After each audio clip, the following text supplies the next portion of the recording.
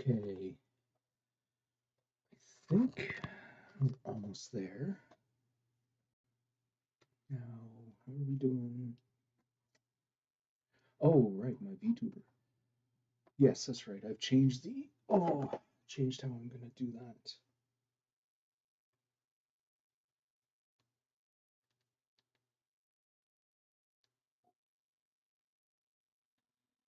Oh, okay. Oh,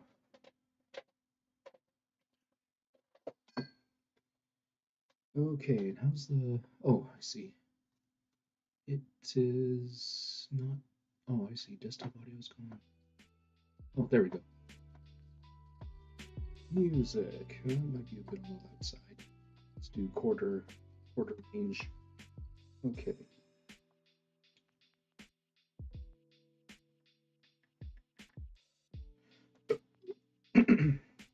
Okay, I'm doing the battery 42%. Just plug you in. Okay, and then don't allow. Guess I have to ask every time I plug it in. Okay, and yes, I found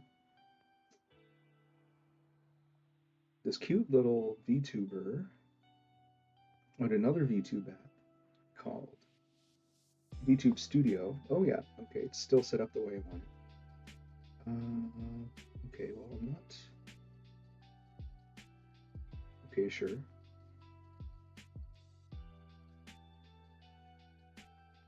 Okay, now home.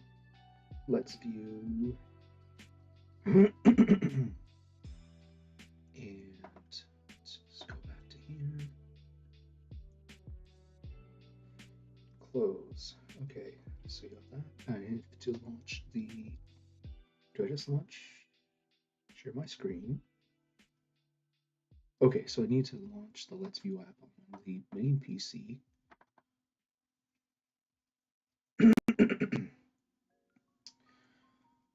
Okay, and all right.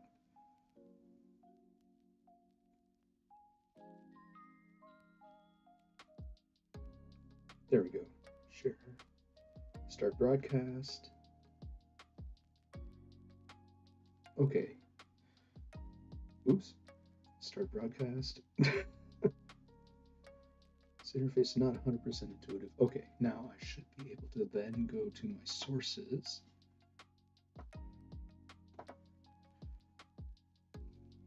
Docs, sources. There we go. And let's see. Let's change that to.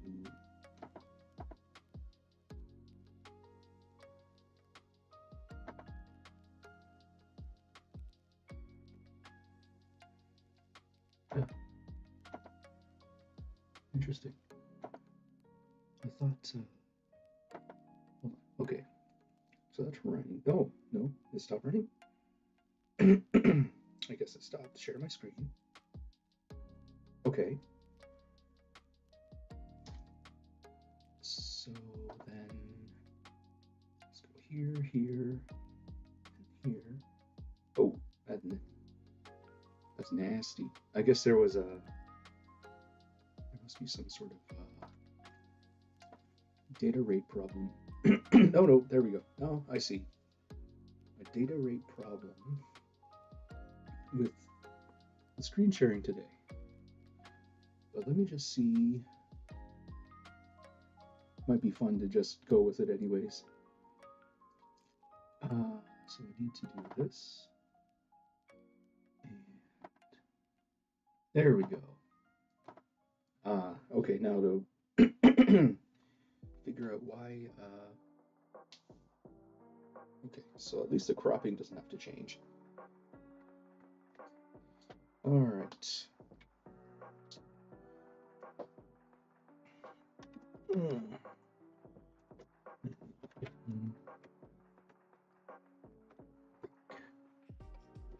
There. Now that should just work.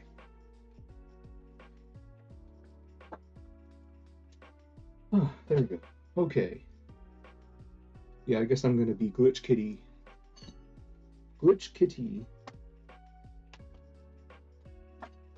for the next 4 hours. However, this part still works, so you just get the exposure a little bit tighter. So I guess, yeah, I'll need to get some more key lights to cut down on the shadows. But yeah, I've got a decent overhead cam, and then I probably should relocate the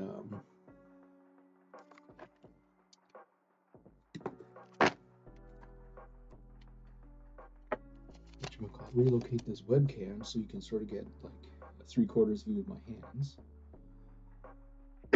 And then that should be it for this rearrangement. Let's tidy up here since I can't make progress. I didn't go outside today, so I didn't get to visit the store to get some polish, but I think that's the next step for the PS5. Oof. And tomorrow might be the day where DHL brings all of the 2 shipments they've got. DHL is definitely a piece of work, I have to say.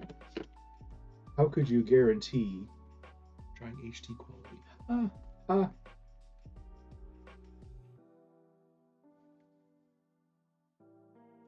Good luck.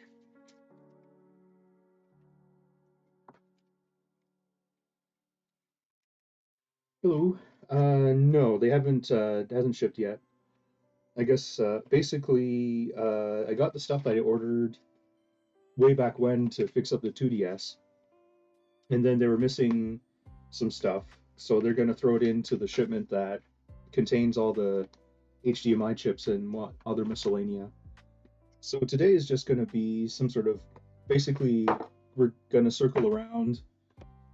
Well, a couple of things. I want to work on my microphone here. Basically, it's just a capsule with 2 wires, so I need to figure out how to interface that to my PC. Once I get that working, then I can sort of decommission the webcam as my microphone. Although now that I think about it, the extension, my PC might be too far for this length of cable, so it might be just a little loose end. So basically, I was just going to just do some tidying up, some cleaning. Back to the 2DS probably, because I did get a bunch of 2DS and Vita parts in, so you can do a bit of work on those things. Otherwise, yeah, let me just put this PS5 away. And, yeah, let me put this. Well, I have been. It's just that you're not on Twitter. How's your monitor situation?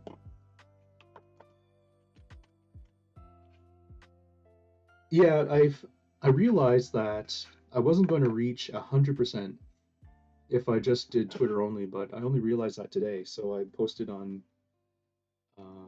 yeah, monitor.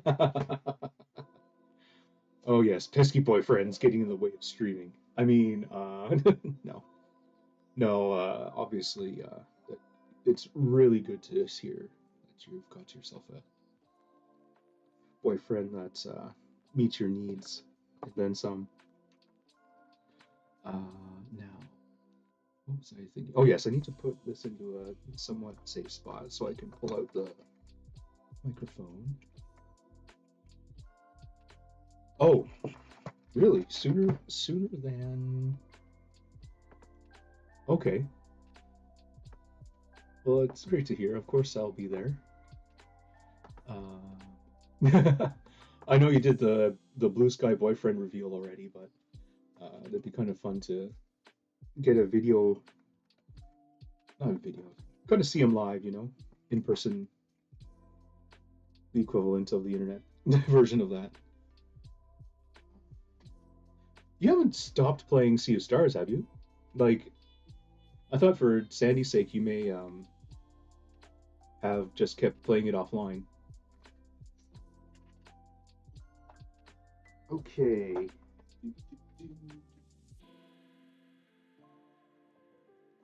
Okay, should be safe.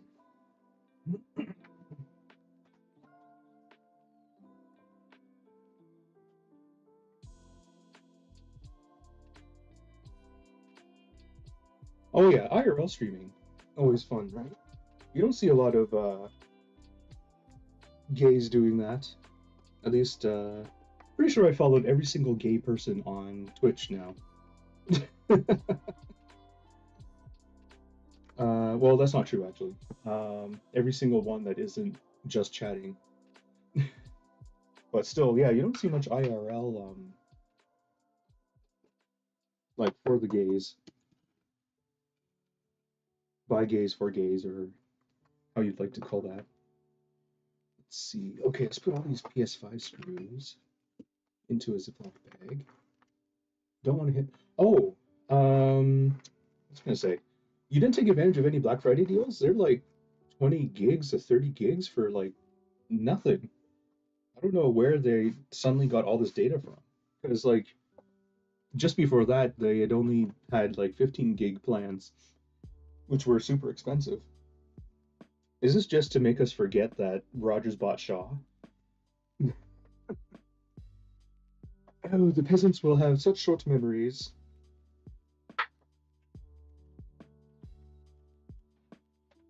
Oh yeah, absolutely. And you could still scoop like some sort of Cyber Week deal, but yeah, basically, the name of the game now is like just take the deal, the best deal you can get, and forget about brand loyalty. Because they'll what will happen is they'll try to win you back, and then you get an even better deal on top of the good deal you already got. What else happened since last week? Oh, I got myself a 65 watt USB-C charger. This was I think I understood. I think I finally understand what you mean by that, Master. Um, oh yeah, that's true. Boxing Day, they're gonna do the same thing. Probably, yeah, it's gonna be the same. But yeah, pretty much. Like, what did my brother say? He got like 20 gigs for 20 gigs for like $30 a month or something like that. No long distance, but like my plan is 20 gigs for 45, and then I'm paying 5 just on the phone. Uh, oh, for some reason there's only one viewer count.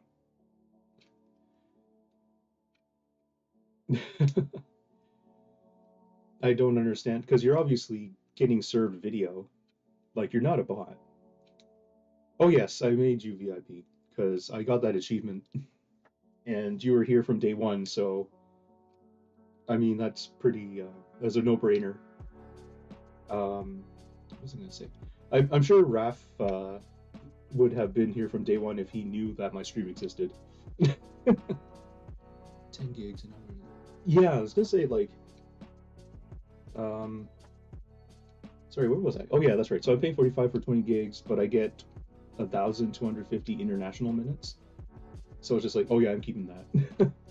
I'm paying more, but and then I got a $5 a month phone, so that's why my bill is 50 plus tax. Let me see here. Yeah, so yeah, sorry to finish my sentence about master. Yeah, I think what you mean, I understood what you mean by USB-C compliant. I think you were actually wondering if my power supply had enough wattage, and in that case, no, it didn't have enough wattage. So I think that's why the heater didn't go all the way to 350C. So I guess what could be fun is if I just tried out. So yeah, I got myself a 65 watt, and it might be fun to just try out the heater with the 65 watt supply. Assuming I remember where I put the heater.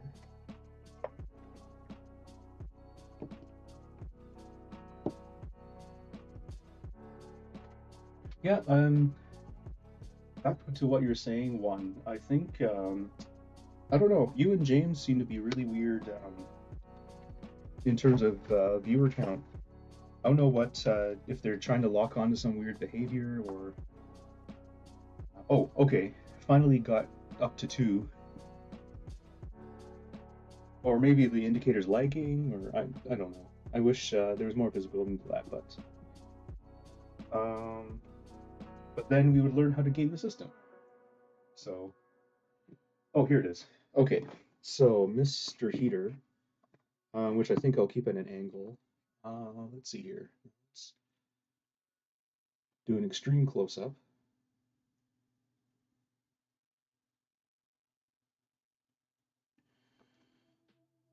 Oh, oh yeah, no. I look at it as a game because I'm not depending on the stream for my survival. It's just a loneliness thing.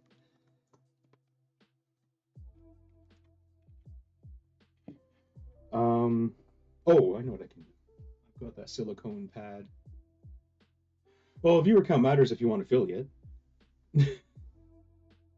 I want affiliate just for the channel points, and then I can do because I didn't want to use stream elements or whatever because then you get into the thing of, oh great, I've got all this legacy stuff on stream elements and then all these channel points on Twitch, so I'm just gonna skip the whole stream elements thing.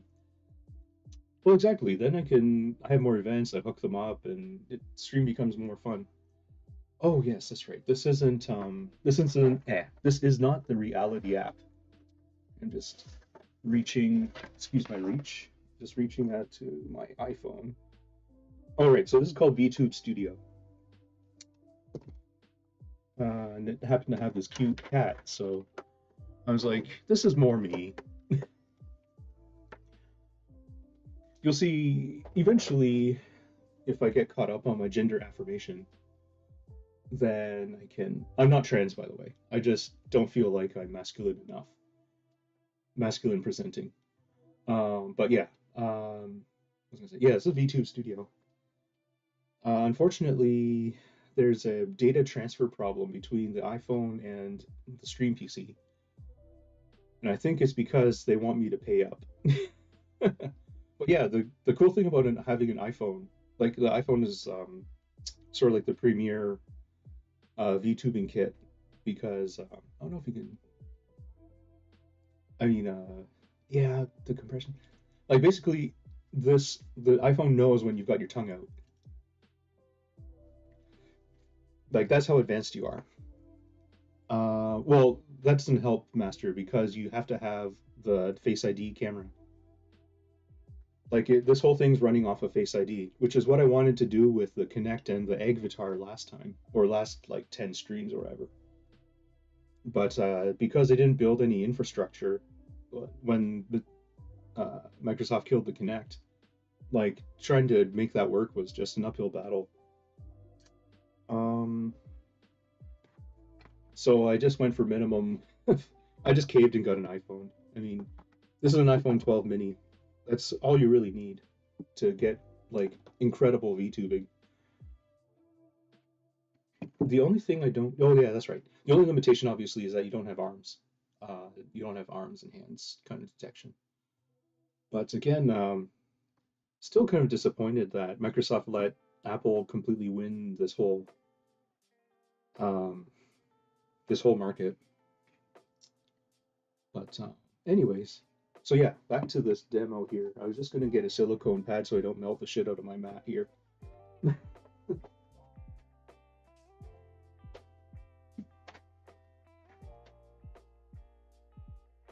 Oh, there you go.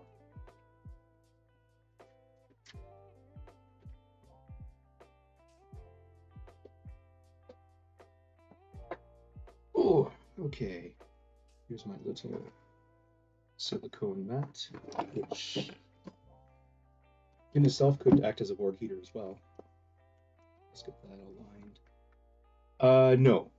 I got a little bit of sticker shock because I was used to them being $10. But I think I'll just cave and buy it at full price. Let's see here. So I've got the power brick. Then I've got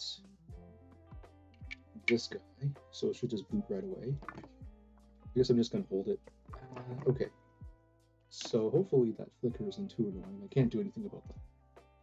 But since I'm going to hold it, maybe I'll just... There, this is a good focus. Okay. So let me just... So that's the set point. Nope, that's not what I do. I've got to long press something. Nope. Oh, I got to long press them together. There we go.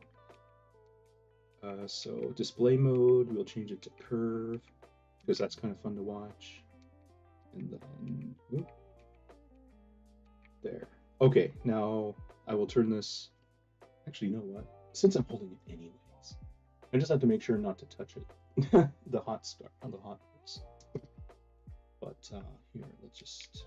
Okay, so it's on now. So I'm guessing this should heat up faster and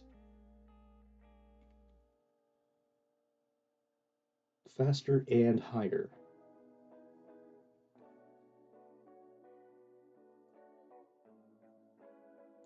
Yeah, back down to 1 again. I think it's I don't know, it's got to be like it doesn't like certain video methods of serving video. It's either that or people are exceeding their IP limits. Like you only count as a viewer for 2 of your open windows. After that, there's some sort of IP limitation per viewer.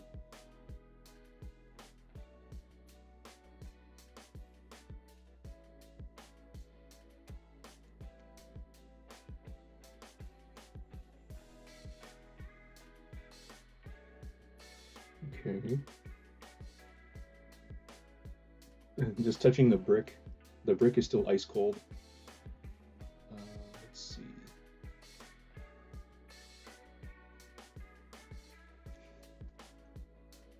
Oh, no, just gotta.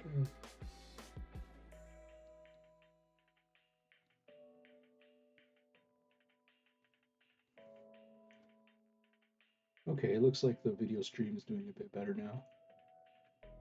I'm really hoping I can figure out how to share the screen over USB, because that'd be ideal. But yeah, head tilting. I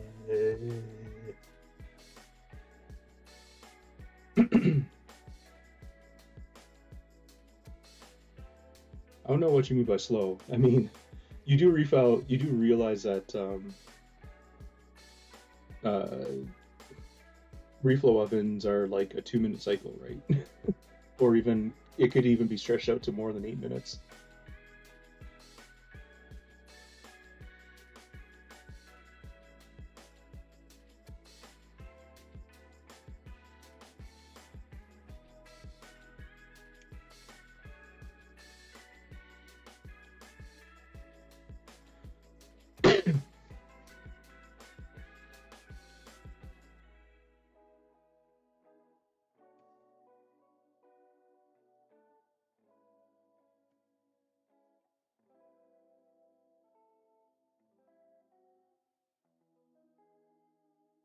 But if this thing actually hits 350, I'll be pretty pleased because then I won't have to think about other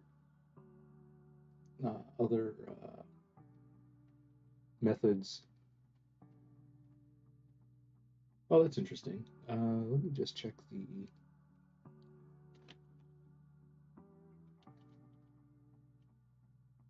audio mixer. Oh, okay. So I guess the webcam.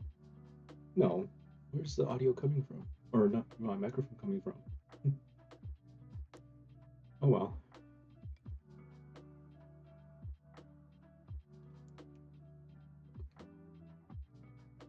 It's even got a tail. Maybe I should crop that in later.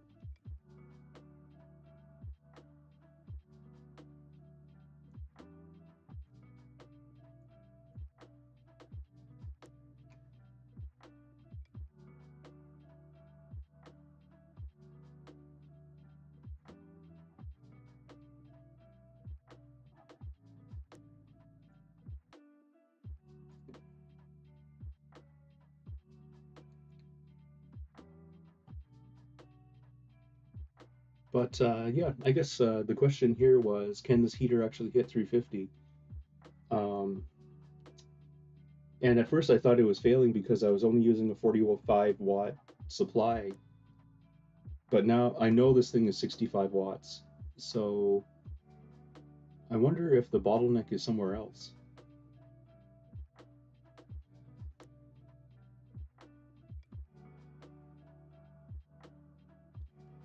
Either that or maybe it's something to do with thermal mass.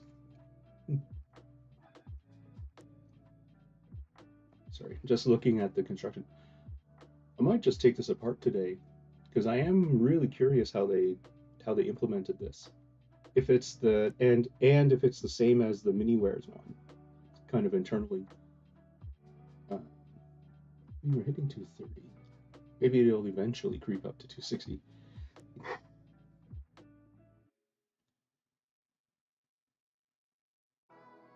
Oh, you know what? It might be that the PID settings are wrong. Uh, yeah, I don't know. I don't know if that's the right conclusion at this point because we haven't hit 250 yet. Like 250 was the limit at 45 watts of supply. But this is not, I don't know if this is really a more juice problem or not.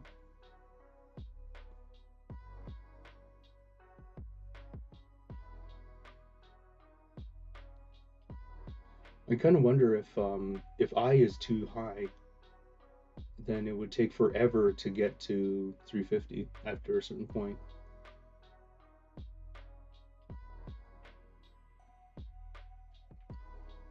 But yeah.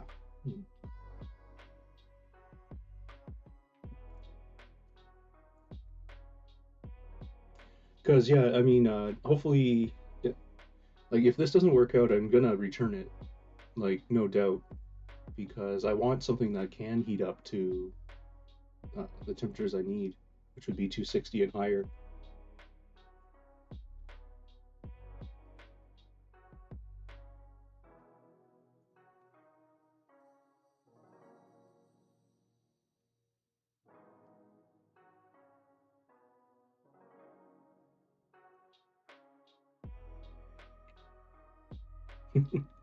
Glitch kitty. And 233.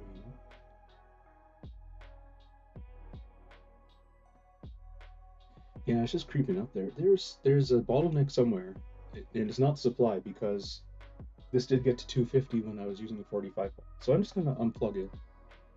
Um, oof.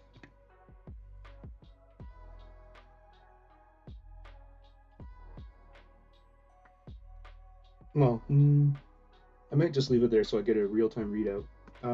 Okay, so yes, so next thing I want to do is get my lavalier going, and let's see here. So let's garbage. Um, but maybe I should play with Kitty first because there's no reason why this shouldn't be as smooth as it was last stream. Let's see here. So if I want to play with Kitty, get out the keyboard and then drag the phone over here. Damn, this thing's getting. No Siri. Don't use Siri. There we go. Wow. It's almost like I need to point a fan at this iPhone or connect a heatsink. This iPhone is getting super hot. Okay, now I'm just gonna go to switch to the Let's View app and okay.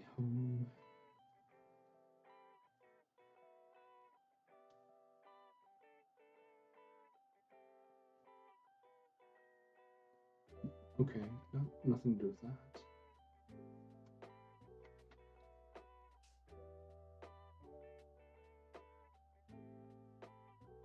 And I also thought as well. I thought VTuber Studio had a USB option, so maybe I can just see if I can set that up.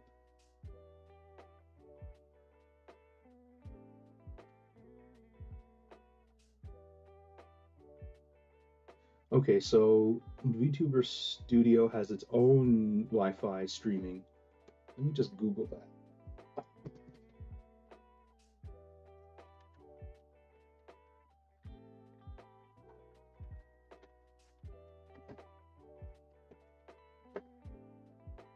Okay, Chrome.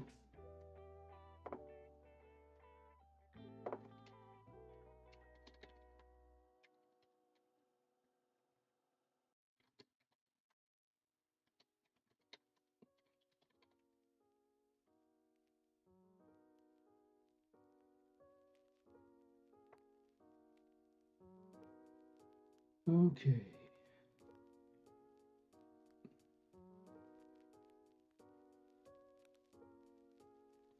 VTube Studio. Streaming to PC. Mm. Oh, interesting. Okay.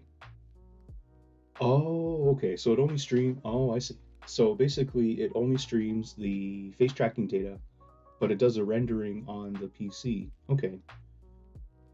Let's see. Otherwise, start the desktop app. Okay, so I have to get VTube Studio for Windows.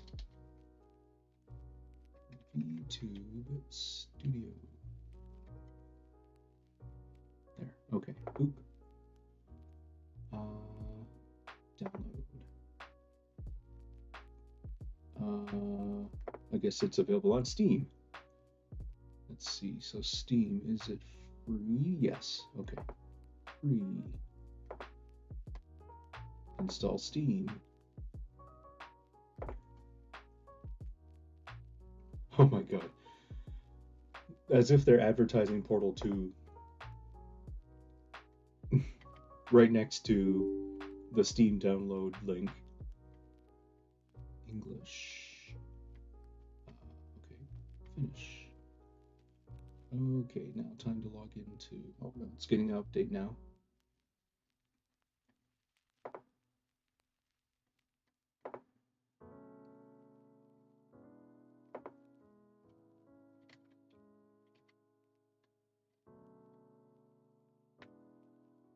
Okay.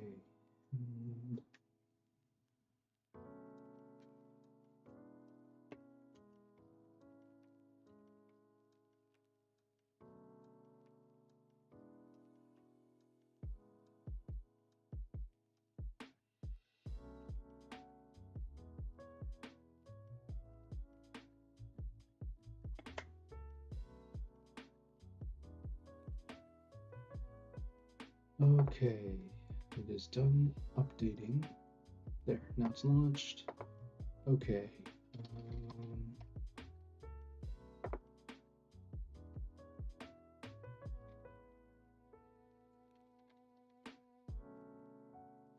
You have to get a code. Oh, where's...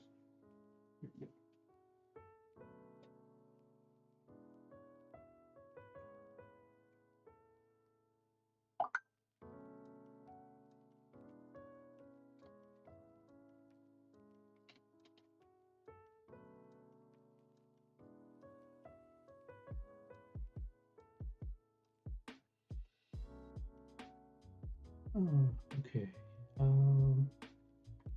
Now let me search for VTube Studio.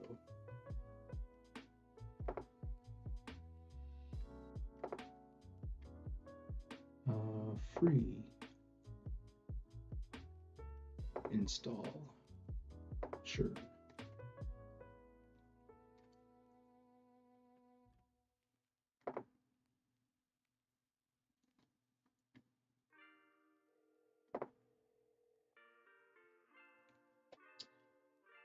Because yeah, I guess yeah, screen sharing over Wi-Fi just sounds awful.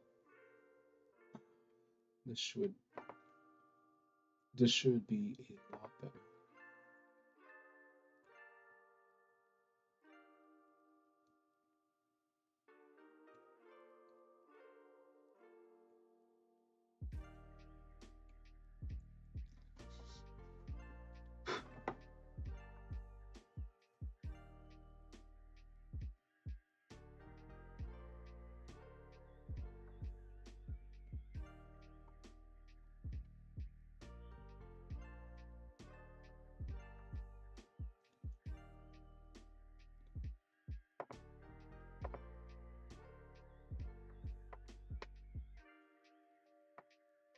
Okay, launch. Yes.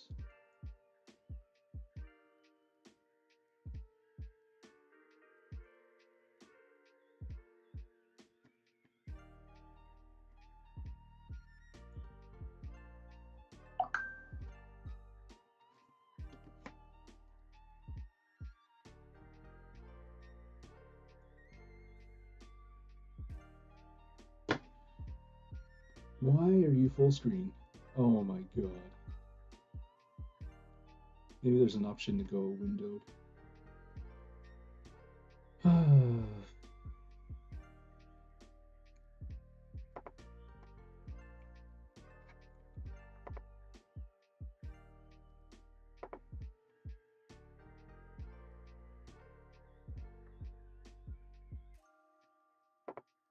Okay.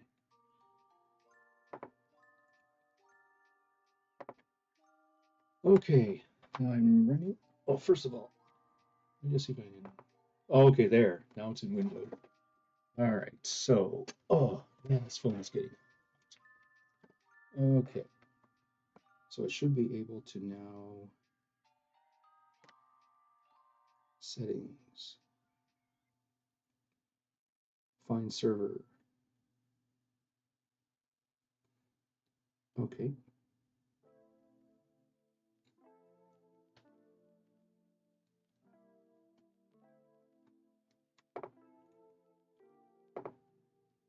Find server. Hello. Yes.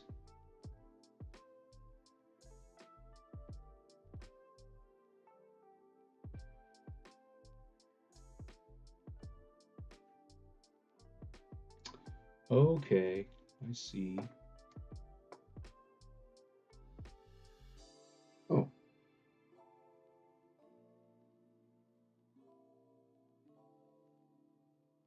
Oh, interesting. Okay. So I can use USB. Okay. Connect USB. Okay.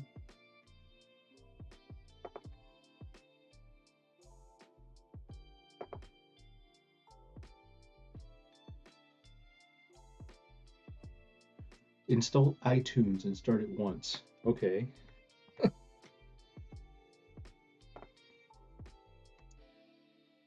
Okay, installing iTunes.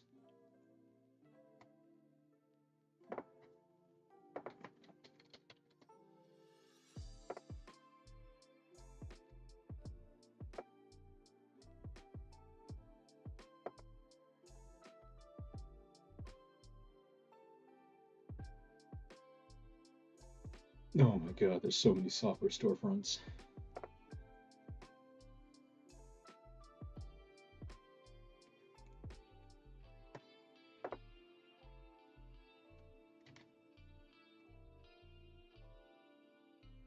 Okay, now we're up to 2 viewers. I don't know if he did anything different one.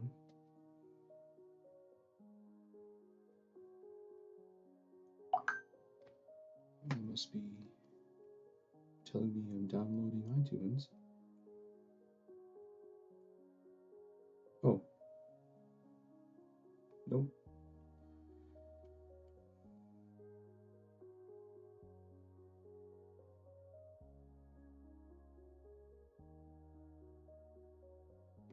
Mm.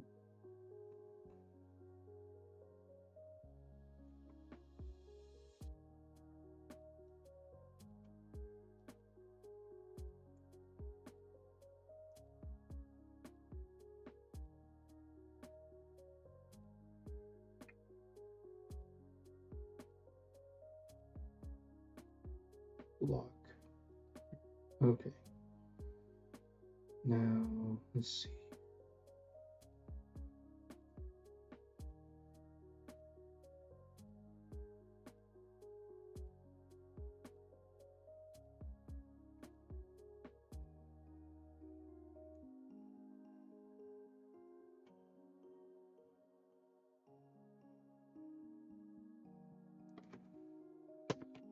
Okay, iTunes.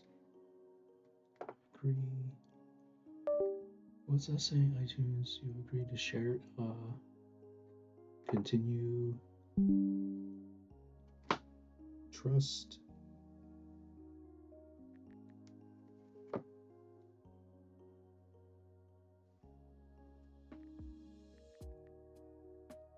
Okay. Do you want continue? Yes. Okay. No, I will not share. Okay. Waiting for PC app to connect. All right, so let's go to the PC app. Turn on USB. Okay. Ah, interesting. This install iTunes. Okay. So this select. There. Okay, I'm connected by USB. Great. Now, what does that get me? Wi-Fi is turned off. That's good. So if I'm connected by, what does that mean? Okay. Close. Oops.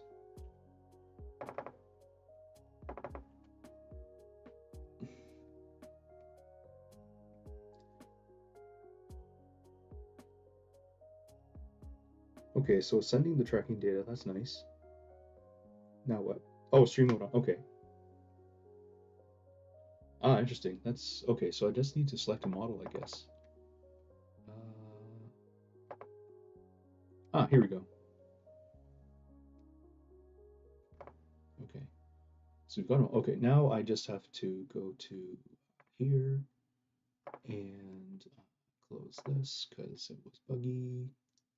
Yeah, definitely close out this app now. And I need to quit it. Oh, okay. Let's just close that. Exit the program. Okay. Now on here, app switcher. Oh shoot, closed the wrong app. Oh well. Let's try that again.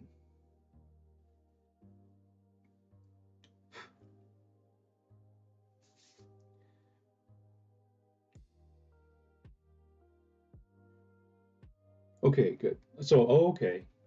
All right. So basically,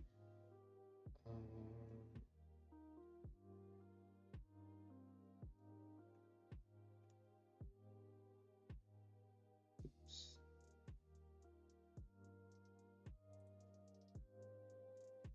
Now I just, oh, sure you don't have a, okay.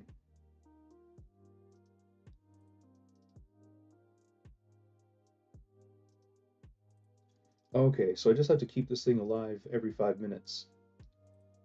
Okay, now let's see. Oh, let's just do a calibrate.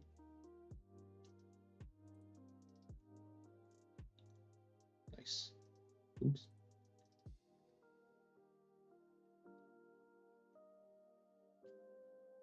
Okay, I guess that's calibrated now. And then,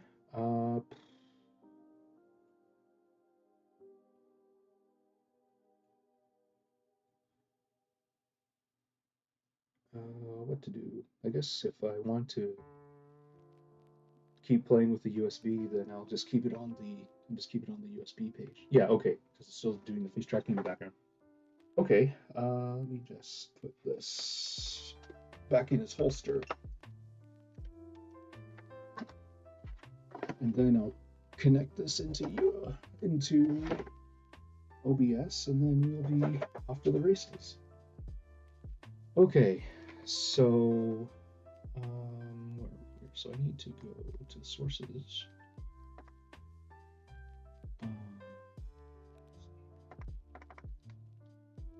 Then we'll go to VTube Studio. Okay, and then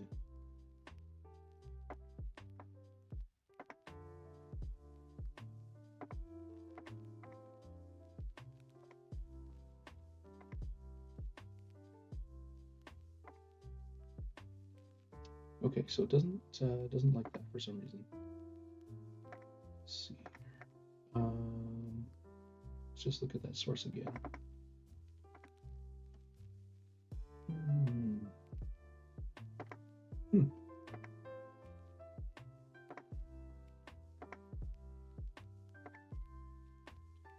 Oh, okay, here we go.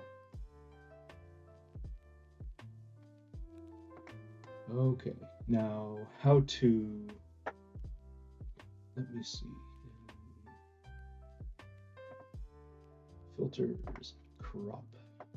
Let's just try 0 for everything.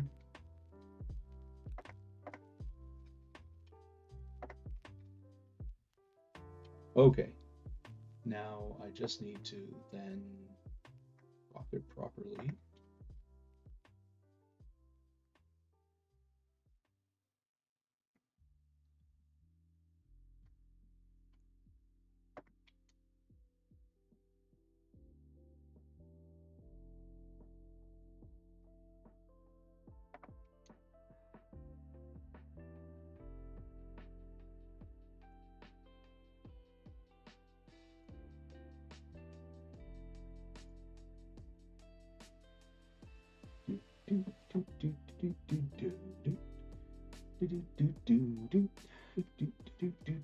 Yeah, tail's part of it.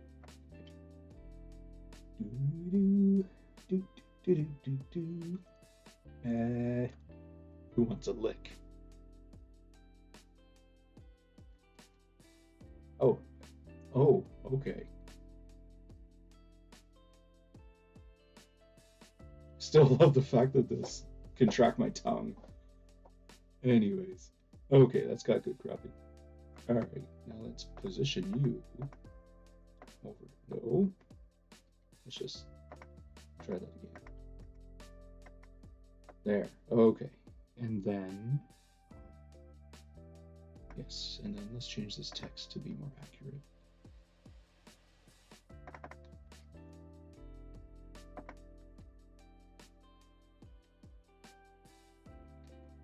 YouTube Studio.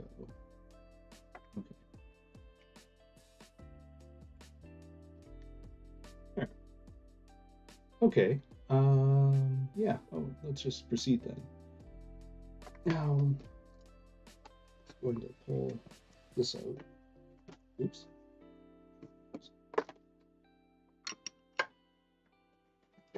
Okay. Yeah, let's take this apart. I'm just super curious how it works.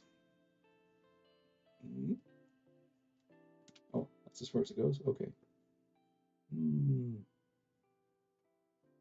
So blurry. There we go. All right, let's crack out Le Phillips. And, oh, that's too big for that hole. Uh-huh.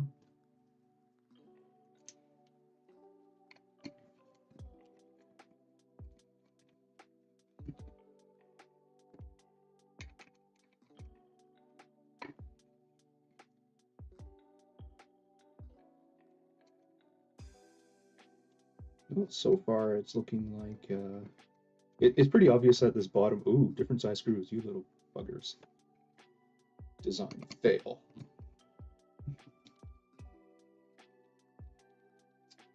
I hate this. I hate how this lens is such a shallow depth of field.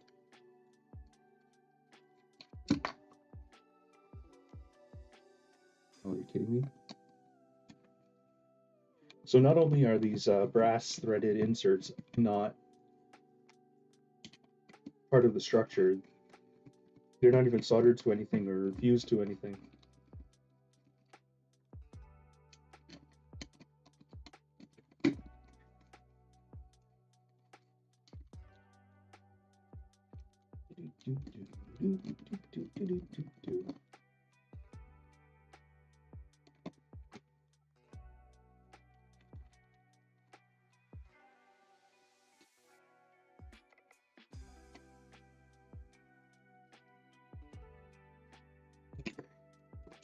Yep. So this is just a double-sided PCB. Okay. So yeah, these these brass inserts are just acting as spacers in some cases. Okay. So it's always nice to hear. Okay, so it's I guess they wanted okay, I see they kind of designed this to be open from the top down. Okay, let's just do that then. Be careful about this one because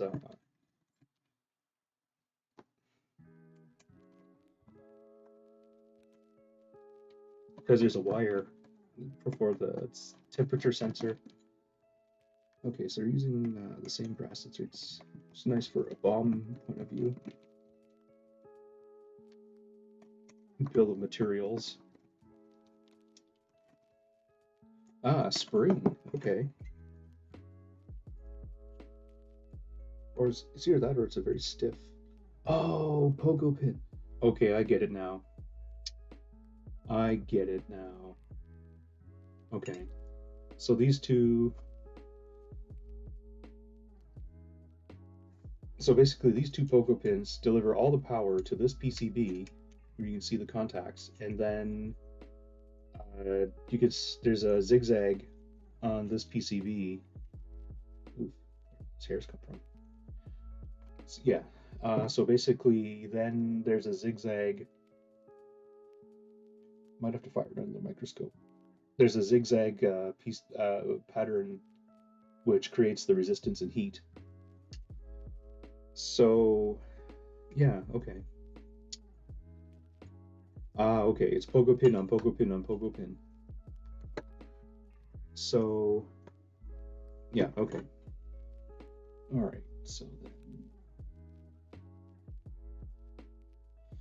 we've got another PCB here. And it's just all brass inserts and hex standoffs, but this control board will be pretty interesting. It definitely would give us a hint as to what its power handling is.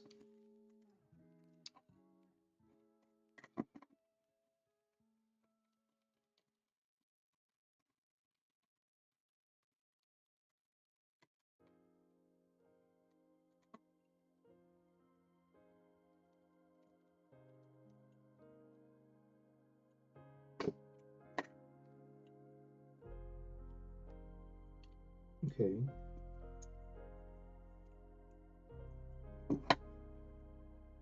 Okay. Didn't realize you could just buy pogo pins like this at this length. This is I'd estimate this to be about an inch and a half, inch and a quarter. Let me think here. This is an inch. So yeah, it's gotta be an inch and some anyways. Let's see here. Let's get these pogo pins out. And they only fit one way, so they've definitely involved some mechanical engineers here. Okay, so that's one layer. And we can take this out now.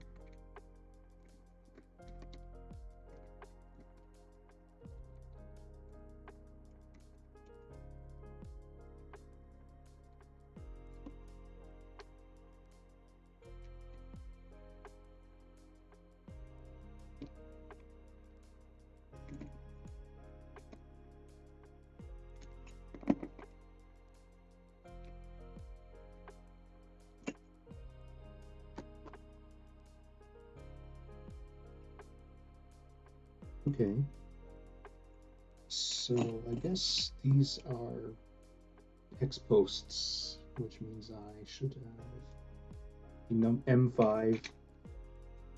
These are M5 or M4. What is this? I have M4.5 here. No, too small. So it's like M5. Usually the standard for these kinds of things. Let's get that out.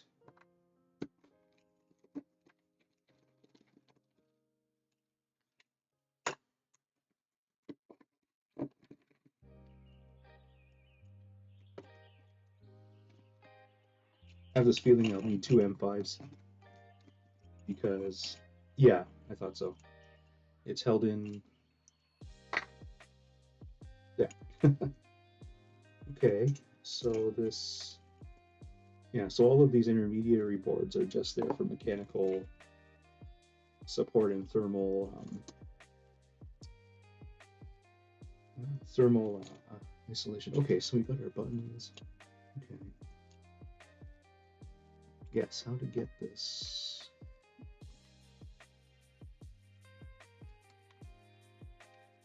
Okay. So there's you can see the shape in the side. You can see the shape in the side of the whatchamacallit. Oh, I see that the software is disconnected because it's been 5 minutes. Let's try this again. Okay, well, can I dismiss this warning? No. Okay, my finger actually has to access the phone. Okay, there we go. And yeah. Okay, where was I? Yeah, so just trying to get this info. So basically, this PCB here has cutouts that match the 3D printed shapes here, these knobs. So my puzzle is, so I guess I just solved it. Question was, how do I get this thing out? Okay, then, you know, this 3D printing is pretty good. It must be SLA. Okay, now how's that held in? Is that super glue? I'm just wondering about how this this OLED is held in. I think it's super glue. 0.91 OLED is what it says on the PCB. Okay, so what do we have here? So we have a micro. We have, it's probably, okay, yeah, so the micro would probably do the USB PD and the interface and all that. And I'm guessing, okay, let's see if I can, goodness, if I could pop this out so I can, let's see here, so I can pop this here. And if I can pop out the OLED,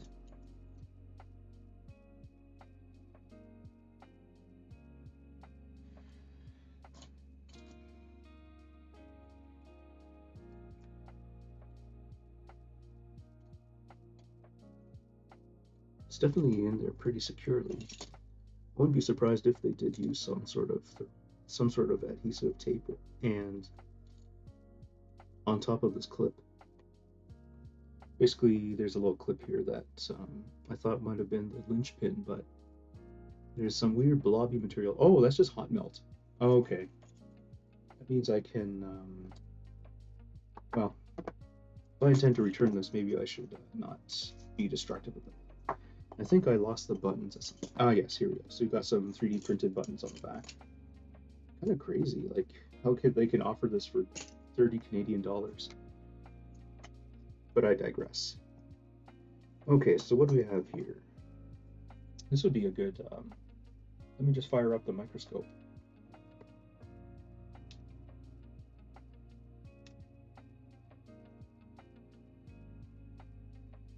Okay, and we can switch the scene. Yeah, it could be ARM. Could be anything. I mean, when you're going that small, it's going to be somebody's proprietary architecture, whether it's Atmega or Microchips uses MIPS. STM has their own thing. None of them are ARM. Let's see here. I can close those windows. All right. Now, I think I have a scene just for the microscope, so let me just try that. Where's the OBS? Sources? No, I want scenes. Ah, here we go. Microscope. Let's see here. So down. Okay. I'm a bit disappointed about the PC camera here. I think there's no way to change it to a 1080p. Yeah. Microscope. That's the scene. Sources. Oh. Microscope. Okay, this one. Deactivate, activate. Okay, here we go. Yeah, so I might have to return this guy too and get myself one that will actually, because you can sort of see here the focal plane of this lens is pretty nasty, and you can see that I'm moving. You can see that the lens shaft has a lot of play because it's translating. As I play with the focus knob, it's moving. So yeah, not too pleased with this, but I should have expected as much, but when it was only 100 Canadian dollars. Now let's see here. That's the center of the area, anyways. So let's see here. This is the main micro. Let's orient. It's legible. It's legible if I wanted to really squint and put my face right into it, but that's not fair to you guys. So um, let's just see what we got.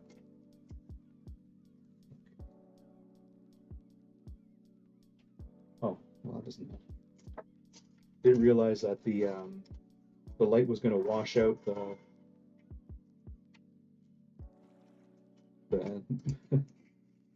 the chip label there. Now, let's see if I can. STC? That's not what I see. Okay, maybe there's a. Is there a way to change the exposure? Probably not on the PC. Well, I guess we can try just playing with the auto exposure. There. Okay. So I'm going to take this out into chat. Oh yeah, absolutely. Absolutely, master. But I am a little curious if this is responsible for the PD. It has to be, because I'm just looking at all the other chips and they don't seem to do much. There might be a PD controller off to the side, which I'll bring in view in a second. So this is STC 8H3K 64S2. And you can tell the rest of it is probably packaging environmental codes. So no, I don't know. I mean, you can't just jump into that kind of conclusion. They could have easily rolled their own thing. It might even be licensed. Like you say, it could be ARM. Okay, so the next thing so the next chip on here, which is marked, is this guy. I assume that this is just a MOSFET. This is they're using a D-pack with the middle pin cut. So I'm thinking this is the heater MOSFET. Actually, it is the heater MOSFET because you can see that the output is directly connected to where the pogo pin goes. So let's see here. So this NCE is it? Okay, so NCE 6050KA.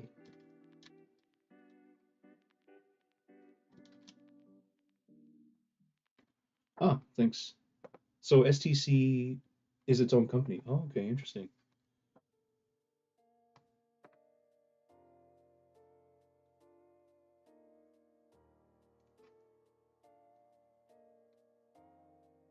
Okay, I see. Yeah, okay. Oh yeah, so they have a debugger of sorts.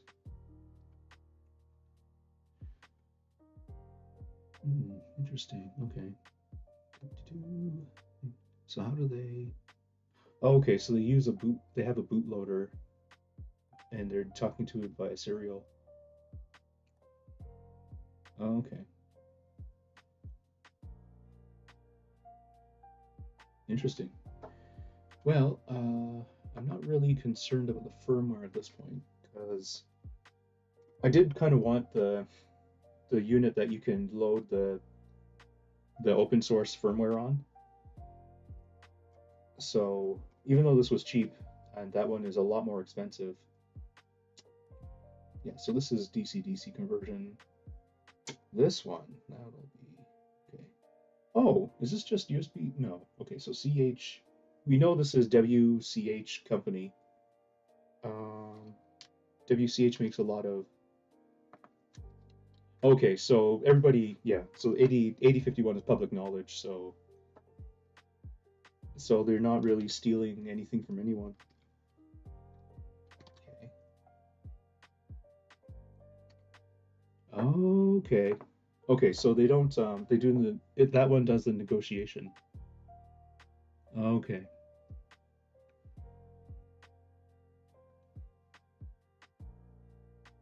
So this is what I wonder if it, well, I mean, in order to get the wattage it needs, it has to negotiate. Um, Actually, this is interesting. This is actually easy to probe because without the pogo pins, um, this thing won't heat up, so I could just let it run. Of course, they might have put some sanity checks. They could have put some sanity checks in order to say, hey, it's not heating up. Our temperature sensor is saying something's wrong. Anyways, okay, so we can, is that, all right, that's the most this stupid lens can zoom to. Okay, let's see here.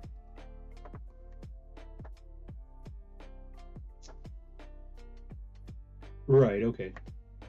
I mean, like, yeah, this is common shit.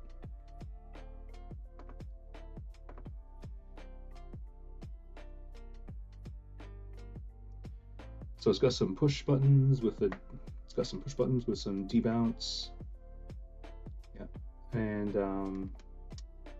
yeah, you got the PD negotiation, massive power plane. Yeah, yeah. massive power planes. So yeah, I'm confident that I should be able to just plug this in, and it'll work without. And of course, nothing will heat up, which means that I can pull out the multimeter. Let's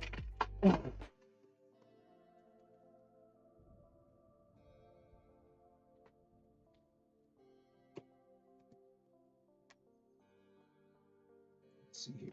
So let's put that to, because the idea is to make the most out of this power brick, you have to request 20 volts. And I've just set the meter. Let's see if I can get this webcam. It's going to make really good audio while I shove it around. All right. And let me just add that. Oh, I forgot. I've been looking at the wrong screen this whole time. I should have changed the scene back to here. Sorry about that. Yeah, what I was saying was because the power delivery is happening over here to the heater board, because it's all pogo pins, we can safely probe this thing. Now I just need to enable the web. Whoops. I don't know how to reset that. I'm just going to assume that. Okay, that's not so bad. Let's see here.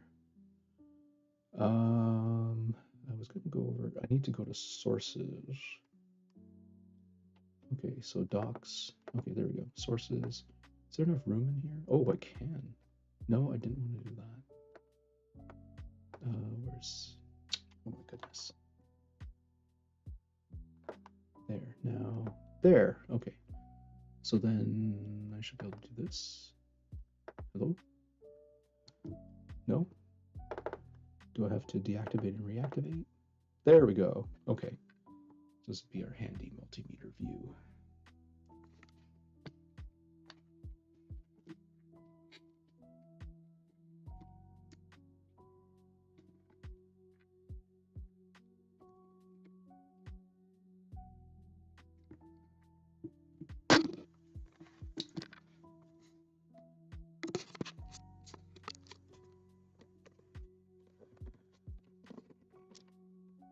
And if I'm gentle enough, it won't fall on your. I won't. You won't fall on your face. Okay. Let's see here. So I've set it to the 20 volt range. Actually, I should set the 200 volt range. There we go. Just in case it delivers a little over. Just untwist these leads so I don't hold the things out there. Okay. Now, let's see here. So there should be. Ah, interesting. Oh, that's right, because it's not on. All right, let me just. There. Okay, so it is sucking 20. I wonder what. Oh, is there a limitation on the chip itself, the WCH? Maybe it can't ask. Maybe it can't ask for the full 3.5 amps. Let me just see here.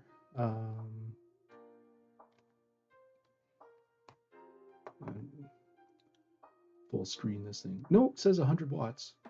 So obviously it can do that profile. I mean, the only other possibility is that there's the resistance is a factor. The resistance of the PCB heater. So let me just probe that quickly. If I have enough resolution, that is. So I'm changing this to, let's start with 200 ohms range.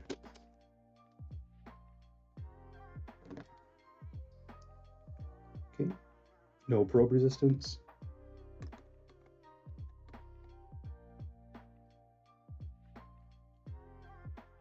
Okay, so we got 5.8 ohms. Let's go to calculator for a second. Whoops, clear. Okay, so 20 divided by 5.8, 3.5 amps. Oh, so you can take all, so basically this thing can run up to, okay, that's strange. So why is it not able to reach? Yeah, I guess I'll have to come back with an IR thermometer. Maybe it's the temperature sensor that's uncalibrated or lying to us or something. Okay, well that was a fun disassembly. But like say, if I have to work this hard to get it to deliver the temperatures I want, then it's too much work, and I'll just return it because my time is valuable. Now I just need to unplug this. There we go. Let's just reassemble this now. Oh, I don't know where to put you. Let me just deactivate it. Funny, the microphone on this thing still worked even though I've deactivated the video source. Okay, I'll just stand you up. Oh, come on. There. Okay, now for some.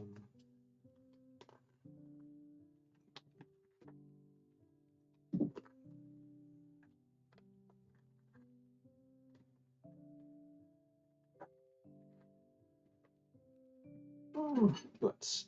Okay. The next thing, yes, let's get this. This thing's like simultaneously loose and tight at the same time, and I don't like it.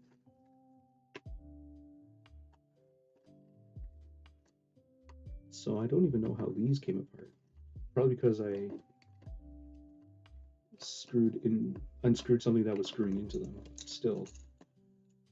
Okay, let's get this PCB back in. Oh, and before we do that, let's also get the buttons back in.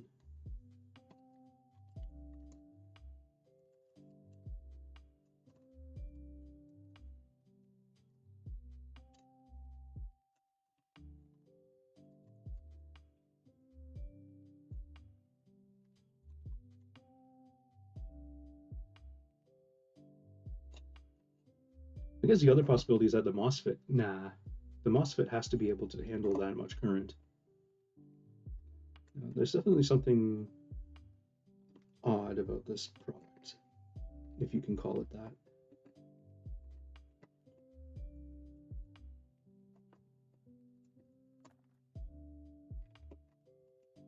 Well designed, though.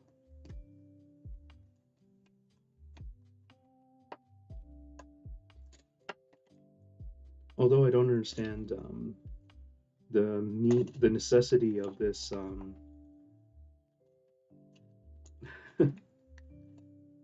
this weird board cutout, as well as, oh, this is out of focus. There's a weird cutout, and then this weird, like that. What purpose does that serve? Oh, come on. And there, okay. We just need to shove these buttons. Okay, there we go. Now we're lined up in that regard anyways. Okay, next.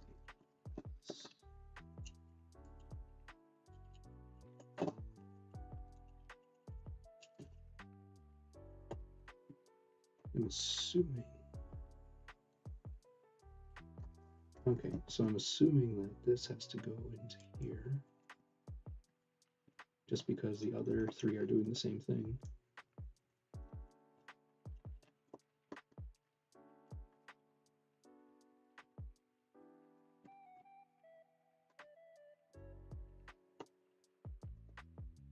And then this board has to, or not this board, there.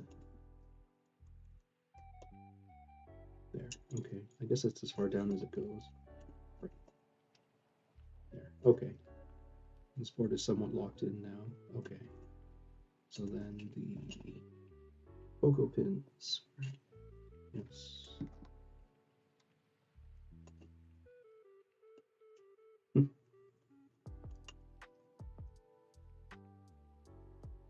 Crazy. Maybe I'll work on the pogo pins at the last stage. Okay, so this guy.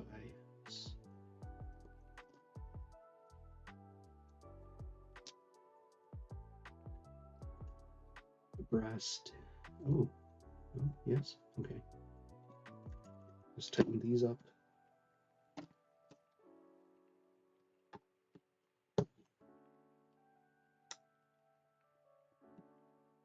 Color banding coming from the plate. Oh, I don't know. Not quite sure what you're referring to, but sure. Okay.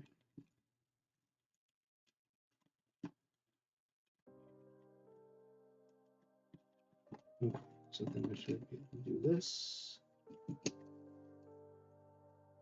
And does this still fit? Yes. Okay. So it's better.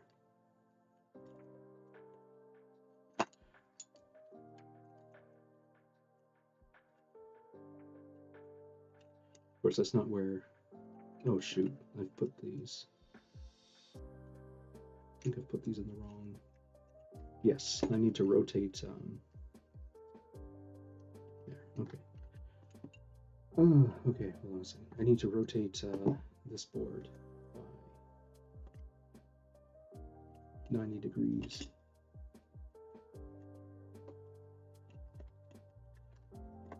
Yeah, of course I've lost a button. Okay, so let's push the button back in.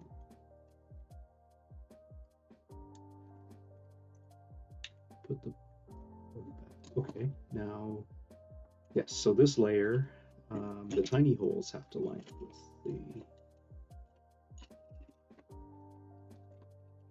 so it should be like this. There, okay.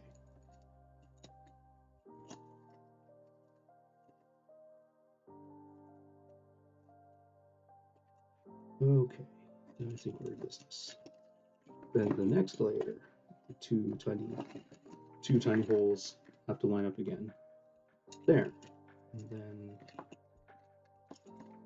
I'm assuming I screw it down with 4 short screws.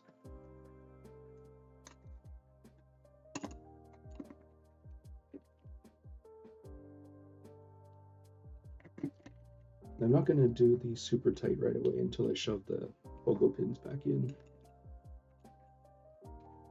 Because at least now with the 2 layers, it should be able to hold them up.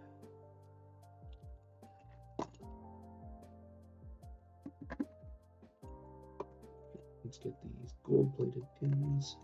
There we go. There, okay, now we've got some alignment at least.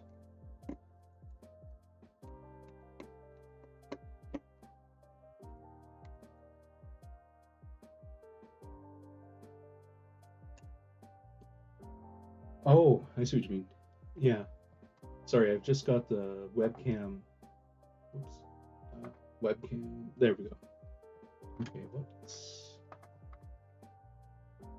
Oops. That's what I hate about this touchpad. It's too sensitive. I'm gonna find a better home for this keyboard too. Okay. That's interesting. Because looking at the, I don't know if you hear that. Basically, it's got a diamond pattern to it, and I don't know why. But anyways,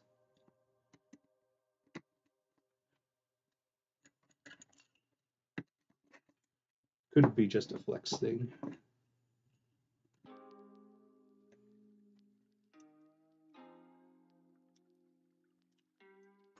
Well, I just shot that pogo pin off into space. I forgot these pogo pins only fit in one direction. Let's see if I can find it.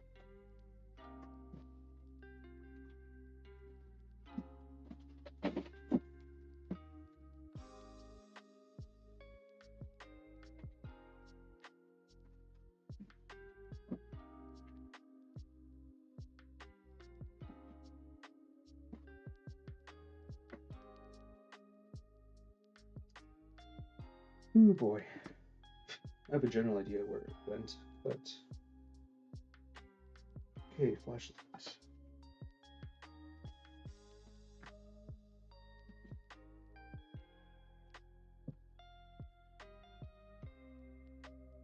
Hmm.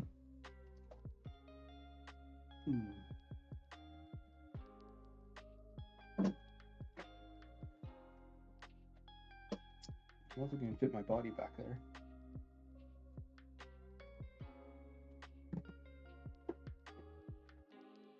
Not about to create retail fraud either.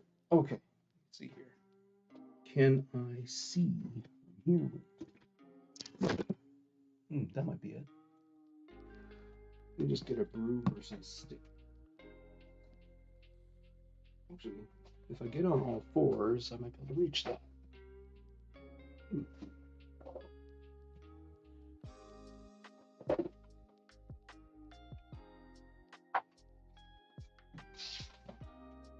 Yes, getting on all fours was the right answer. Oh. There, okay.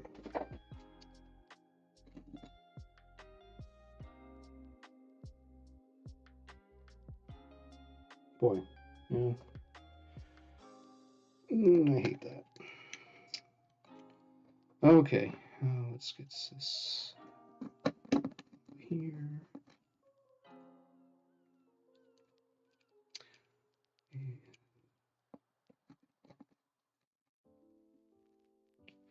Pretty neat design, though, I have to say.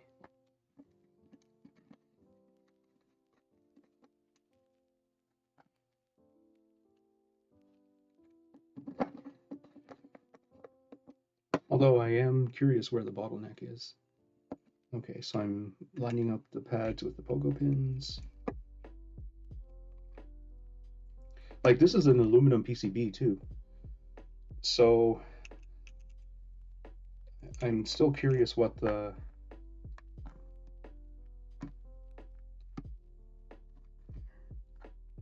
This doesn't seem right, but...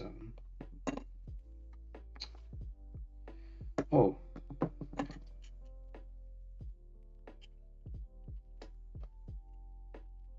Yeah, I think I forgot something to do with brass spacers.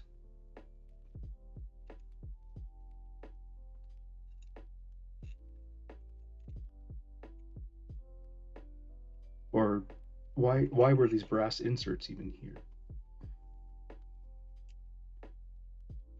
I mean, that part makes sense.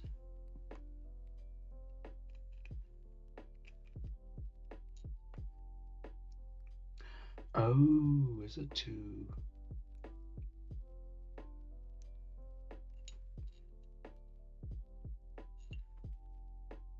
Because there's eight screws on the bottom. There's 8 screws on the bottom for this. So 1, 2, 3, 4, 5, 6, 7, 8. But the thing is, I need screws up here. So were they clever? Were they trying to be clever with?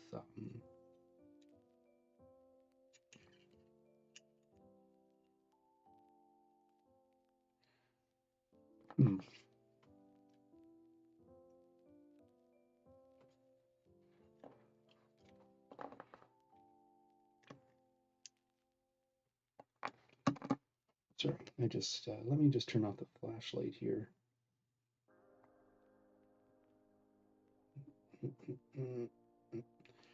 Okay, Okay, and just have to keep a second.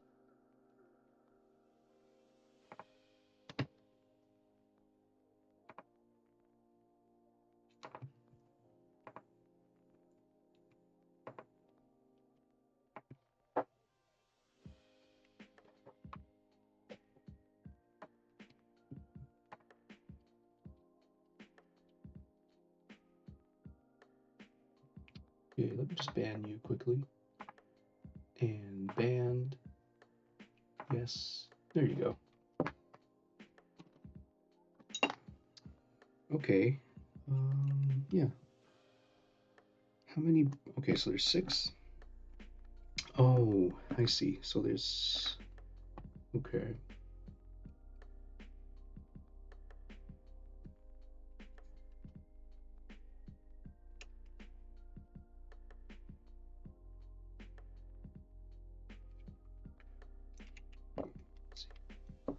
I mean, I can definitely understand 4 of them. I can definitely understand 4 of them going here. Just so that they can keep this bottom cover plate level. But that still leaves 2, which I have no clue where they go.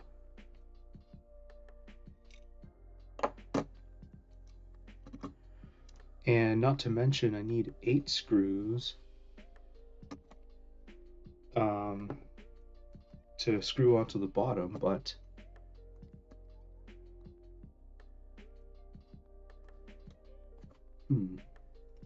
unless on one of the layers, these screws are used instead of the blockheads. That's my only assumption, or my only conclusion. Oh, I guess we can just start taking this apart again.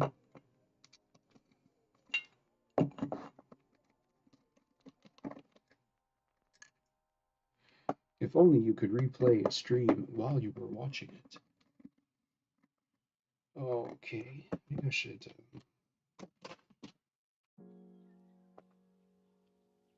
also go here, there.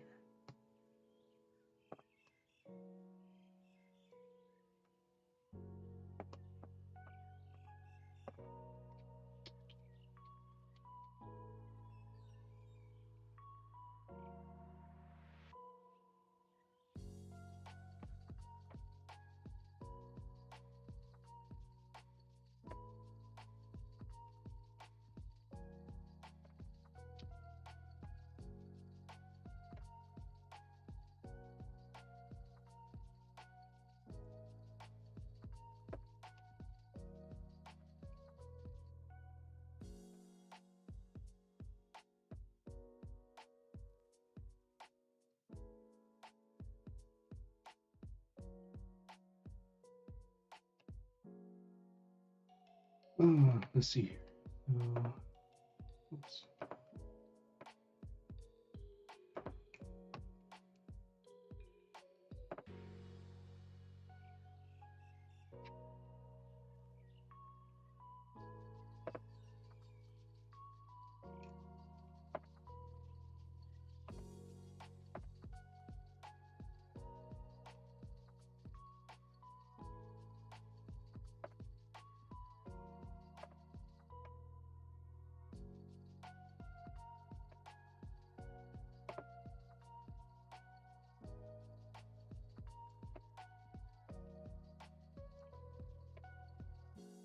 Okay. Let's see here. So if I go to this page. Oh. There we go. Okay, what do we have?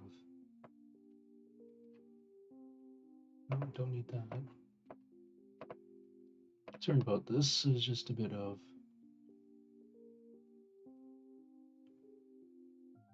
administration here. I should have been. Okay. Let's see here. So, there. All right. So, yeah. Yeah.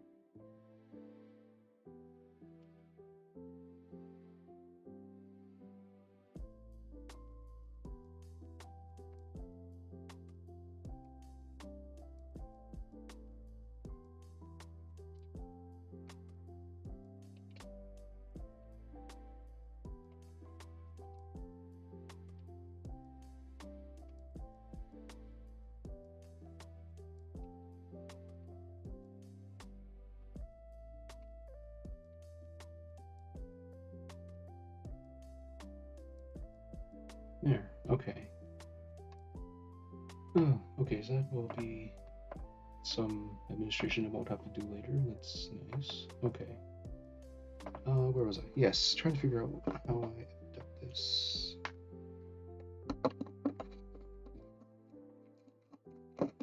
Like, I definitely need 4 short screws for the top. So it has to be that some of these,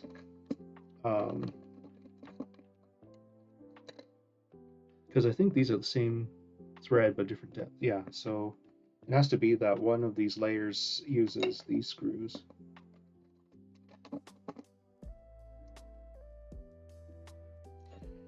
Now, yeah, because there's only 4 of them, so I'm kind of curious which layer would it be.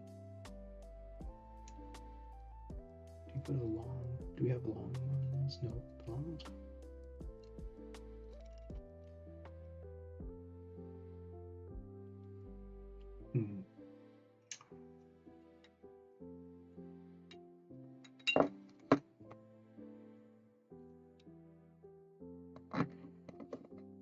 I guess the other thing I can do is look up product photos. Oh, let's see here.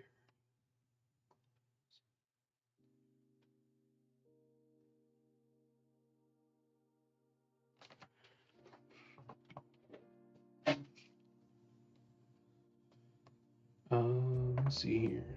So this board heater. It's from Amazon. So let's go there first.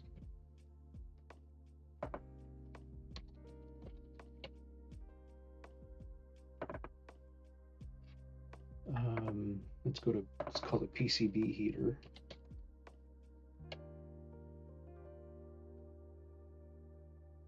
Okay. Oh, I'm a moron. Okay, so the silver screws go on top.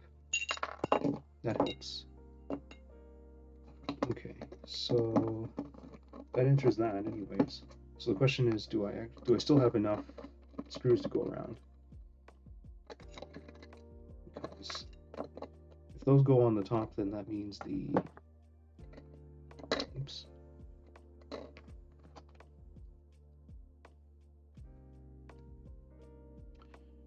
Just okay, so those don't even have screws in them. That's good.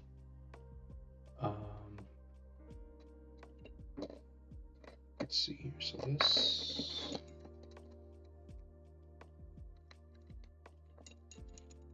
Just to go in like so.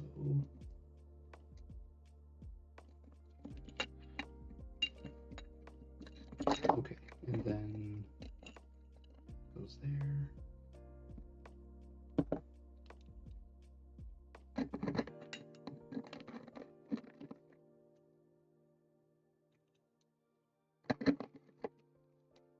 I mean, short screws have to go here because the screws don't go to the next layer. So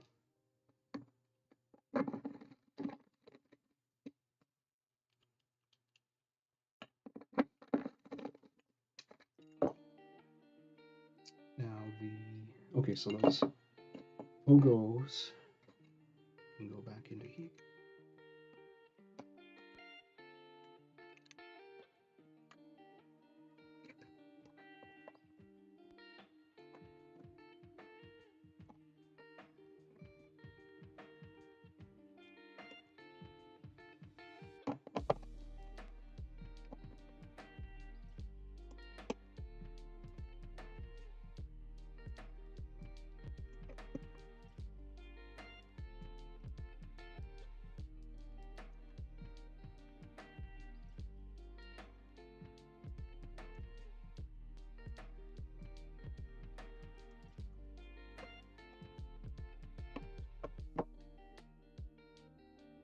Okay. So I'm assuming that the 4 long screws go into these 4 holes, and the 4 short screws go here. And I guess that just leaves me with 2 brass spacers, which I can't think of what function they serve.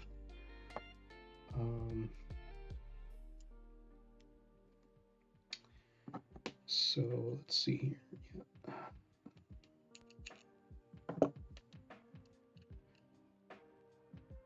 Oh, well, no, that's still not enough brass spacers.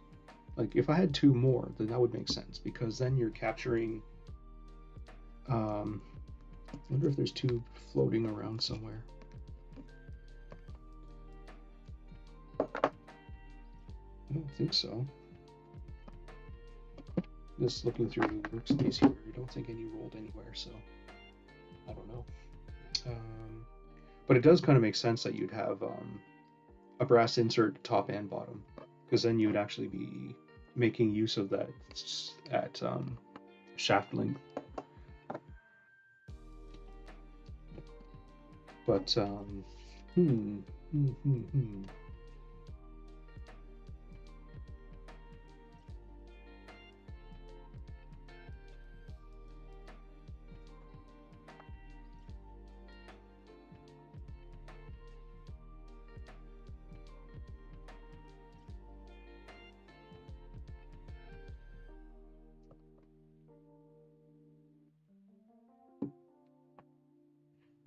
yeah, without sensors.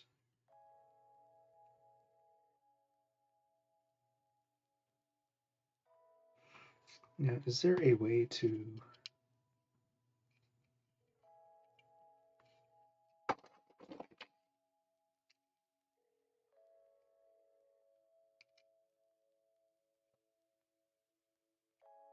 Like, if they had oh,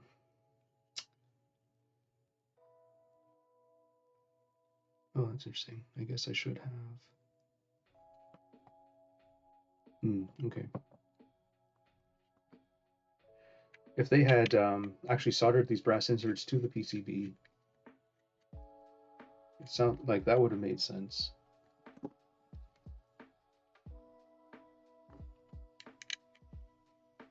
But yeah, the spacer's purpose is obviously to make sure the long screws grip into something.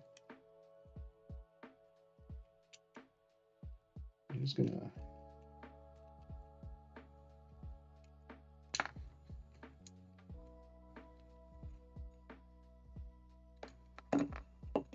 I also realized that the alignment of these hex these two are not with the board cutout, so that's why it's being so unwieldy. Because I could easily, I was gonna say, can you?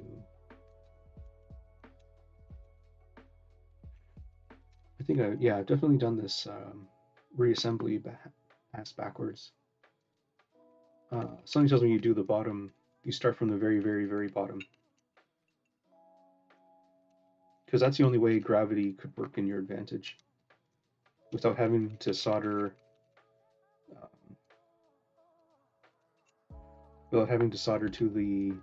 these brass inserts to the PCB, to the main PCB. I mean, yeah, I don't see any mechanical advantage whatsoever. You could just put 4 screws in the corners, but I always like to think that there is some intent.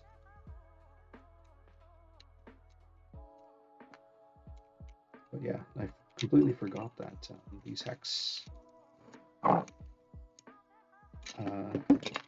spacers had matching board cutouts on the bottom.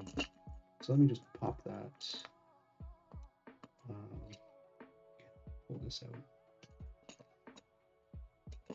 I might have to just. Yeah, how do I?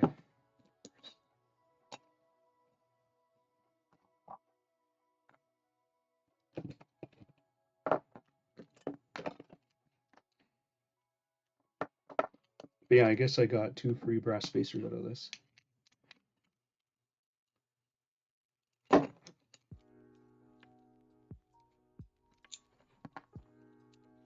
Okay, this isn't too bad.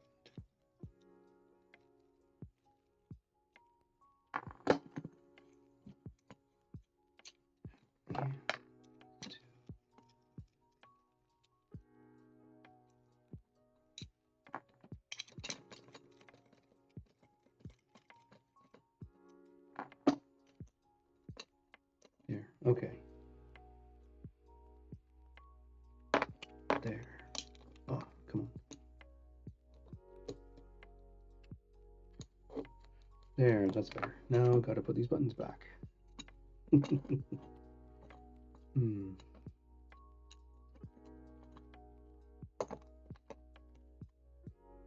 Okay, so let's put there. That there. Okay, then push somehow.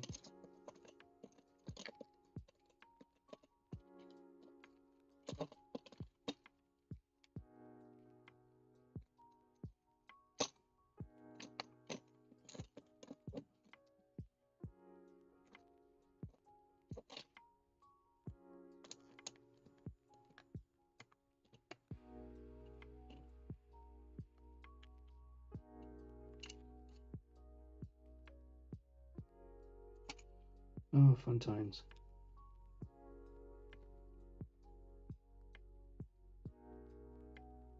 Oh, just I'm turning on the iron. I just let's put you there. I just sheared the button right off of its solder joints, but the legs are perfectly fine.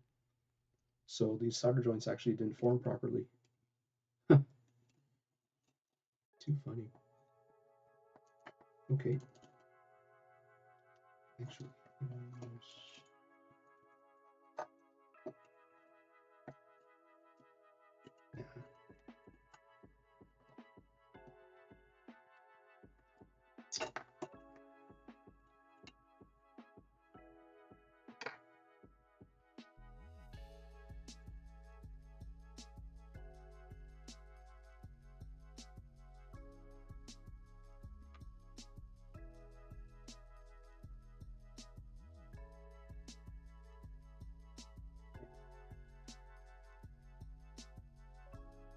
Let's just see what we got here.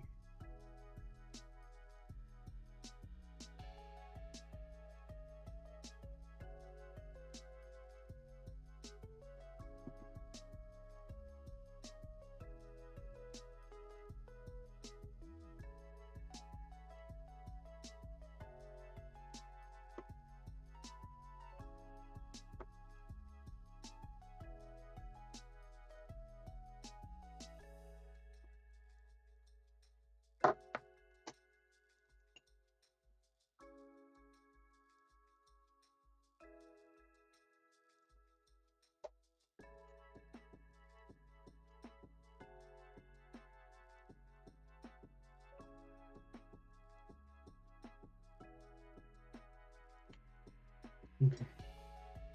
Now, we got some strength there. I'm really confident about that.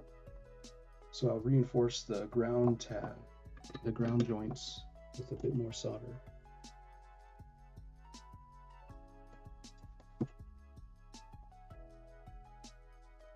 So not only am I returning it, I'm returning it in a better state than when it came in. Okay.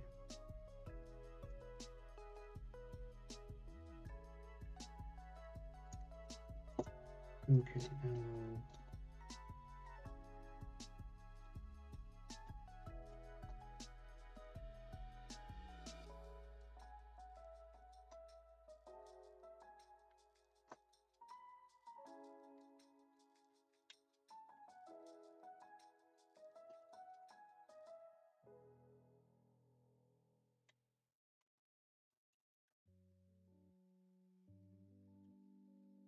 so I've got the buttons clear of the frame now. Just need to shove these there, and then I should be able to shove this. Okay, buttons are in. Now then I put the hex spacer in.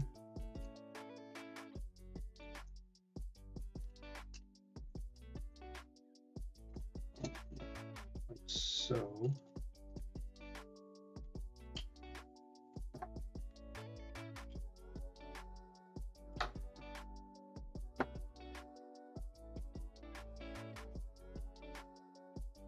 And then I should then these brass spacers here.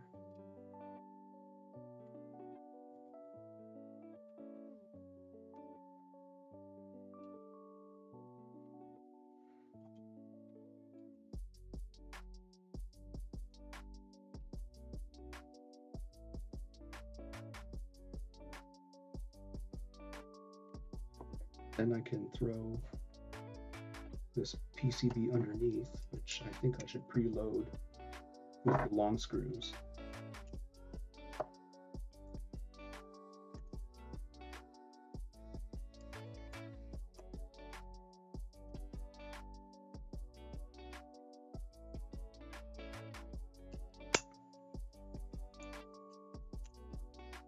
Okay, so I've got the 4 here with the long screws.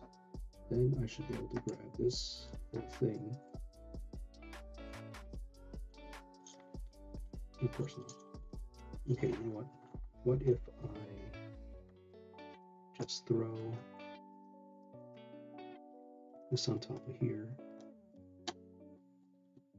Okay. Yeah.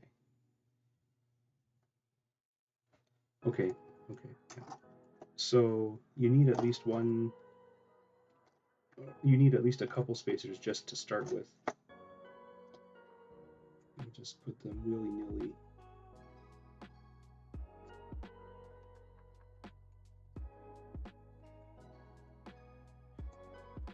Then you can throw this board on top.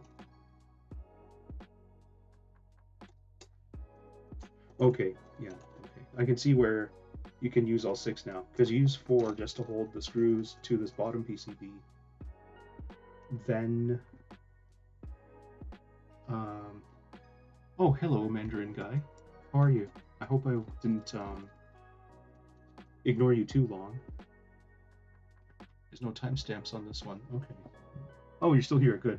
Sorry I ignored you. I was a little obsessed. I always get lost in this kind of work.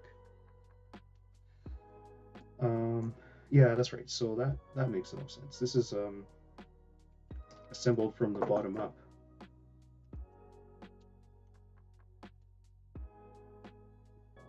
Okay.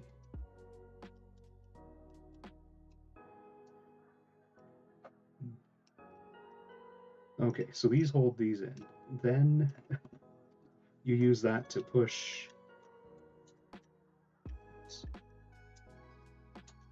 this PCB to the right height so that it can support the USB-C and the buttons in terms of mechanical force. And then you don't need for at that point, you don't even need 4 spacers. You just need 2 to get to the to secure. There's one more spacer somewhere. By spacer, I mean brass insert. There it is. So after that,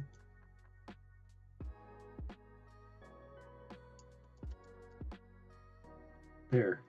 Then we're mechanically secure. But before I go too far, I should get. I wonder if these can. These have serrated teeth, so it can do some. It can exert some force on these brass inserts. The teeth are kind of like the same spacing, so. Let's see. Let's keep tightening here. There we go. There, yeah, that'll be enough to support this board as you. Man, this is clever, cost optimized. Okay, now because you've got the bottom PCB in, you can just throw these long hex spacers into the corners.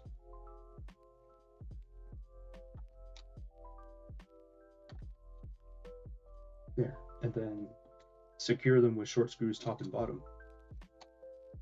Now, in terms of the poker or the pogo pins, it's lined up this way.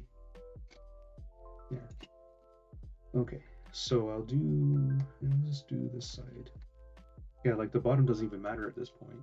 I'll just continue for this side.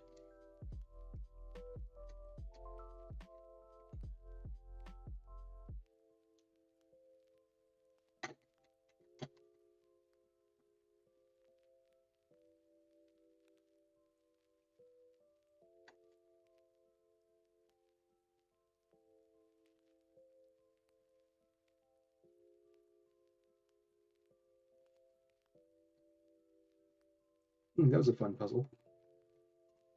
Okay, now the 4 shorts. Oops. Yeah, let's just.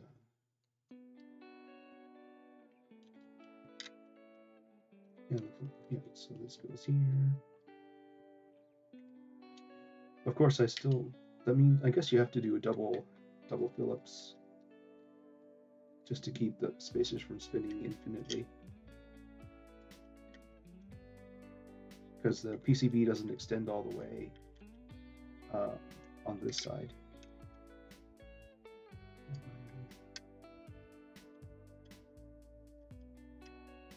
Okay.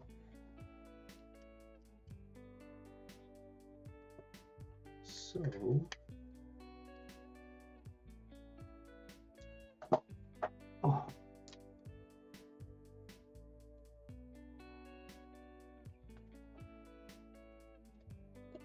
let's see here. So then, yeah, let's align the pogo pin holes, and then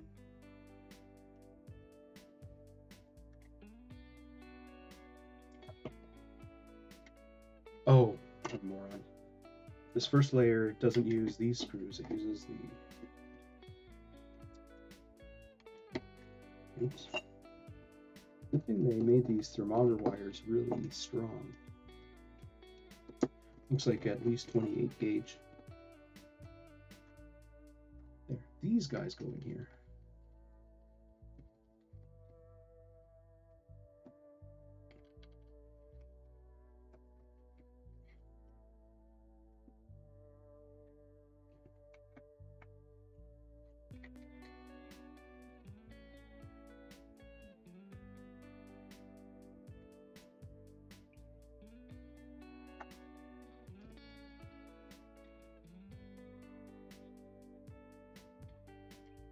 Okay. There. Now let's just use our M5 here to make these really secure. Because despite how well mechanically thought out this is, I do notice that there's no protection against thermal cycling and subsequent loosening of all these screws.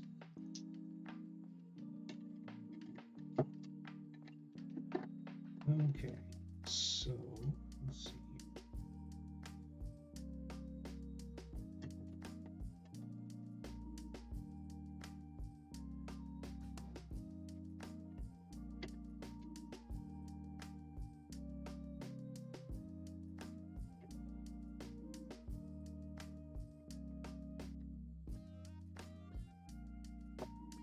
Okay, now yes, this one rotate here. Pre-install these guys.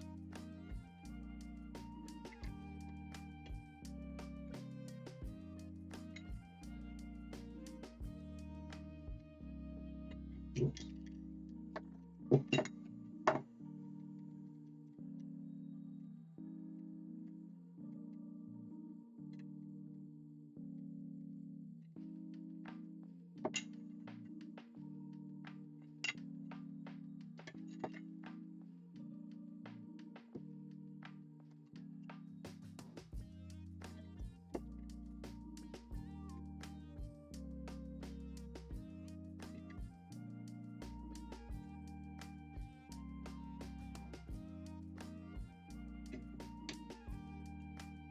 Okay.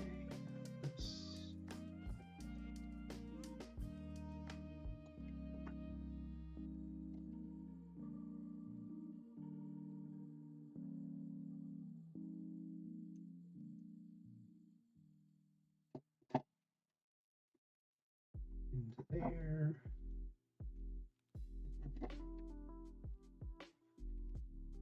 Okay, one last black one there. So then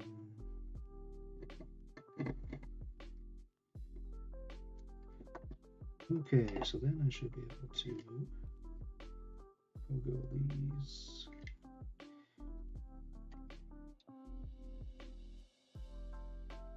Pokemon, go to the polls. There. Nope. Come on, you can do it.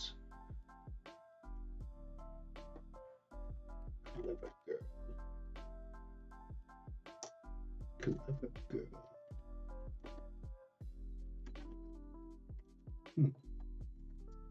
I hear a mysterious beeping in another room. I should go investigate what this weird beeping is. Suspicion I know.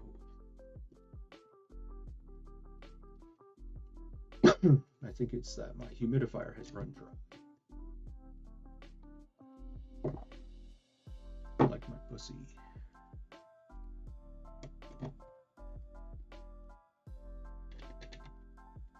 Okay, so we have,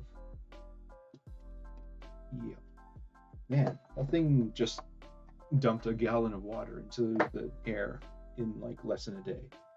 I'm gonna go broke. Okay, so then I should be able to clean this up a bit more with some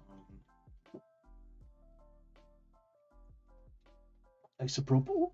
Oh, did my face tracking.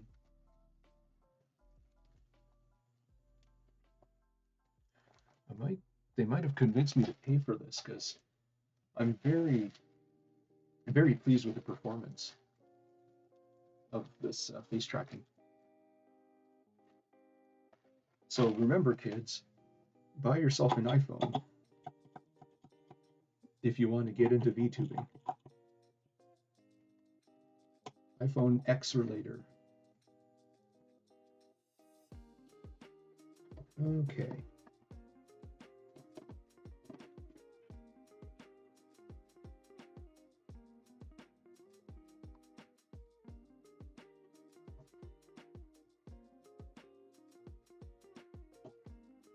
Yeah, there's still a lot of flux on there. So I'm gonna have to see if it's just user error when it comes to why this thing won't heat up to 350. Because we know it's definitely capable of sucking 100 watts. the PCB up here can only do 65 watts, so there's no point in trying a bigger adapter if unless they're doing something wacky like they know that the adapter is 100 and thus they only request one step down or something, which could be a neat safety feature. That means you don't run the wall adapter at 100%, or you don't run your power supply at 100%. Let's see here.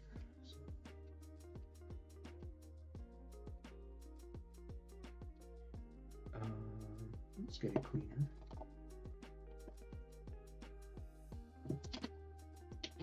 Now, what to do next? Yeah, I could probably should continue on with the 2DS capture, but whether to try to make that unit work, or well, I guess I could squeeze a little bit out of that board. Just get the helper PCB, make that unit just work, period.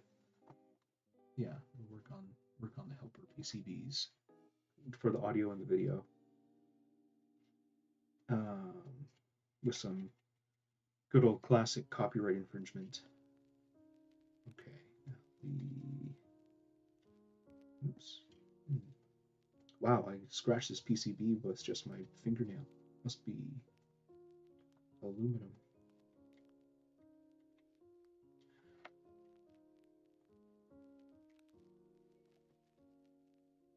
Well, I think that's about as clean as I want to get it right.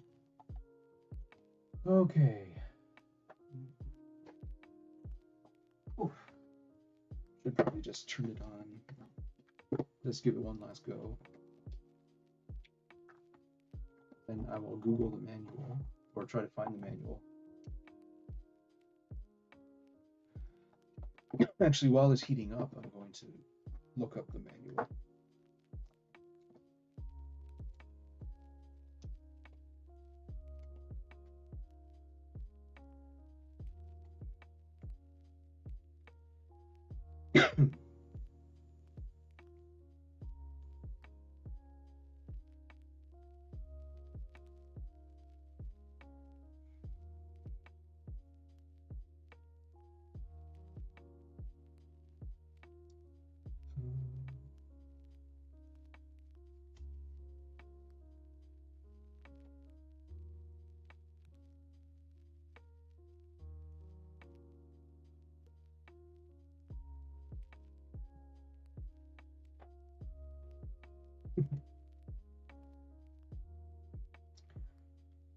Okay, so what is this mini PCB heater manual?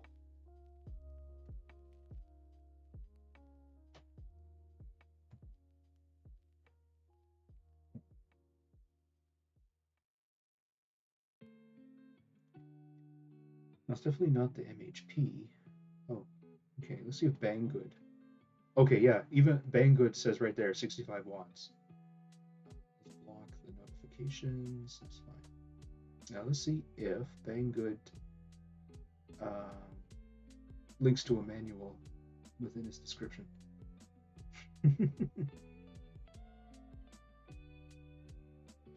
Nope. Let's see.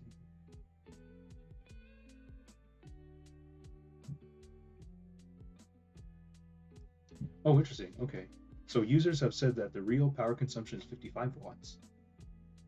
Let's see.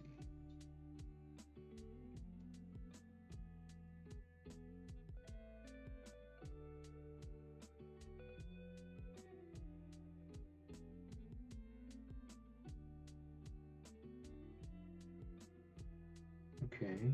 Where shipping? Ranking top 5.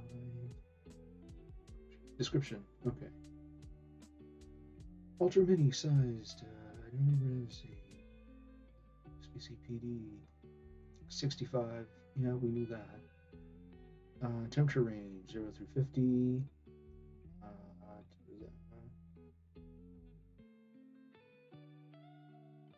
Huh. Operating instructions. Double button simultaneous pressing. Heating or stopping heating. Yes. Double key long press. Enter or exit. Double key press to confirm. Huh? It is recommended that temperature not exceed 250 degrees Celsius. Well, then what's the point of this product? Unless you're making leaded products. But,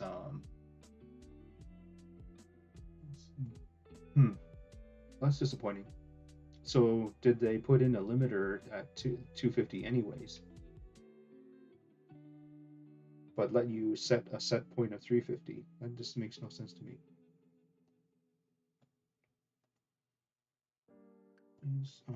Operation. Long press both buttons, heat up, stop heating on you. That.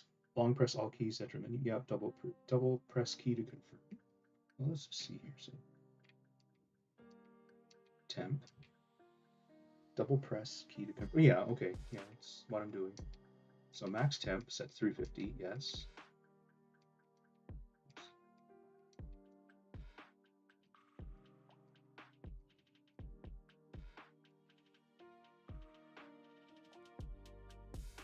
Yeah, the thing is, like, I guess since I thought this was a competing product to the MHP30, I thought that you could actually use this to solder stuff. Because otherwise, I mean, yes, you could just supply 250C to the board that you're, or the area that you want to affect, which is a boost, I suppose, but not quite the, because you can just buy board heaters that go up to, like, well, again, it can exceed 250. So I don't actually, I'll just say that this product is not suitable for my needs. And I should have just gotten an MHP30, even though it's like 3 times as much, and like one third the physical surface area. Let's see here. Yeah, so yeah, I'm pretty much done with this, I suppose. Yeah. Yeah. And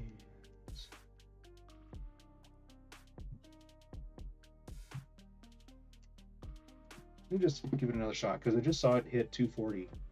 So maybe one of the limiting factors is that it needs to self-heat before it can actually heat up more.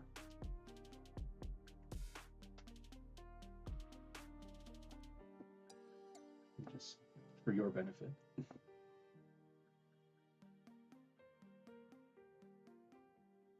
There.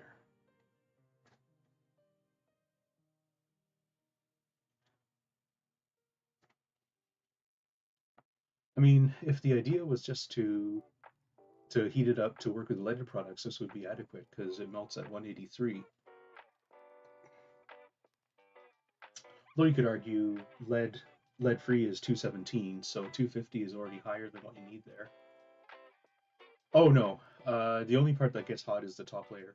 The rest of it, I think, must be some sort of thermal breaking, because there's no path from the main PCB, which is somewhere in the middle here, and you can see they didn't bridge.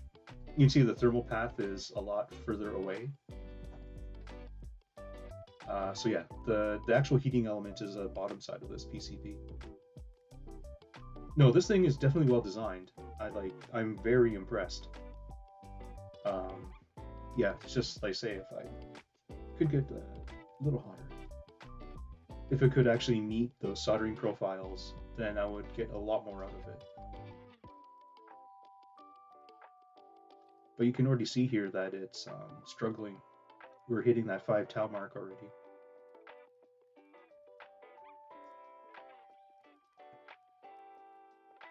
For all you control theory nerds.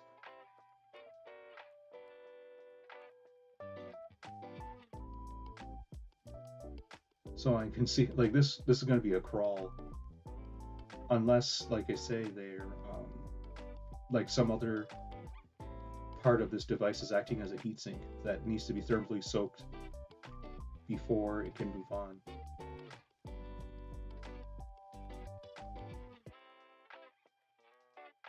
because this would be too slow to hit that 260 point.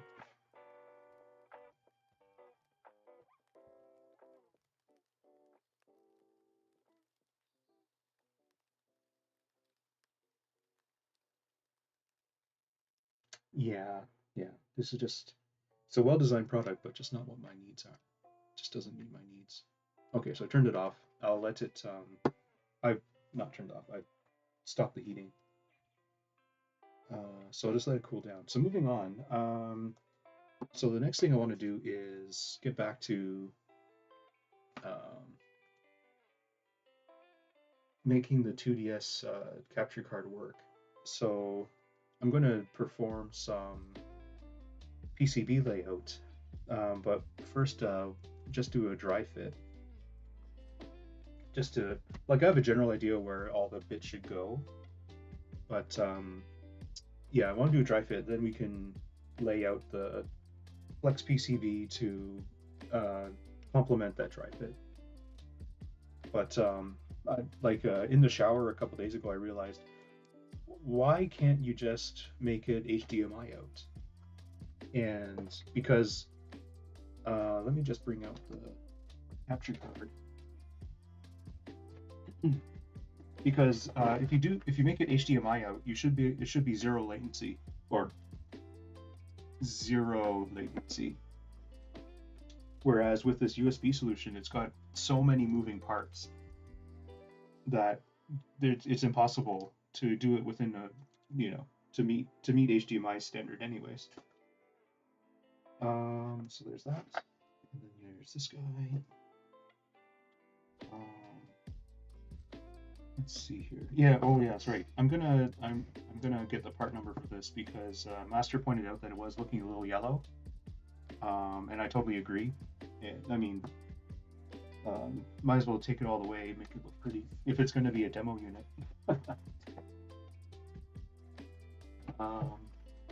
Okay. So I'll just push this off to the side, and then we can. I've got a flatbed scanner right next to me, so actually I'm going to turn off the microscope because we won't need it. Oh yeah, so I can go ahead and remove this other flex PCB while we wait. Ooh, no, this way.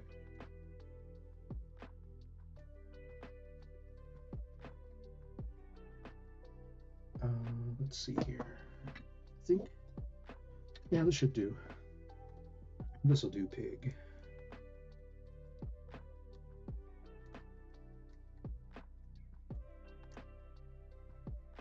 The power of lead.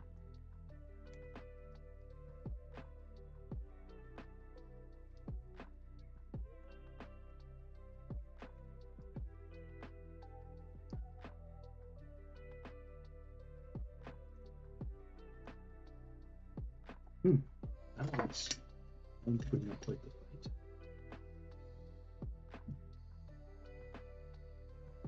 Oh yeah.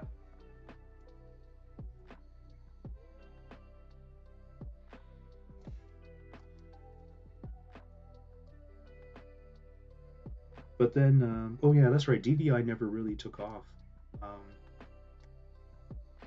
What did Apple do? They made a micro DisplayPort. That's right. They went to DisplayPort, which is like a ridiculous number of pins. Then again, DVI is a ton of pins too. But yeah, basically, what was my shower thought? Oh yeah, my shower thought was instead of having a two-chip solution where you go out by USB, you just use a two-chip solution where you turn this into an HDMI transceiver. And because I saw the rest in peace Postman, I saw his project where he actually did a capture card where he outputs DVI.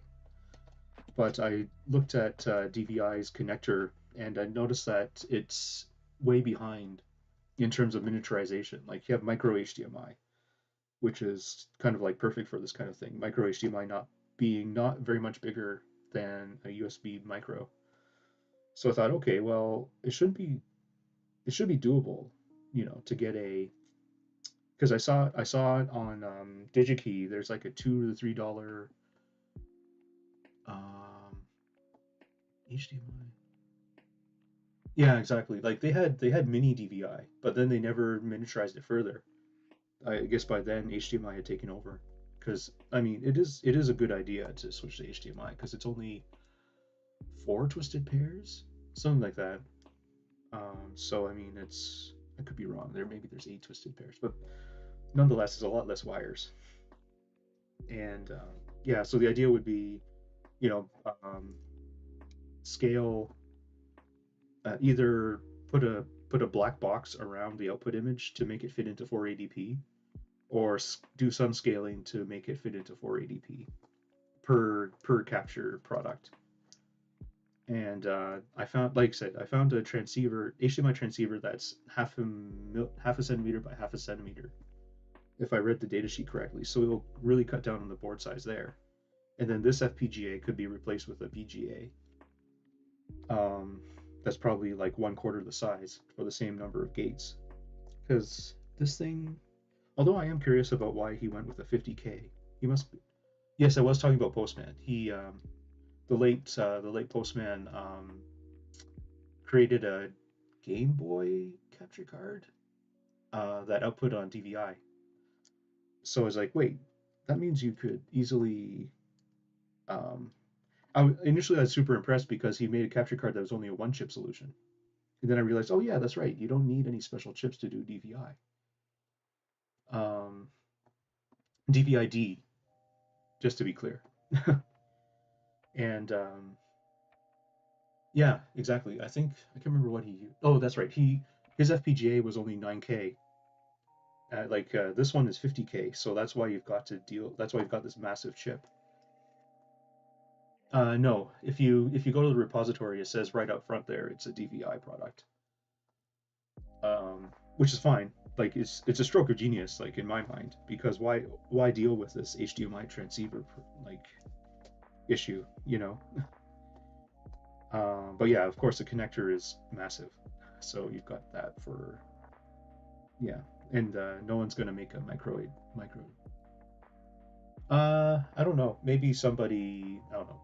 It's open source, right? Somebody could have changed it to HDMI. I mean, that's my intent.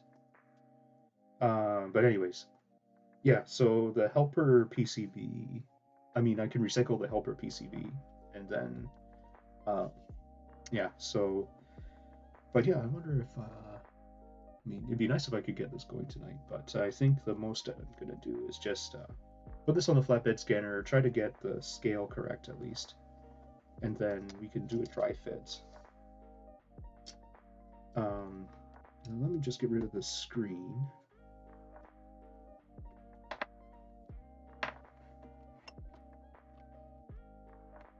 But I think there's like some drama. I don't know. I was in a Discord and there's like some drama about Postman, and they're continuing to productize his thing, and but the um, post-mortem. Oh, yeah, I regret not being fully aware of all the breadth of streamers while he was alive, because I do regret not. I wonder if he has a VOD archive somewhere, because he sounds like such an amazing person.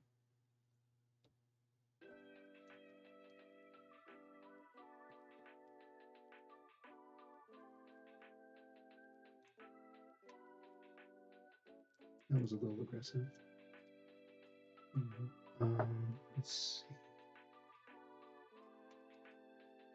Oops. Pop this guy out. Okay, and then I should be able to pull this guy. Oh, there goes. Have to buy myself an NFC antenna. Didn't think it would shear right off. Oh, yeah, I guess it was really recent, eh? Okay, so this is also a sharp screen. Okay, that explains the quality. See, we change the exposure here. Shutter speed down. Okay, so that should help with the glare anyways. So This is. I'm also gonna take a picture with my phone because yeah, these markings. Usually the knockoffs will just leave this part, but I want to use this as the Google search term to see if I can locate a legit screen. But this was the clue for me to source a screen that wasn't super dim. Oh, yeah, that would have been amazing. Because if he could do it in 9K gates, like, um, I mean, there's no reason for anyone to be using anything bigger because just do all that post processing in the computer.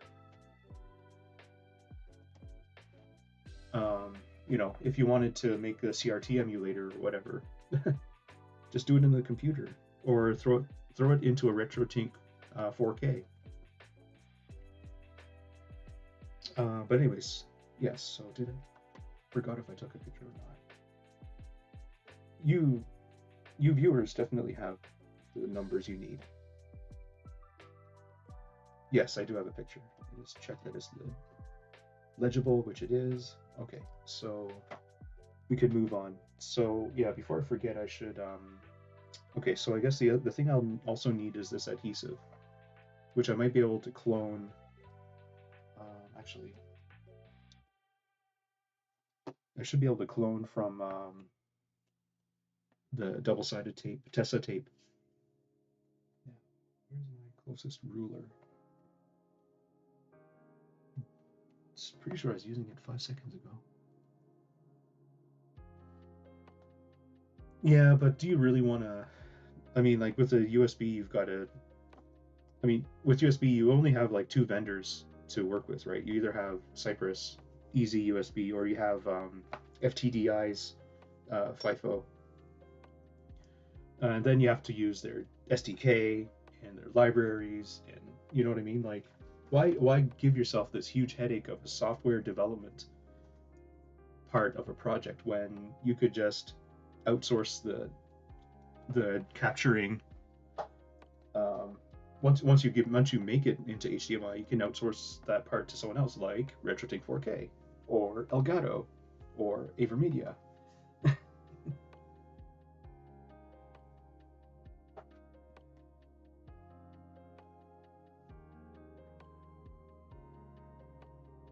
And I mean, at the end of the day, you have a cheaper product, which means that it's more accessible. And anyways, um, let's see here. Sorry, I was going to measure this adhesive. Oh, let's see, it's way over there.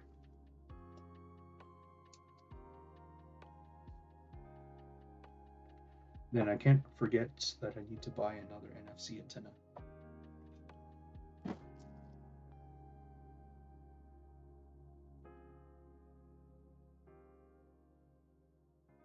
Yeah, unfortunately, digital calipers have also gotten really expensive.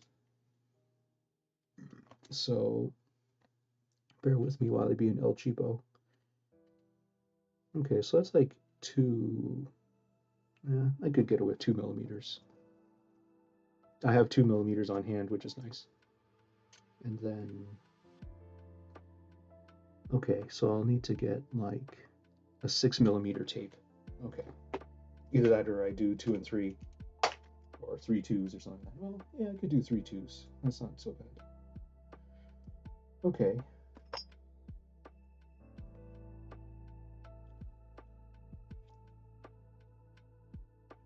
Yeah, yeah, I agree with you there. Um, yeah, you're forced to have a host PC, and then will your USB stack be different for every different operating system? Like if you just output HDMI, you don't even have to worry about what operating system you're on. That's not your problem anymore. Oh, there's foam tape on the back too. Oh, or rubber tape, anyways. Okay, sorry. So yeah, back to the dry fit. I think in general, I'm just going to copy what Optimize did, which is to put it. Um, where did they put it? Because you can't cross the stylus shaft here. Oh, let's get the exposure up there. Okay. Yeah, or yeah, I can't remember where. I should Google. I'll just go to Optimize's website. Yeah, exactly. Oh, this is something I don't understand either. Close. I mean, okay, I guess the iPhone's lightning cable is still only, well, that's really annoying. Um, how do I use the iPhone face tracking while not running out of battery? Because it is impressive. The face tracking is impressive to say the least. Like, how many face trackers let you do this?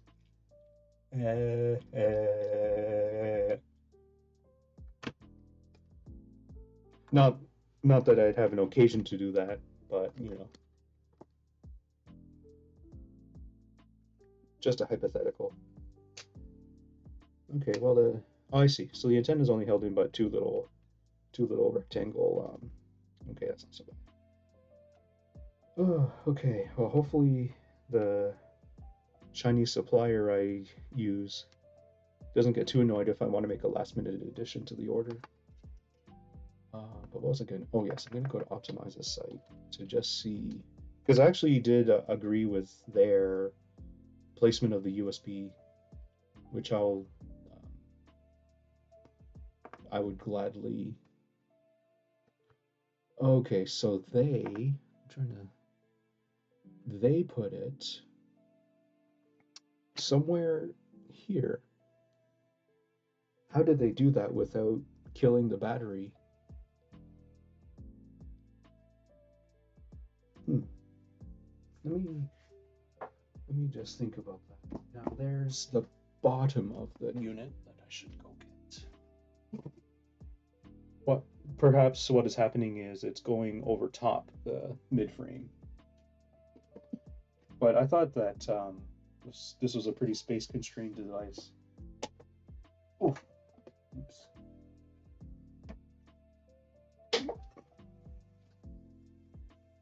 So I guess I'm kind of curious.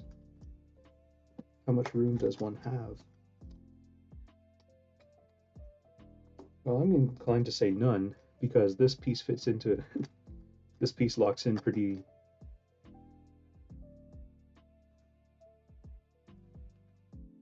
Yeah, how do you? Oh, do you actually just sacrifice the storage of the stylus? Okay, hold on. Let's see here.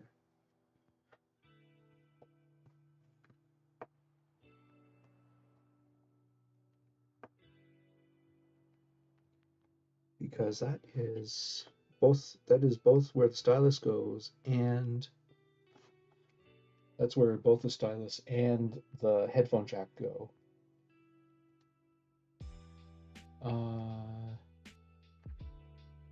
Let's see. Well, no, this has an IR port.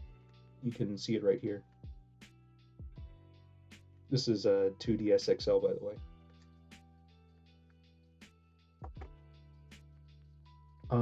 Let's see here. Okay, so maybe that's what they decided to do.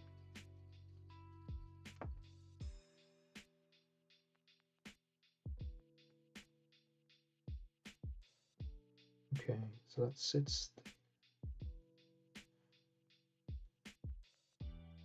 I guess the other thing I wanted to think about when it came to the dry fit was, like, you can see here that there is a. Let's see. Nope, that's the most. There's a channel that's specifically for the CPU cage. So what I'm thinking is there any clearance?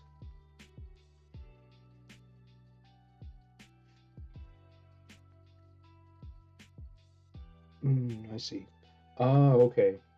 There might be because they have to because they have to make room for this ribbon cable to not be completely squashed um, while this board is in. So I think I can sneak the capture card in here. So I'm just curious. Well, I think it would have to have the ribs cut, but let me see. So just to, yeah, yet another reason to try to make this thing as tiny as possible. Um, okay, so the actual helper board, you would, okay, yeah, so you basically would put this here, or you would solder the helper board here, then lay the FPGA or the capture board here.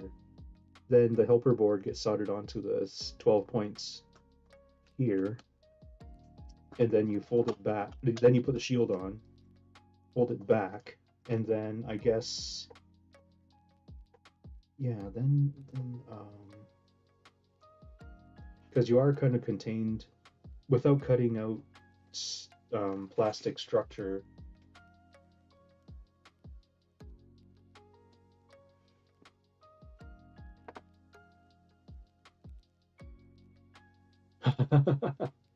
Yeah, true. I mean, if you get rid of if you just put the HDMI or the USB port where the stylus originally goes, then that would make a lot of sense. Like just for context, this is where the stylus goes. So, and this is where the battery goes. So, I mean, yeah, if you make it's pretty, going by that picture, it's pretty obvious that um, the um, the connector would go here because yes, this is definitely dead space.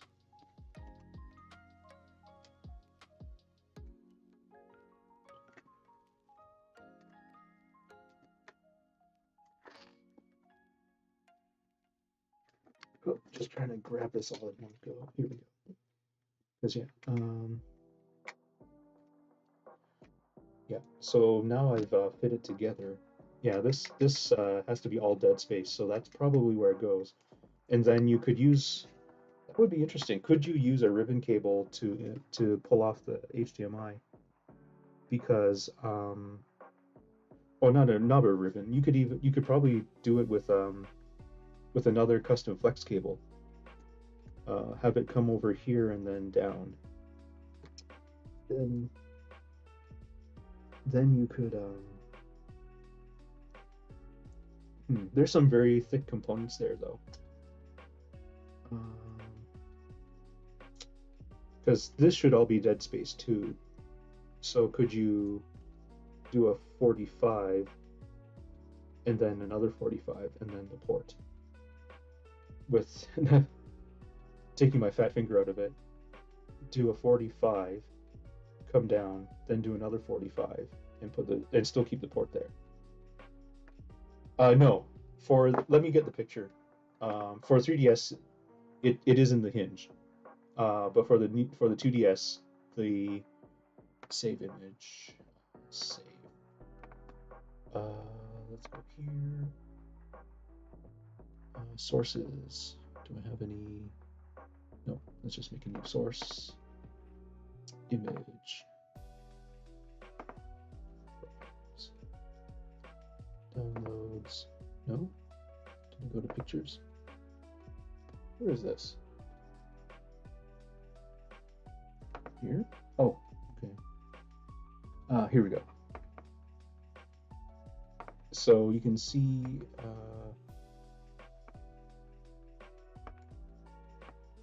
so power button.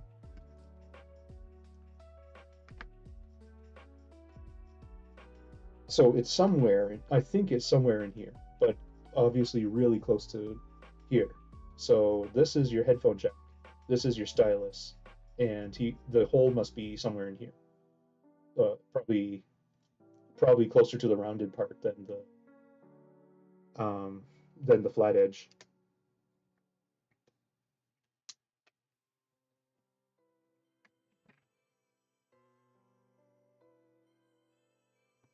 Yeah, okay. These are probably not the same people.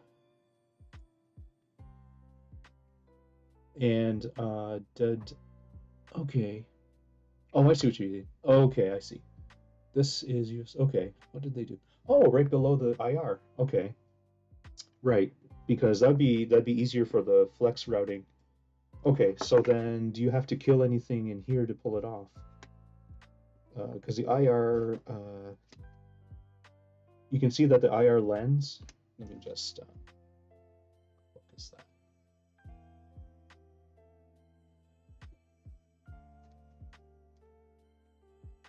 Um,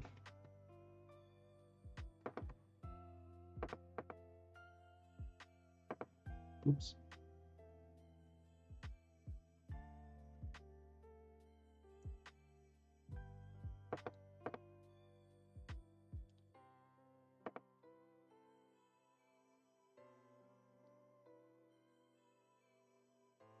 Oops, sorry about that. Sorry, I got clicked on a bad link. Okay, so it's just underneath the. Okay.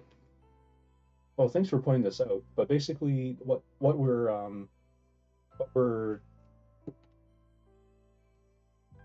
so this is the IR lens. So if I'm just going to take out the screw to see if there's any free space. But I suppose that you can. I don't know how you could get around the screw post.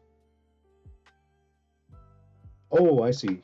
No, no, no. That's the IR lens. Yeah, it's just right below. Okay, so you have to take out the screw post. Does that mean? Oh, of course, you could build the screw post into the PCB.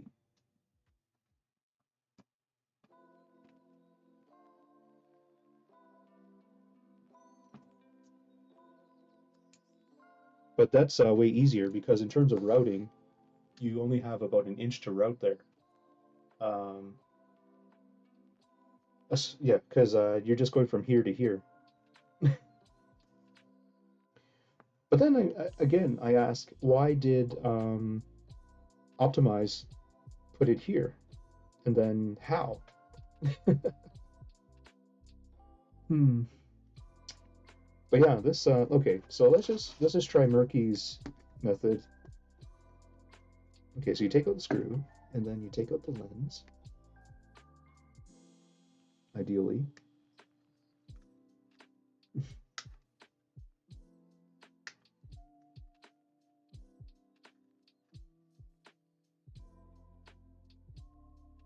Hmm. How did they?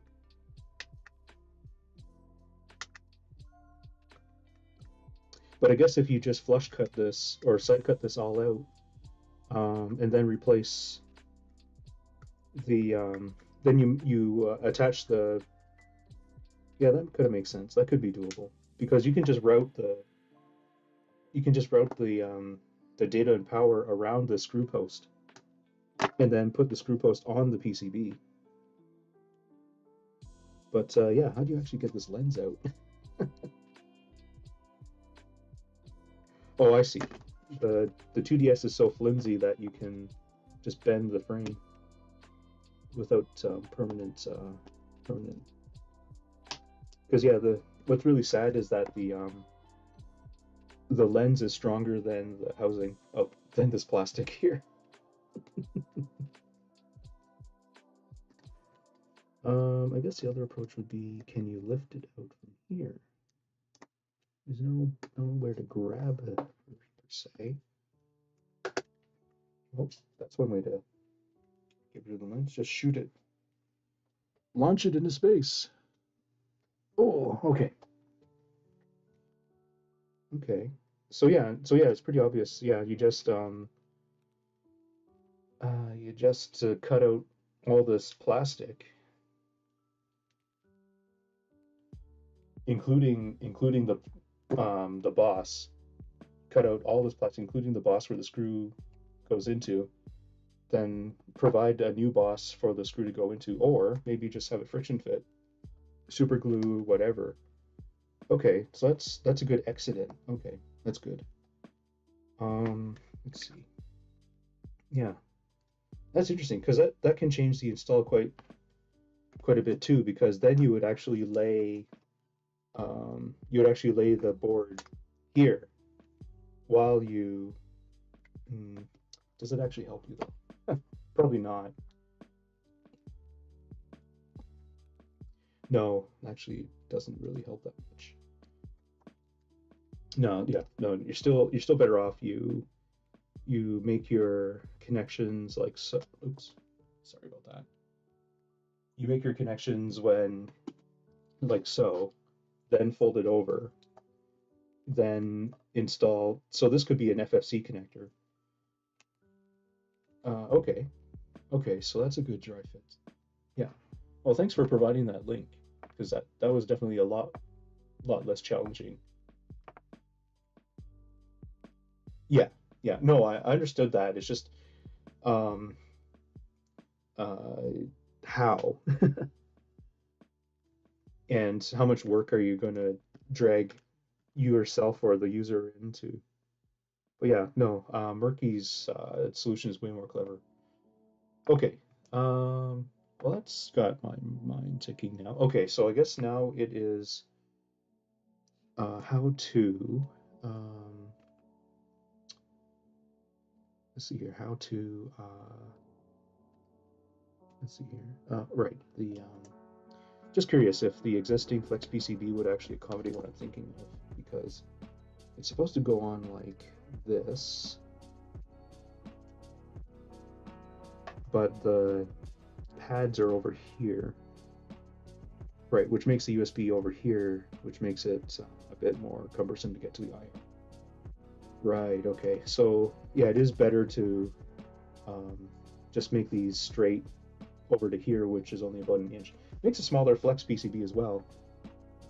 Now the other challenge would be the audio. The good thing is the audio is on this side of the PCB.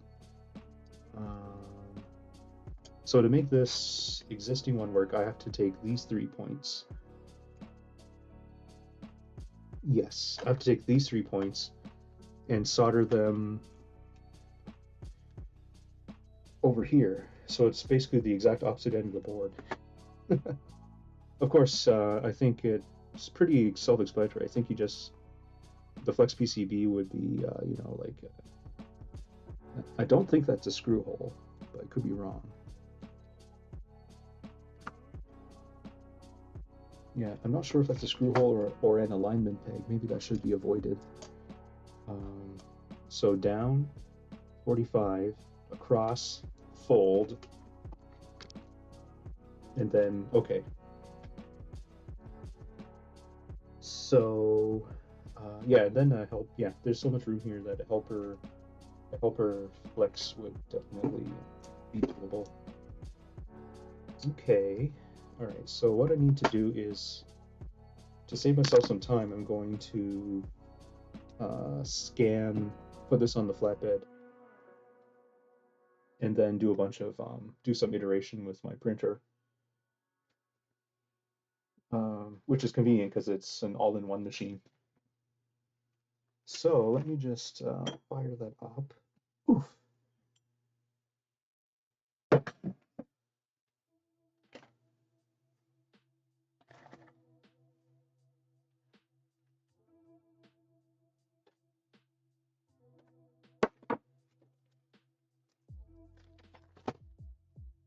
Oh, I think I turned this off. There.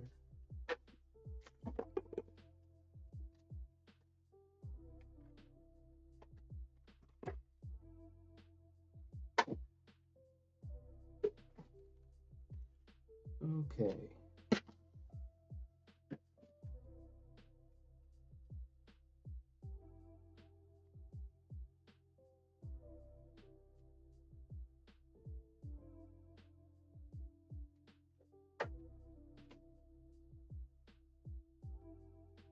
Okay, now let's see here.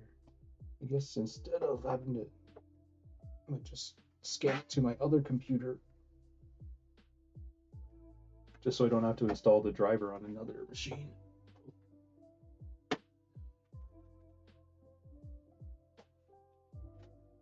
Hopefully you still have some juice.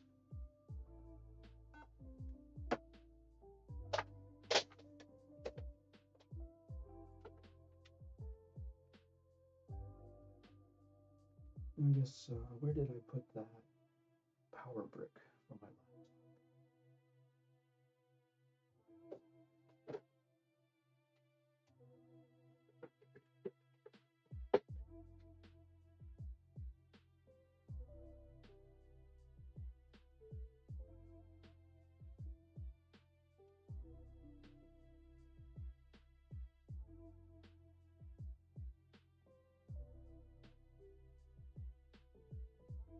Oh, okay.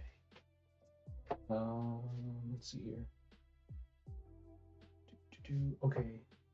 Well, actually, I have decent address. Okay.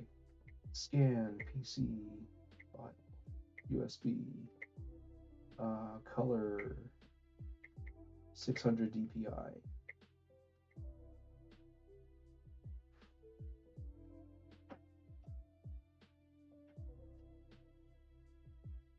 I can get a USB stick. I think I had it somewhere around here. You know what? How much does VTube Studio want?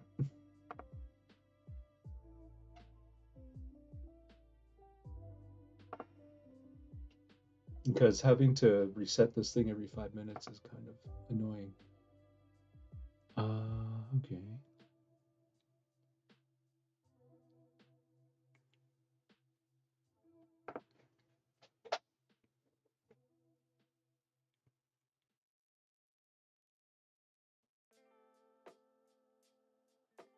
Um,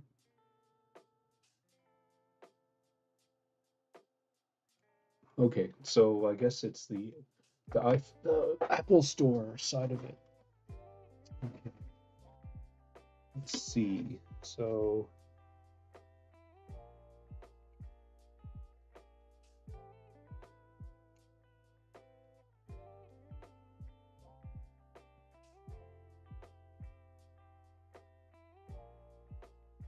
App Store. Oh, maybe it's a.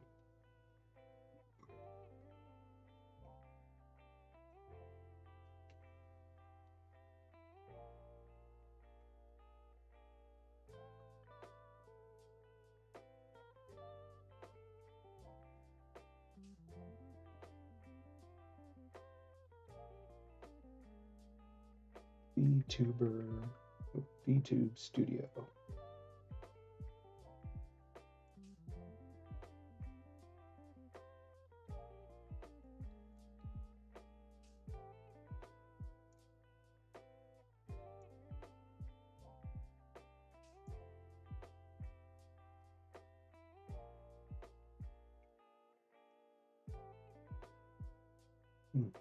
Okay, so that's not where the in-app purchases are.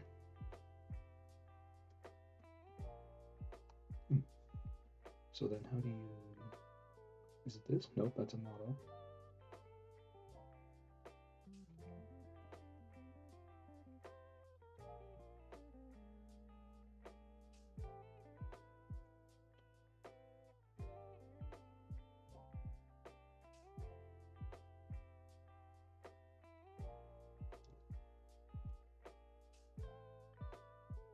Oh, huh, okay.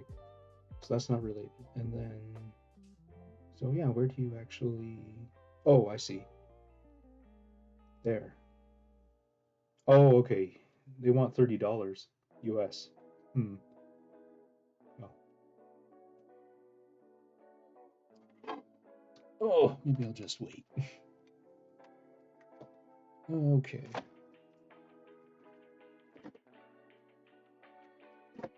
Oops.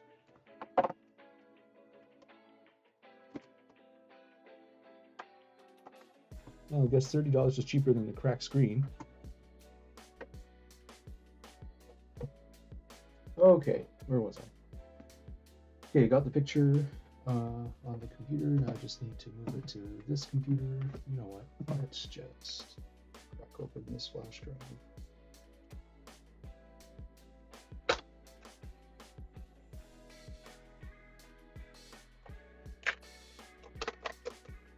That's what size fine. Okay. Okay.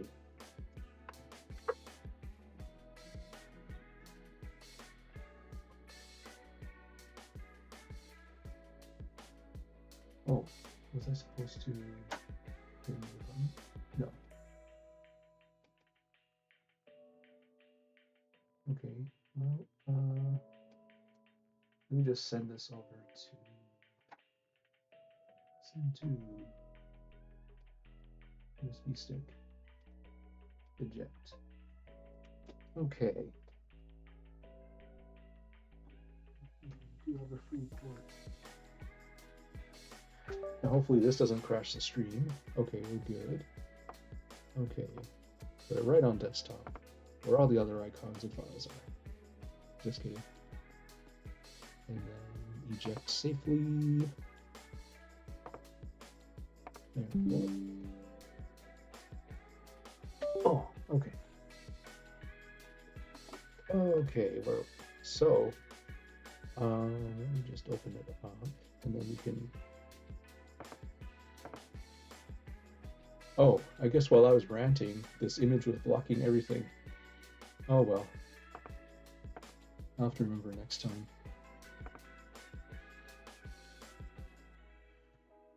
Okay, so the image is on desktop.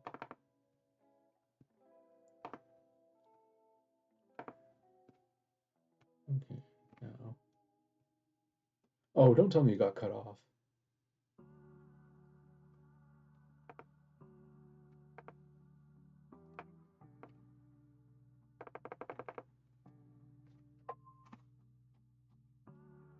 Okay, well, the useful portion's there, so that's good. Okay. Let's see. So I need this. We'll then fold over here. Oops. And let's see.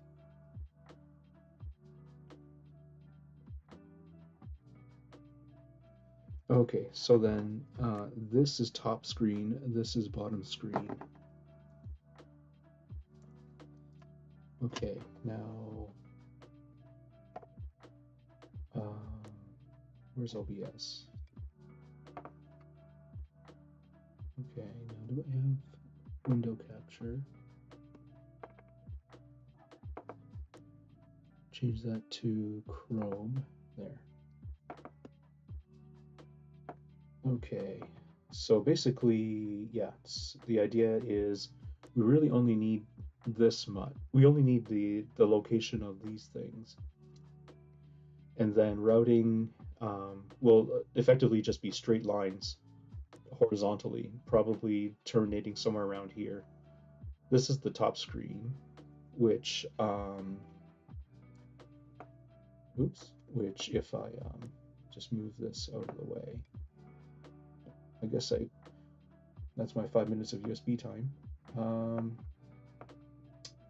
So the top screen corresponds to these pads. So yeah, that's not so bad. And then the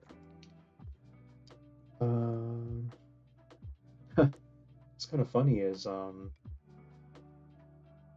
if I just do two ribbons, then one just goes straight out this way, one goes straight down this way, and then you just fold it to solder on. Okay, yeah, that could be okay, which means that the amount of length you need is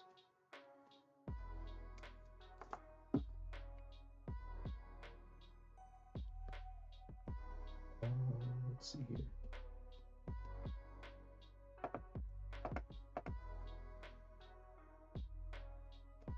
I'll just delete that source there. Yeah, I guess what I need to find is some sort of measurement software to go with this scan. Oh, and the other thing I need to do is scan the ooh, I should clean that up too. Where are the Q-tips? Because I need to scan around here.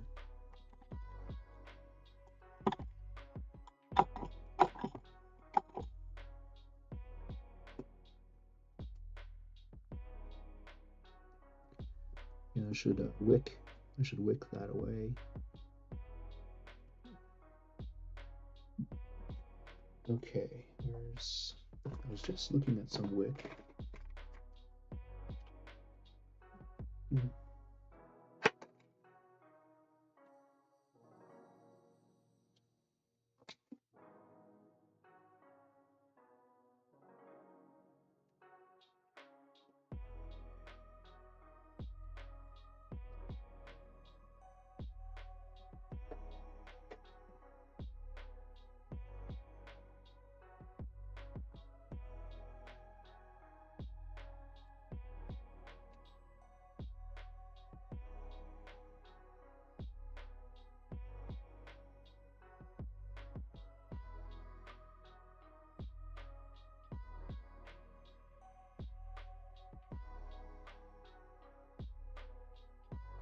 Okay.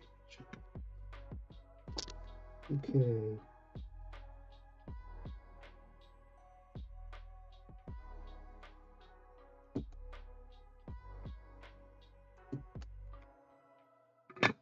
Okay, now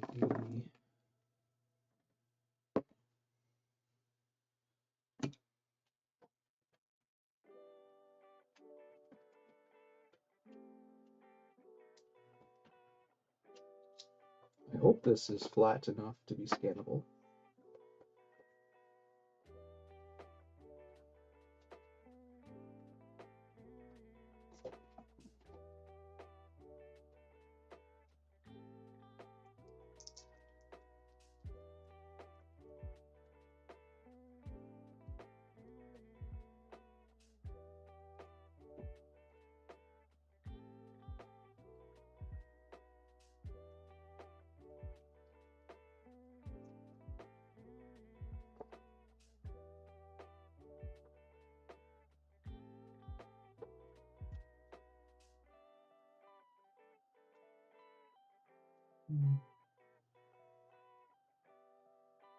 We'll have to do leaving the lid up. Okay, now. Oh.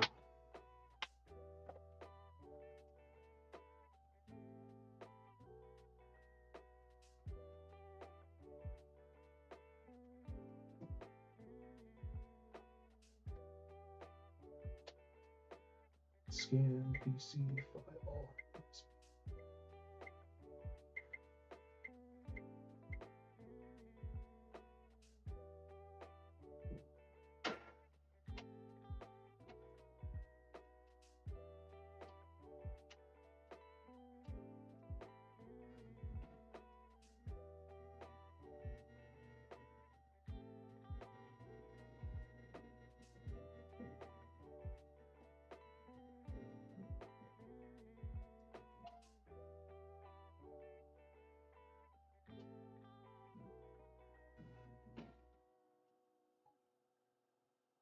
Good. So far, so good.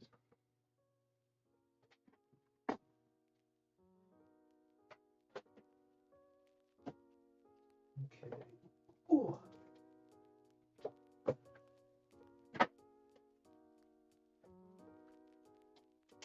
Okay, now the scan image can go into an USPA.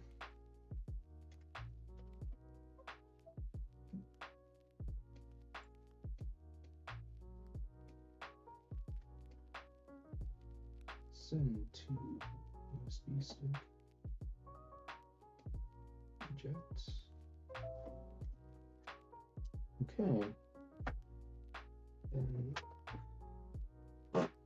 excuse me. Okay, and then this can go here. No? Come on.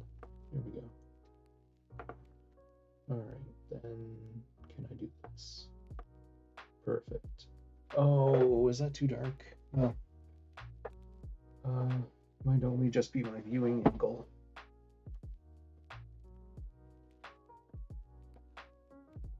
This is not the right viewing angle for this kind of fine work. Let me see. Okay. Well, first of all, let's close Steam. Okay, so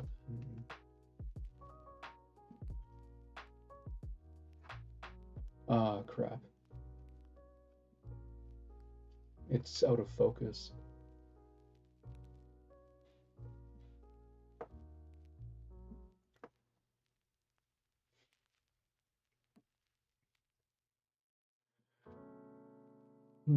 Okay, maybe it's still salvageable.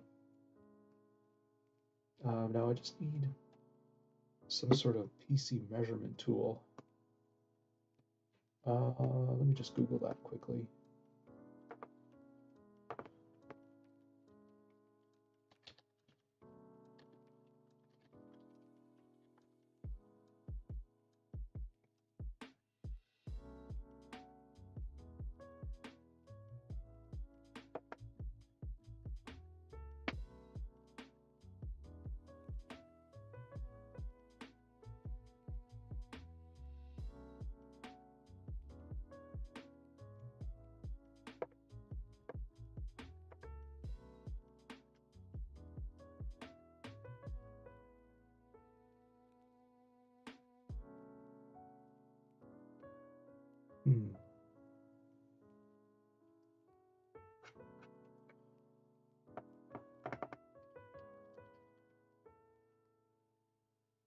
There's an app? Huh. Oh.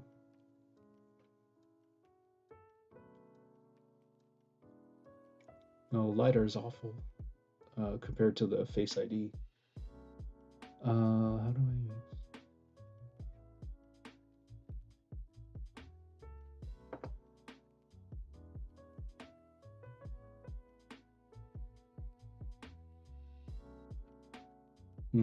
Yes.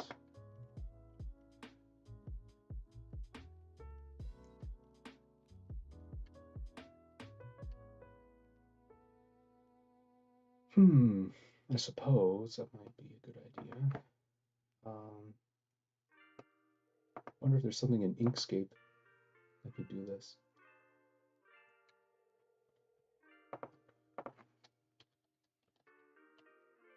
Because it's a PDF, and I know that it can open up PDF, so...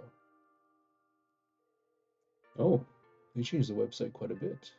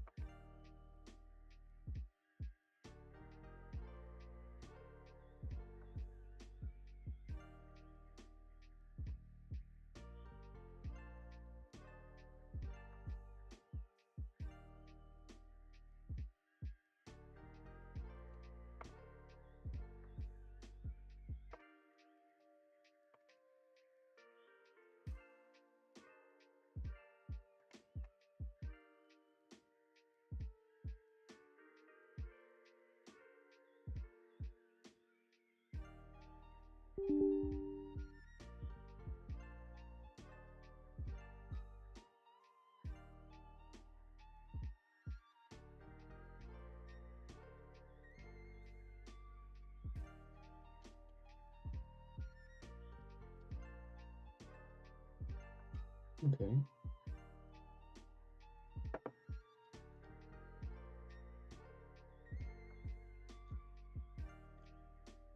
Okay, I think I've the gist of it. Now, if it delivers it in pixels, I should be able to divide that by 600 to get the actual measurement I need.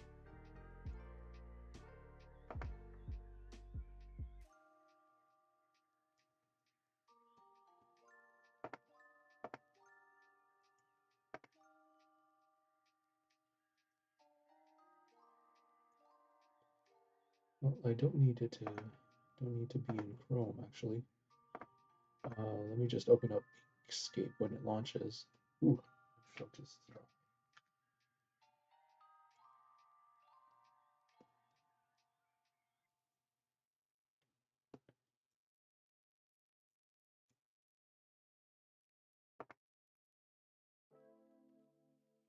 No.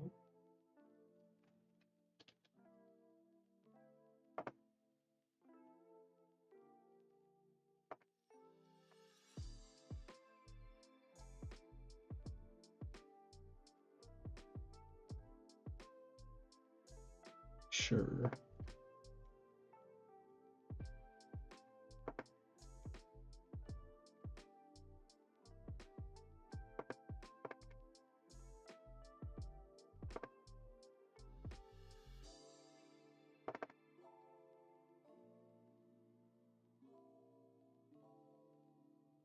Hmm.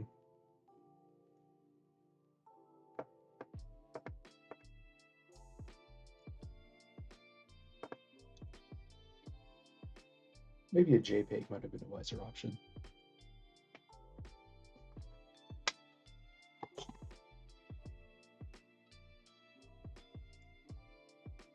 What time is it?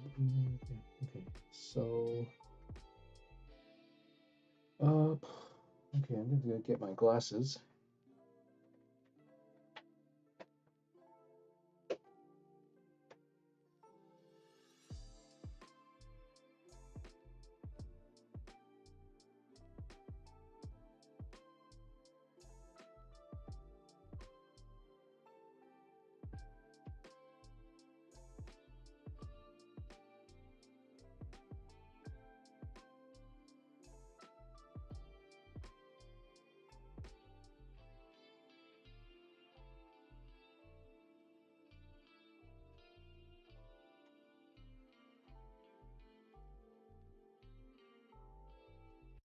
Okay, now. Oh, can I get a better? Oh, okay, let's just change the window capture.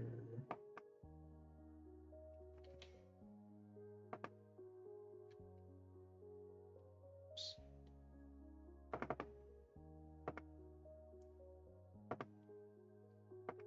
Okay, let's see if I can change my view of this because the viewing angle is pretty bad actually.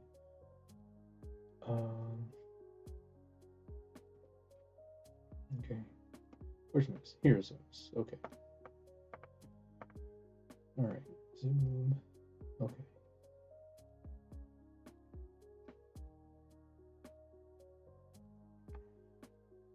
So the, oh wow, that got blurry fast.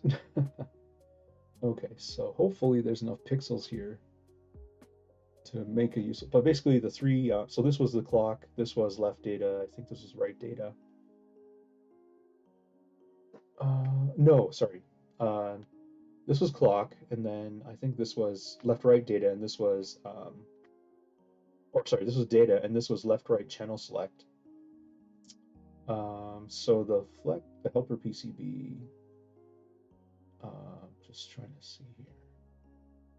Might have to just use calipers or something, but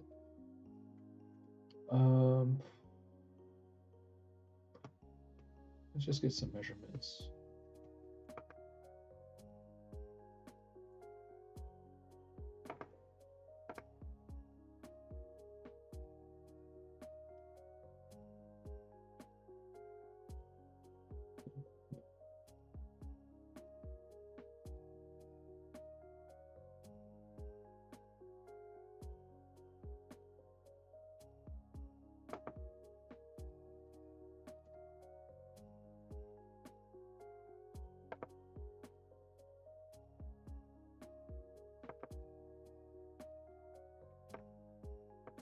Okay.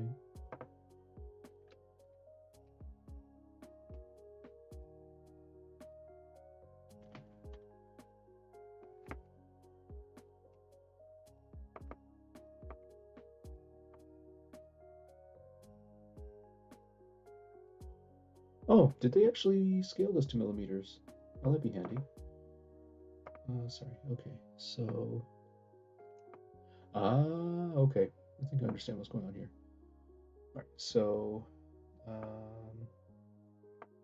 oops.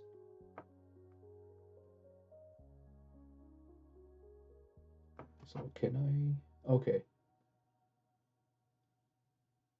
There. All right. So then I should be able to. No, come on.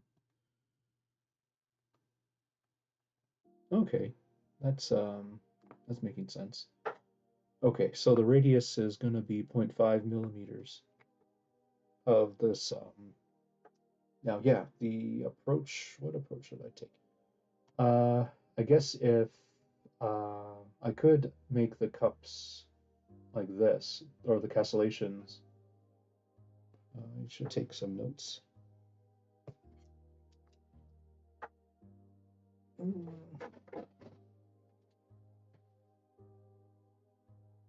Okay, so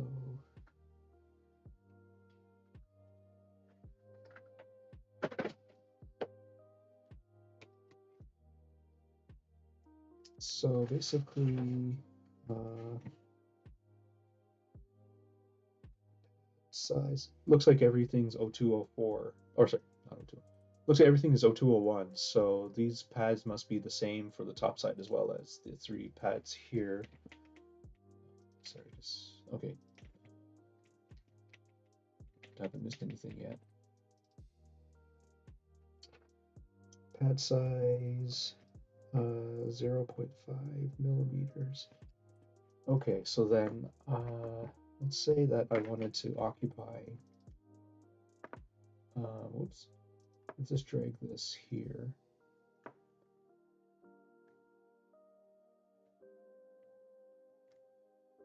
Now if I wanted to, oops.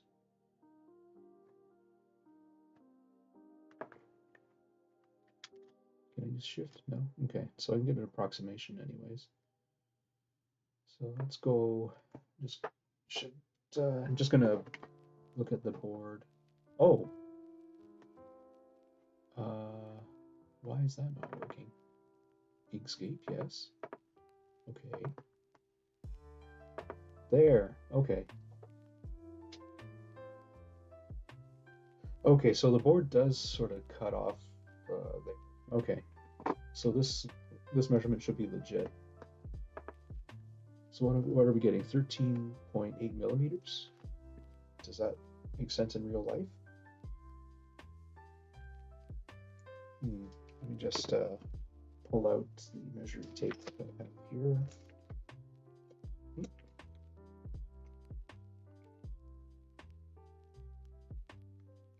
Yeah, that's not, that tool's not bad at all. I'm getting 14 millimeters. Okay. Let's see here. That's interesting. I wonder if I could use this as a background. Or should I? I could use actually, the first thing I want to answer is, did Optimize care about length matching?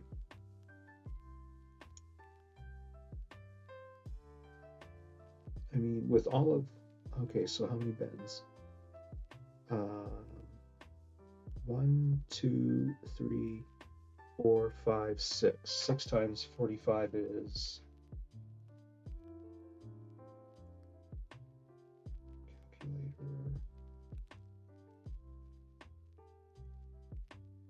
270. So doesn't seem like length matching was of a concern. Okay, so that means I can just route these willy-nilly, avoiding stuff like holes and whatnot, or posts, because there's a post. I don't know if it's coming off on the screen well, but basically there's a hole right here, which is probably where a support post or a screw goes. So the helper PCB, I guess I just have to run it along here. Just cram all 3 traces in there. Should be doable, I think. Okay. I wonder if I should route.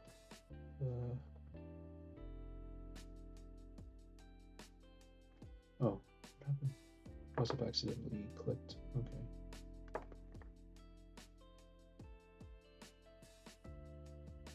Okay, so what?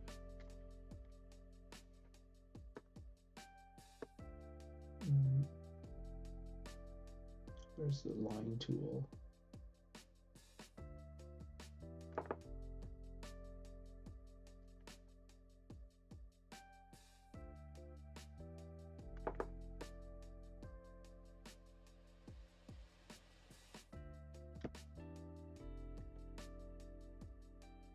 control. There we go. Let's give it some slack. And then I'll put this line here just to,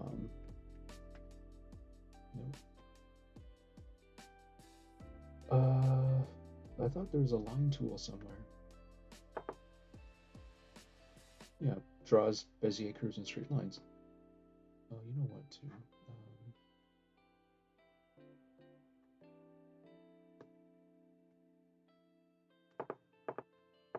They're just in OBS here. Is that? Oh, okay. That might help a little bit if I just did that. Okay, where was I? Yes. So the idea is to just click somewhere in here. I remember Ben Heckendorn had a video on doing this exact same thing.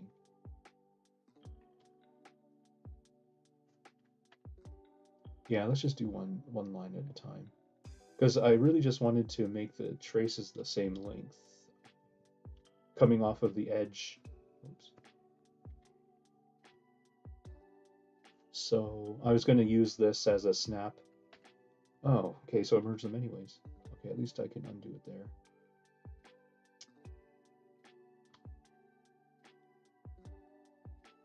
Maybe I can just change the fill to something else. Whoops. Enter. So is there transparency or something? Fill, none. Oh, okay, perfect. And then what about, nope, none. Stroke, style, there we go.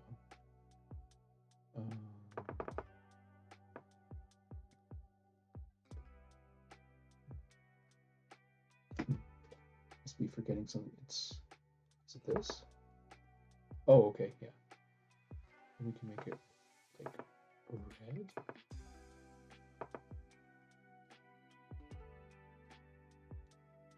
Or do I have to click down here? Ah, okay. No, that's not the...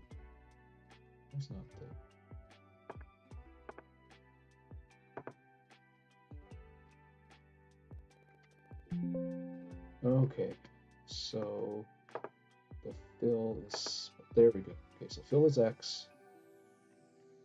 There, okay, so I just need to, okay, then.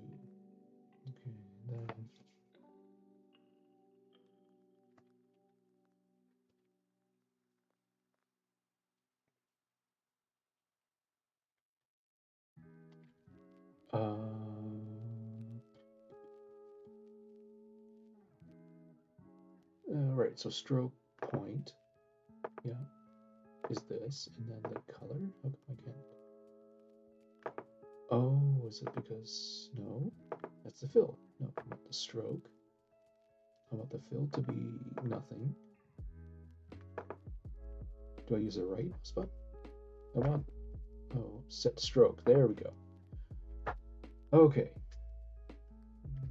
Okay, so that's one now.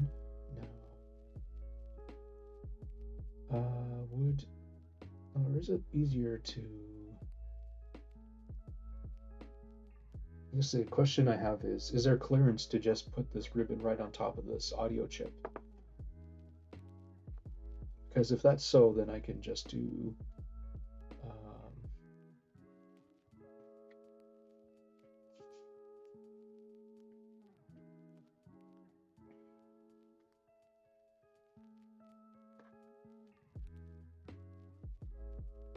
because I can just go like that.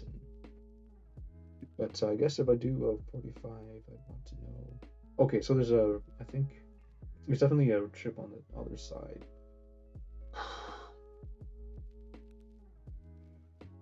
Okay.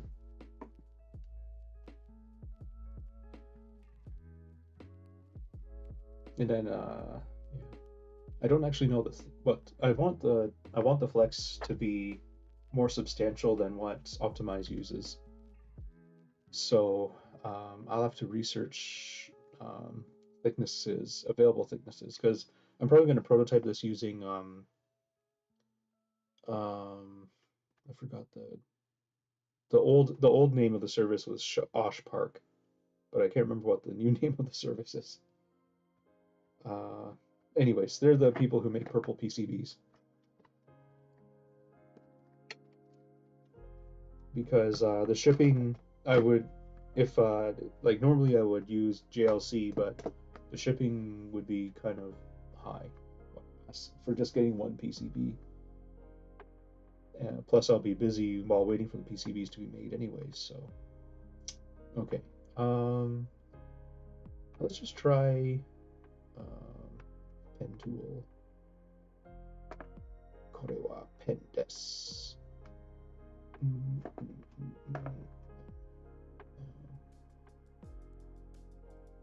Let's assume this is the center. No. What is going on here? I said set the stroke. Or oh, I see. Maybe I create the path first. No. Okay. Okay, I think I understand now. You create the path first, and then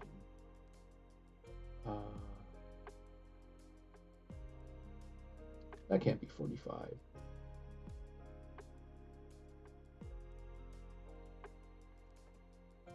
Doth my eyes deceive me? Well, not that it would have to be 45 for very long. Oh, maybe it doesn't have to be.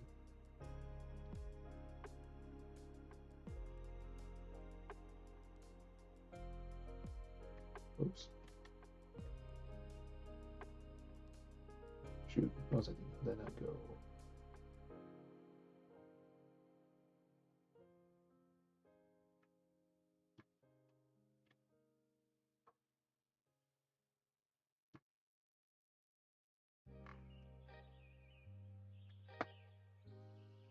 Okay. Oops, not there. And I do like this, I think. And then I don't know if I could snap.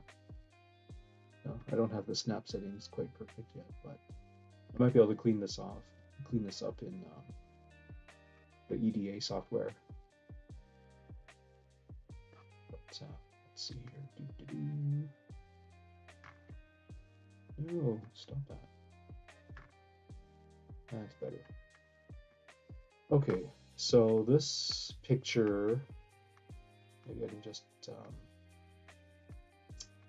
Oh yeah, that's right. I have to use the measure tool to get the. I assume. I guess I don't have to use a measure tool. Maybe this will tell me the coordinates.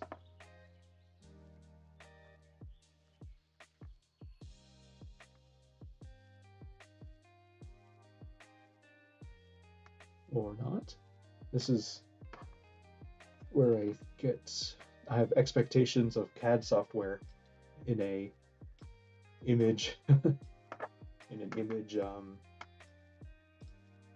creation software. Okay, so what I need to do is scan the other side now.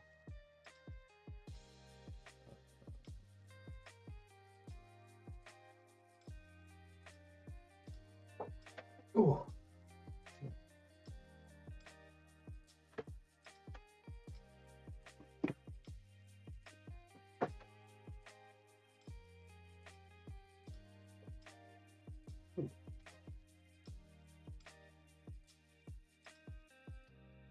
This is going to be mega blurry. There has to be a better way of doing this.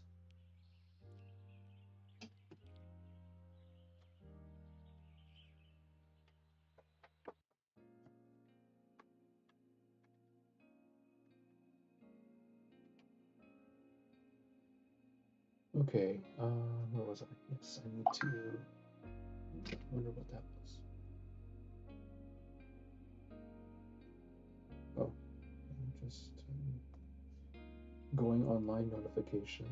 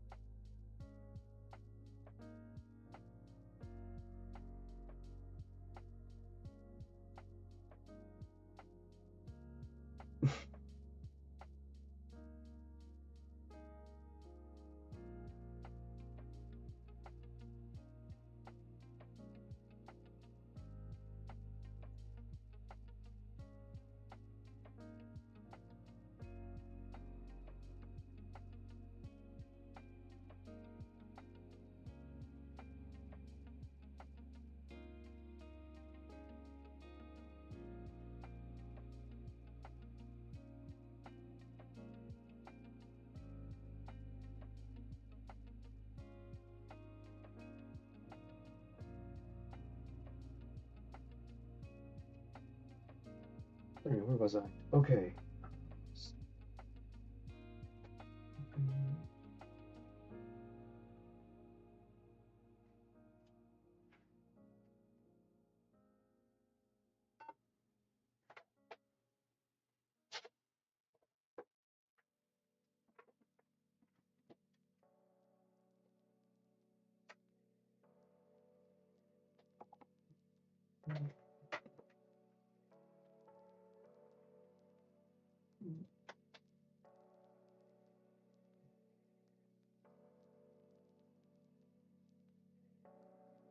Well, despite this going to be a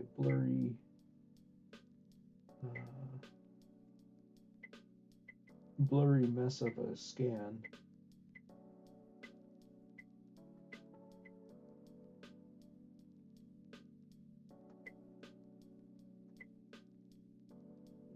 at this point I'm just getting a general idea of where to route the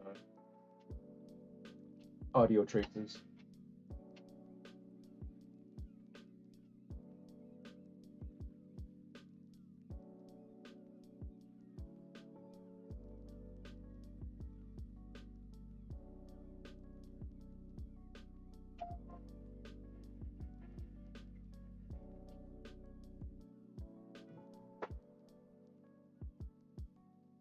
Oh, okay.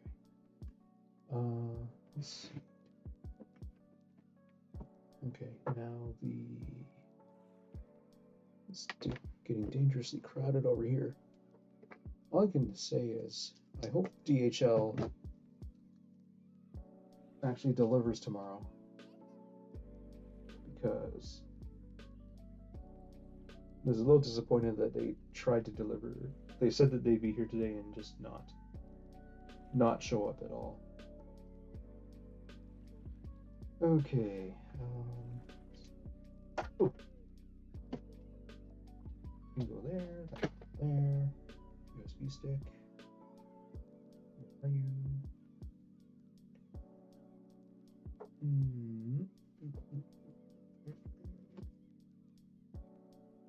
Let's see.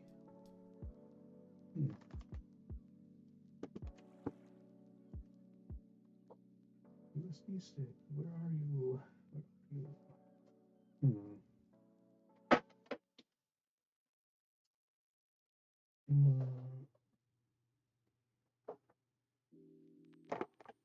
Really got to work on my short-term memory. Where the heck did that USB stick go?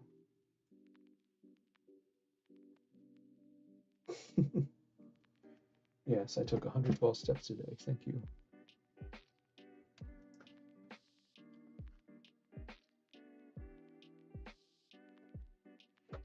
Oh, I see. Okay. Safely eject.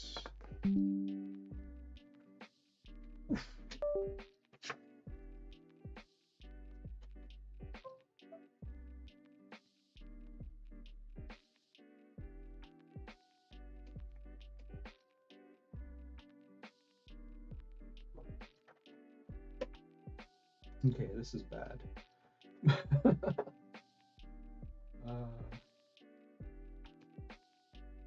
me just see here.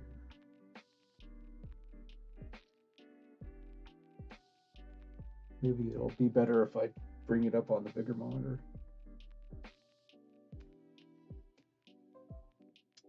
But the other possibility is using iPhone 12's Face ID, I should be able to get 0.5 millimeter accuracy.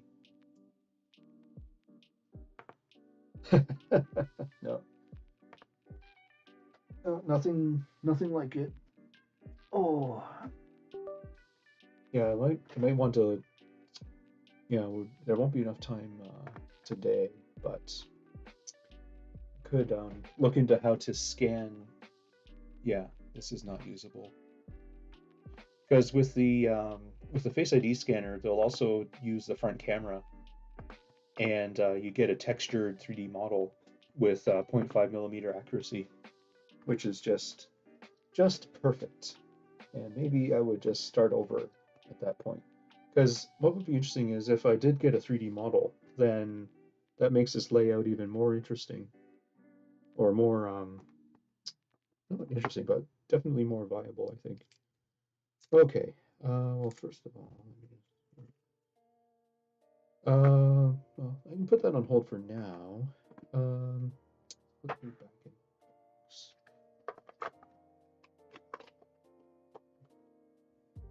Um, Send that back. See here. Um, yeah, I didn't get any shipment emails, so that's garbage. Hmm. Well, maybe I can just finish off by doing a just a something I had to do anyways was check over these controllers, these used controllers I got with the PS5. The reason why I bit was because I thought the HDMI was going to be easy to fix, but it also came with 3 controllers.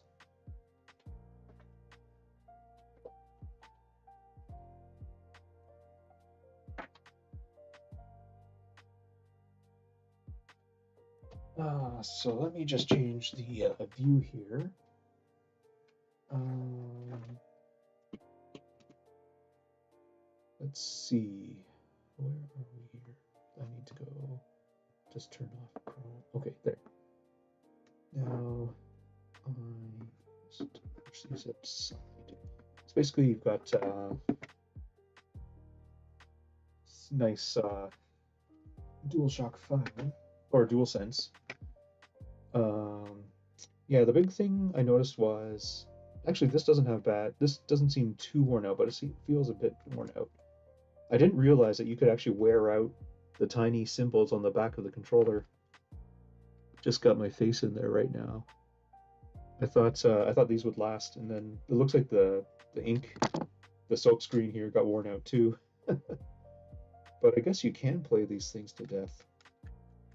Springiness is still good, but oh yeah, one thing I did order on the latest parts run was the Hall effect substitution. I was curious about how that works. But there was something about noise that makes it inferior to using potentiometers. But I was thinking, well, the noise issue, I wonder if you just get better, if you get better Hall effect chips, can you get around the noise issue? Or can you filter it in the analog domain? What I saw on YouTube was that um, they're relying on the OS, uh, the PlayStation 5 OS, to do the input filtering. Or maybe they're relying on the game itself to do it, but they're relying it to to clean up the noise um, in the game or in software. Now, I think this one, yes. So this one it shows signs of being opened. You can see right there, just all these pry marks, but I don't think they got anywhere. But yeah, basically, I am curious, I guess. Exam has an issue with the full gates not to show fully correctly, but they are high quality. Oh, there is grime in the seam line, but what's not showing up nicely on camera is basically the distorted plastic. They definitely try to use a butter knife or something. But yeah, of course there's dead skin just about everywhere. Mm. So that's just one of the things. I wanted to crack this thing open too to just make sure there's that everything's kosher inside, like the battery, etc. But I'm guessing you do have to pry this thing apart.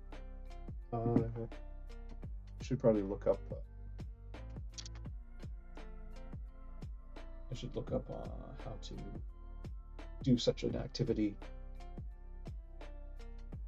Yeah. I mean, what was the noise thing?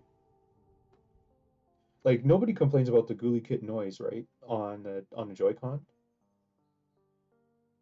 Let's see here. So DualSense teardown. No, this assembly. Okay. Oh, okay. So there's a V1. How many versions are we talking about? DualSense. Okay, so there's a V1 and V2. Okay. We'll assume this is the V1. It seems like the most worn out of the three. Yeah, it looks like someone tried to get into here too. Okay. So let's just start with battery because I was curious about that. Okay, so you pull. Okay, so you got to pull this black trim out.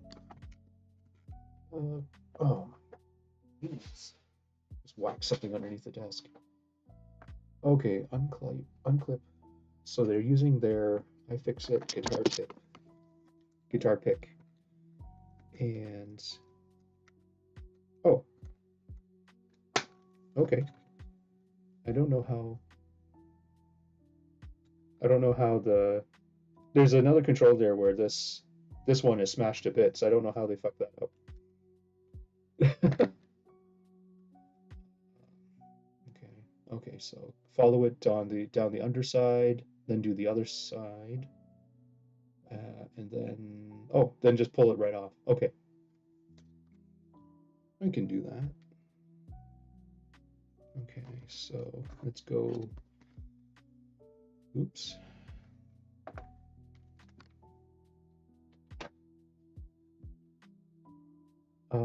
Sorry.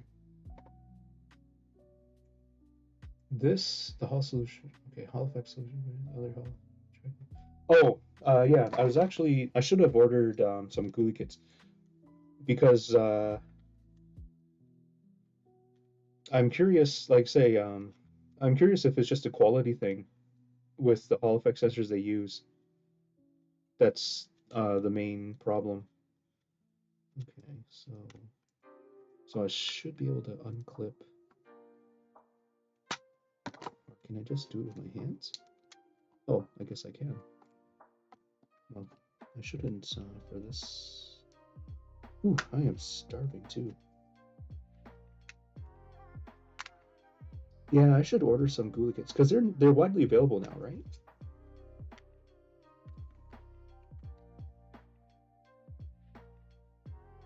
No, they're definitely like mass-produced clones of the PCB that they used to contain the Hall effect was a little bit on the bare bone side. So I think that's why they're inferior to Ghoulie kits. I'm pretty sure Ghoulie kits, they did as much noise reduction as they could in the real world before, you know. So I'm sure their PCBs are much better, or their circuits are much better.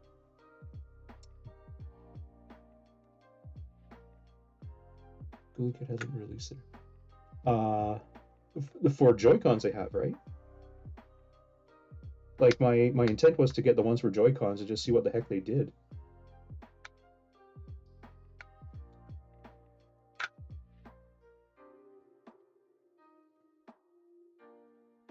Oh yes, there's a little itty bitty microphone there.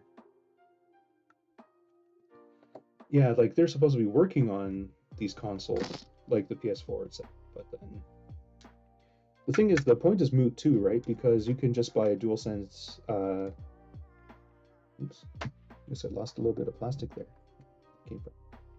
You can just buy a DualSense Pro or whatever you call it, DualSense Edge, and then okay, that must be the speaker. Okay, they don't work. The range is way too minimal. Who the DualSense Edge or the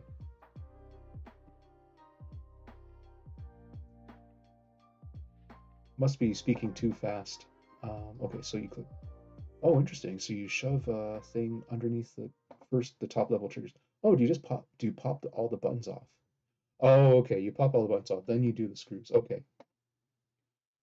Joy-Cons. Oh, Joy-Con ones don't work. Unknown make issues.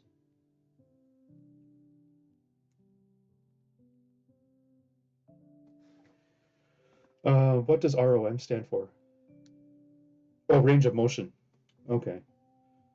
Joy-Con ones definitely won't work. But GUI Kit is the one that is Joy-Cons, right? Like they start off with Joy-Cons. Okay, correction PCB. Um, yeah, I'm a bit confused because I thought people were satisfied with them.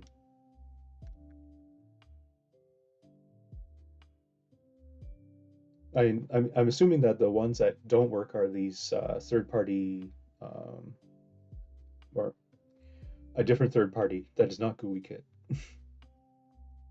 Okay, okay, now I understand what you're saying. Um, yes, well, I mean, they're no name, that's true. They've been commoditized. But what I wanted to do was take apart a GUI stick or whatever it is, and then just see what parts they're using, and then see if that could be applied to because everybody at the end of the day is just using 10K pots, right?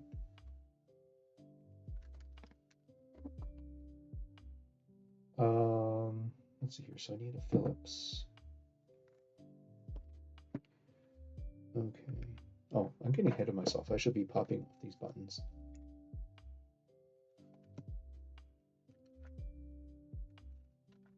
No?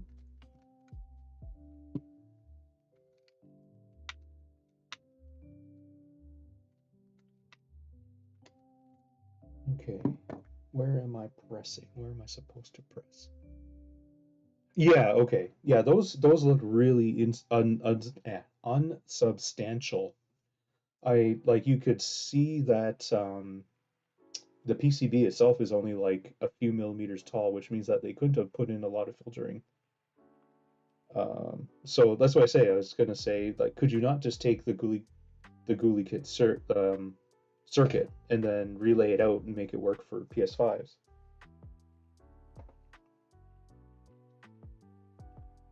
But yeah, no, I mean the origin of the noise must cannot be uh, inherent to just a controller, but maybe that's a wrong assumption. Okay, insert the flat edge of a spudger into the gap above the R1. Cover the button with your thumb. Oh, because it's spring loaded. Pry upward to remove the R1 button. Okay. Oh, okay. You just have to push harder. Okay. So shove it. Okay, so you have to get in behind. Oh, okay. Okay, then the next step is to you only do the top buttons. Oh, because that's where the screws are. Okay. So now they say do the bottom screws first. Yeah, that's something that would be a fun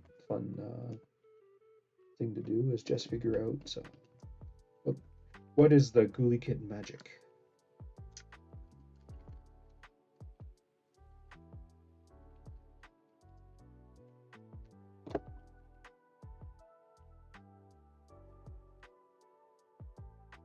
Yep, so take those two, then you take those two, 6.4 millimeters. Okay, so the same screw size. Okay, then unlatch the bottom shell. Okay, there. Okay, nice, nice. Oh, someone already tried that. Okay, because at the end of the day, you're just trying to mimic a 10K pot, right? An Alps 10K pot. And like everyone's using the same Alps 10K pot, if I understood correctly. Okay, so let's get the.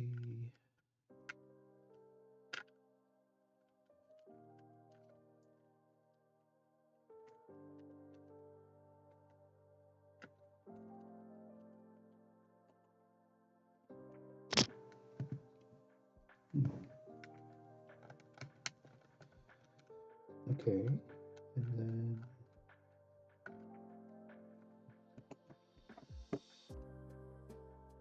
okay, then I need to pry this off. Not not pry, but release those two. And then I'm guessing the rest is all clips.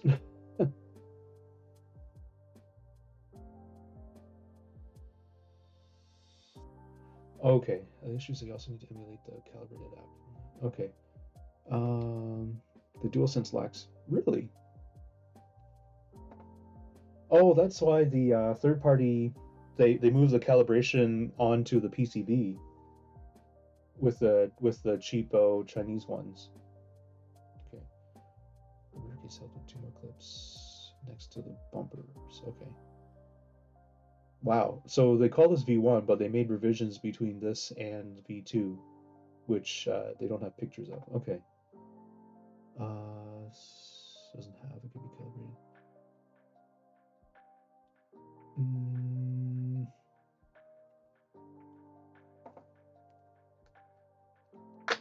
Okay. Well, we've got some separation. Now they're saying there's some. Oh yeah, they tried to get in on this side too. I guess they really. Oh, okay. Okay, so I guess there must be a clip in here somewhere. Oh, that's a good sound. There. That's the sound I want.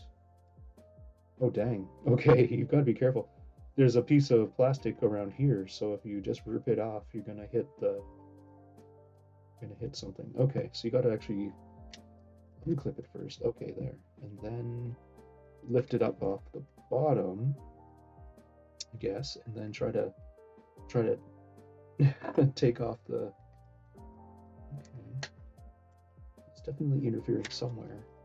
It's fully unclipped, fully unscrewed, fully unclipped. What am I interfering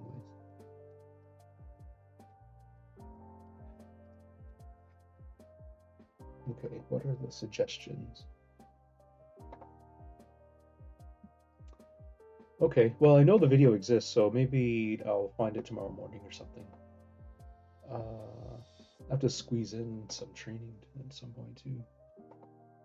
They had to use a magnet. Okay, no, that's not the calibration I was thinking of. Or maybe not. I did see a demonstration of the calibration anyways for the third party. And then they got it to work fine, but it was just noisier when you're in dead center. Well, it's just noisier, period. But it's obvious when it was just dead when it was dead center. Boy, I am not visualizing this properly. Oh, okay.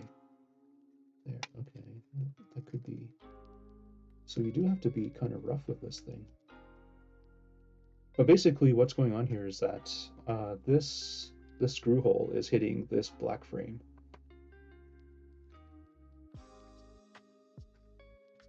Oh, okay.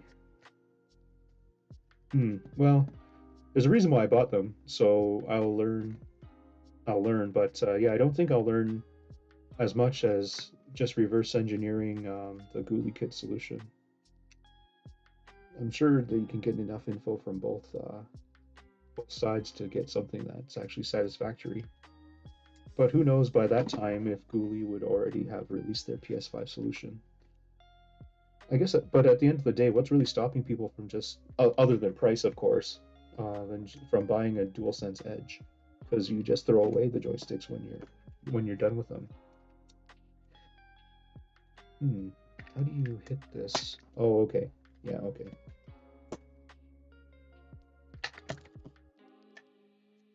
Okay. Yeah. All right. So we got some cleaning to do. Okay. Now, where are we? Oh, interesting. Okay, so it's just a standard. They. Okay, so they. That's interesting. Okay. I don't know why they put it in a plastic shell, but. Okay. This is the backside. What is that, a microphone? Oh. Oh, okay. So what must be like for noise cancellation? Okay, so I did break a little bit of plastic here, but I don't think that's anywhere that's okay. Okay, so I think no, no. Do I have this taken apart enough to actually clean everything, or should I go further? You should do something that's pretty bad priced. Yeah, yeah. You only get each pot stick. Well, I mean, the Ghoulie kit's not cheap either. But then again, you're set for life with the Ghoulie kit. so I guess your value proposition is better. Um, Shoot, where was I? Where is my brain going? Okay, so yes, I guess I have to disassemble this a bit further to get a deeper clean. Let's see here. So take out this mid frame. I think the rest of this should be pretty intuitive. Props to Sony for using same screws everywhere. So you've got a mid frame. I think that's out of focus again. Here, okay. And I should probably just zoom out because here. Okay. I see what you did there, Sony. I have a Sony DSLR. Anyways,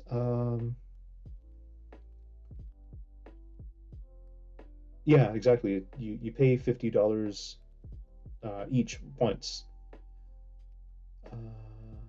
Oh, sorry, 50 Canadian. Oh yeah, it's absolutely. The thing is, like, how come you would think that? Well, I guess if the console makers did that, then they wouldn't sell very many controllers. But then, couldn't you just make your money back in like cosmetic controllers? I don't know. Okay, where was I? Yes. So the dirt is all around here. I've got. There's a lot of damaged plastic from previous prying attempts. Let's see, can I get it? Will it show up better this time?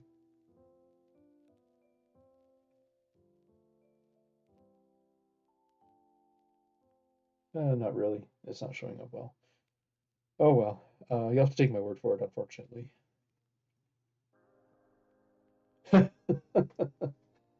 Yeah, it's like resources are finite or something, eh?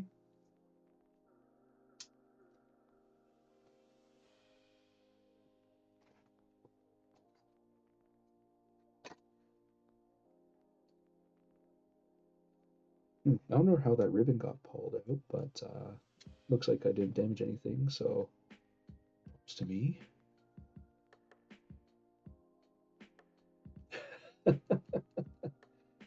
Yeah. Oh, that's right. You have to desolder these force driver motors. Oh, that's right. I do want to disassemble it because you have to. It would probably make it easier to clean around the D-pads, um, and the buttons too. This front face I could polish up a bit too. There's a big gouge right here though, but I'm really just killing time because I don't think GameStop would really care if I traded in a bad controller. I guess I'm just worried about them charging a refurbishment fee.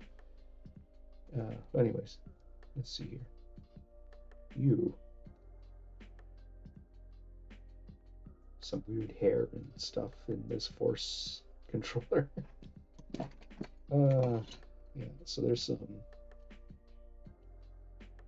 Yeah, I've got to go through my lenses now. Maybe I should sacrifice zoom for depth of field. But I have all the. I think I focused my lens collection on portraits and f and very low f's. Yeah, that doesn't want to come out. I don't want to damage this force sensor. God damn, how did all that hair get in there? Okay, less dallying. Okay, so I got to turn the iron back on. Well, wait a second. Do I need to? I just need to free. I just need to free up whatever's holding these buttons in, right? Let's just see what iFixit says. Okay, yep, pull the battery. Yeah. Wait, is that it? Oh, because I only looked at the battery.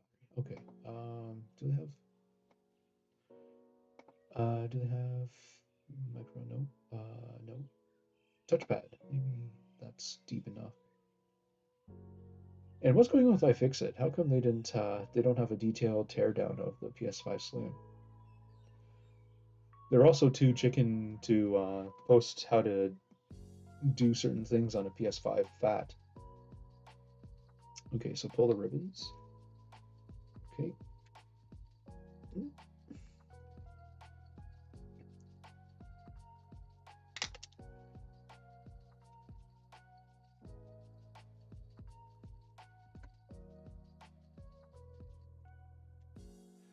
I guess, I mean, like, it just seems like they're really, really generous in making these guides. Oh, sorry. The thing is, like, the guide would then, like, you embed your part sales into the guide, right? I thought that was the business model.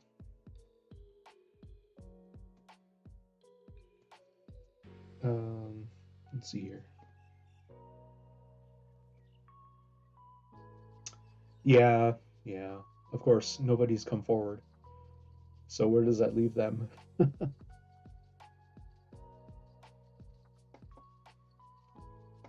Dorp.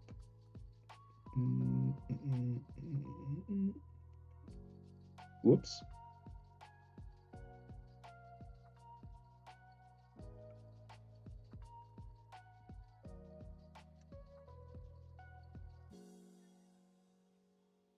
Why did they tell me not to? Okay, yeah, you pull that. Then what? Why would you need to pull the ribbon from the other side? Pull the microphone, pull the touchpad. Well, touchpad I already pulled.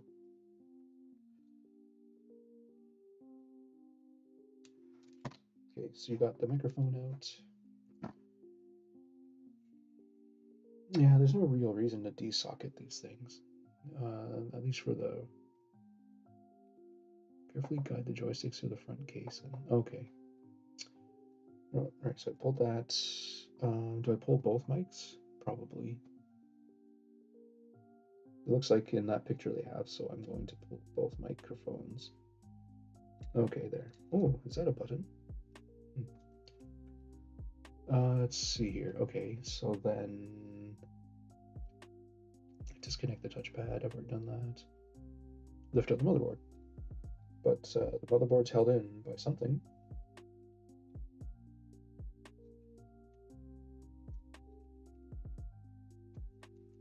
I must have missed a step somewhere.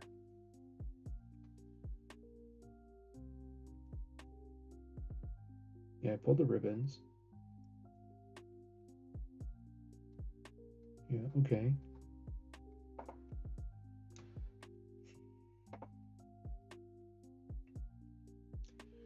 Do you just pull the motherboard? Okay, maybe it's something to do with these gaskets that's you pull.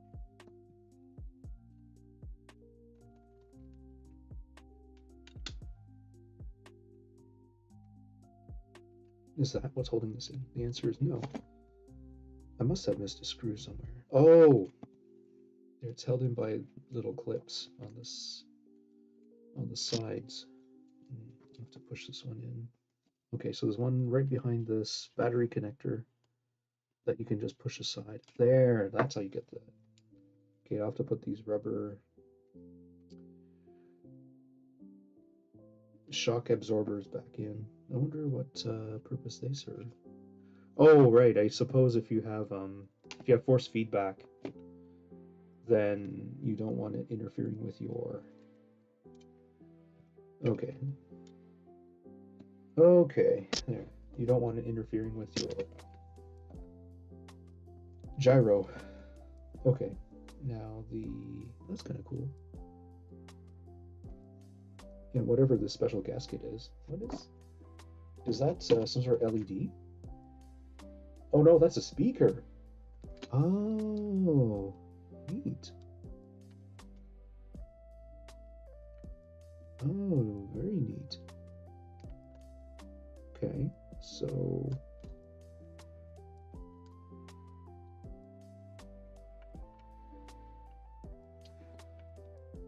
okay, now that's pushing. Wait, did is the speaker upside down? Because I thought it would contact, it has to contact, like the two speaker contacts are here, or they're pogo pin-esque, and then it must touch the board here to make the sound. So I guess when I pulled up the board, I had this upside down. Do not completely remove the motherboard or force solder. You mean the force load? Okay, so let's see here. So now they're saying you can take this out. So these will be the light guide. Oh, it's got some spring to it.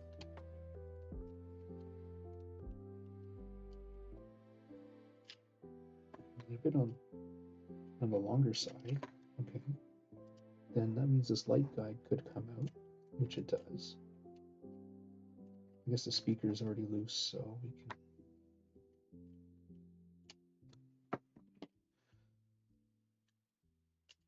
Okay. There.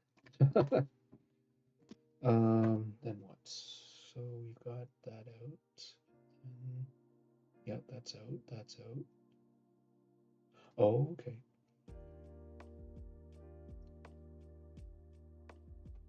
Okay. With the foam pad on the left side. Well.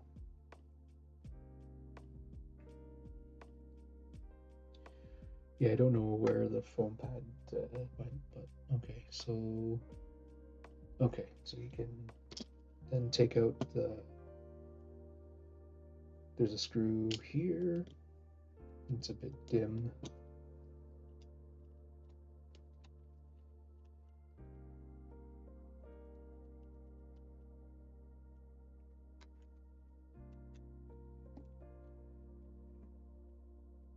This one might be a bit more visible.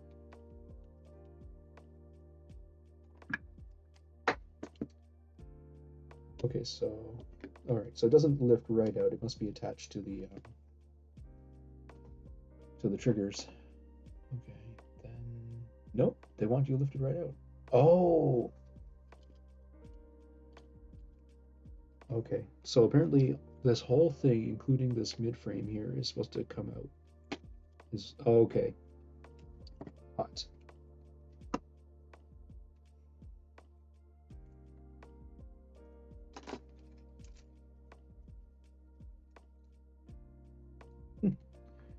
Okay, now, yes, okay, now I'm at a point where I can get to some cleaning.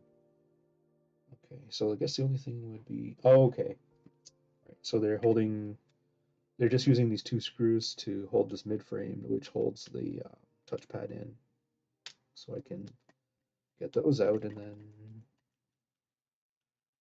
give that a nice scrubbing, which I guess would have to, well, I guess I'd keep going.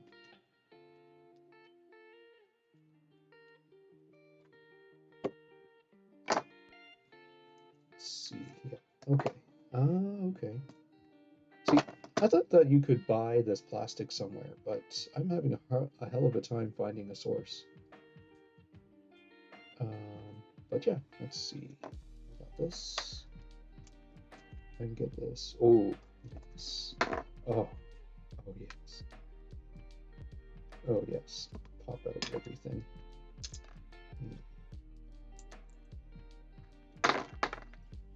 Oh yeah. Okay. And PS button.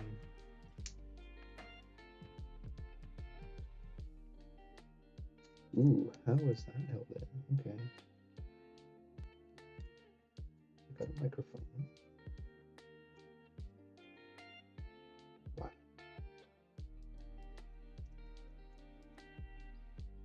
Ooh. It's a Thursday, isn't it?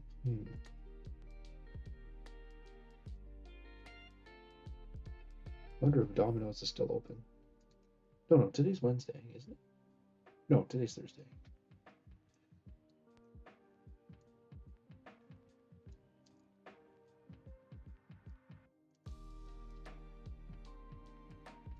Wow. Oh. Well, I'll have to take that later.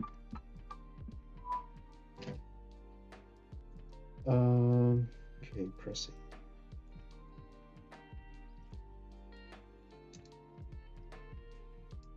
Okay, I see. Then you pull back there. So you just pull these two away out of there and pull this. And that should be it for tiny crevices, right? Okay. So I guess I'm not desoldering any speakers today. Okay, well, I guess I have a lot of stuff to Q-tip. Ooh, there's a big gouge right there. Let's see if I can get that. Yeah, don't know where that gouge came from. Okay, I have my work cut out for me anyways. Let's see here. Oh, I'm missing a lot of. Oh, hey, hey, one. Sorry, let me get caught up here. I am. Don't ask Reddit communities. Yeah, yeah. Reddit's great when you're not a participant, is what I've learned. If the knowledge is there, the knowledge is there. Okay. Mm, mm, mm. Membrane, I think. Yes. Okay. Mm.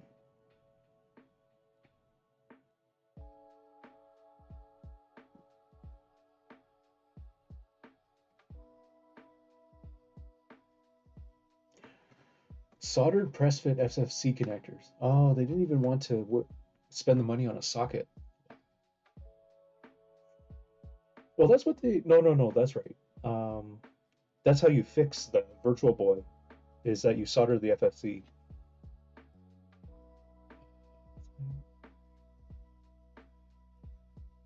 A lot.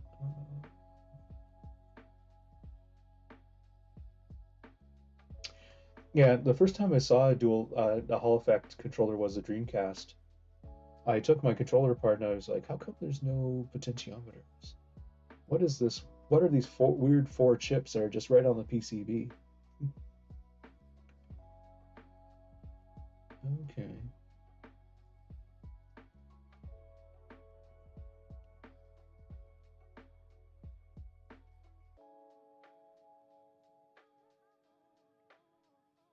Hmm.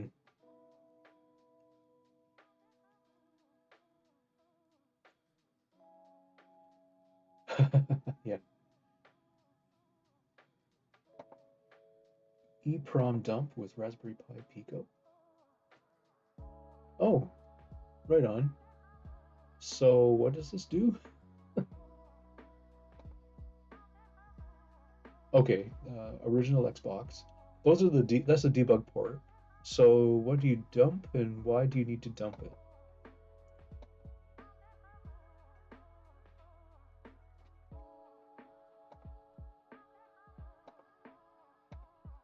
Uh,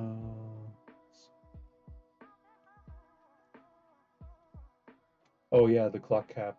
I'm lucky to have a 1.6 motherboard.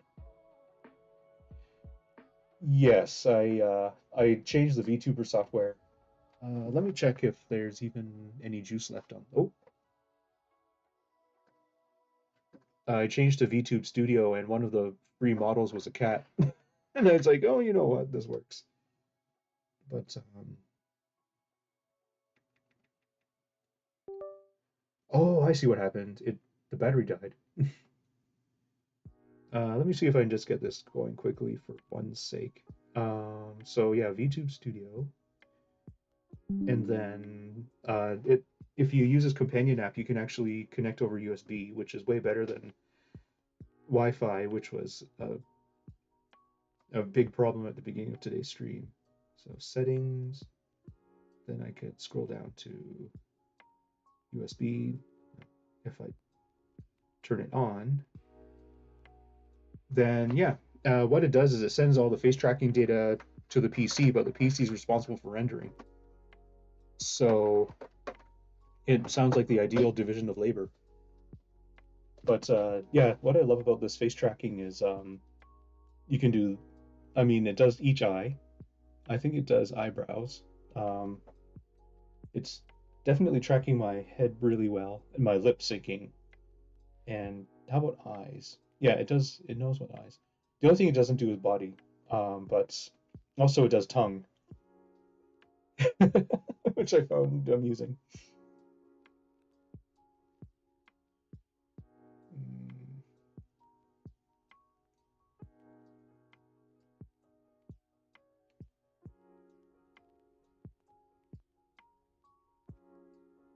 hard drive is locked to the console. Oh, I see.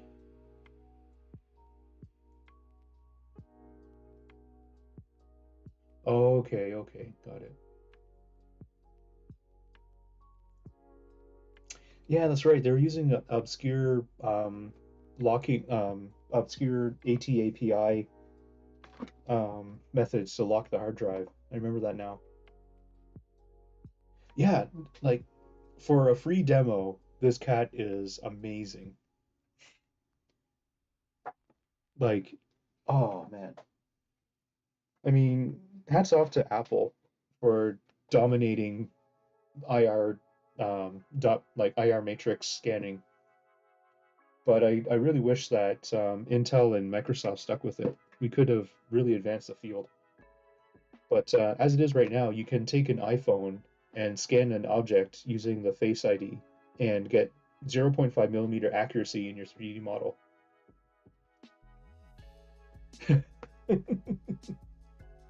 Hmm. Well, oh yeah, where did I? Oh yes, that's right. I was gonna clean the heck out of this thing.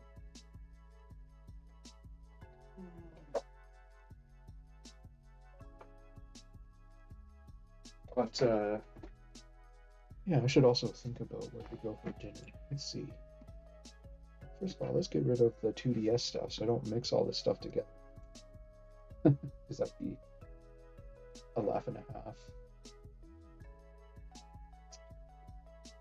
Let's see, I think I'm gonna put you there. Bring you back. I should also, um, let's see, try to snap this back in. There, and then put you back in.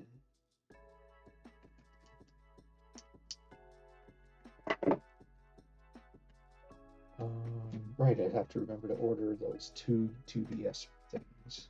Okay, let's get Citrus going here.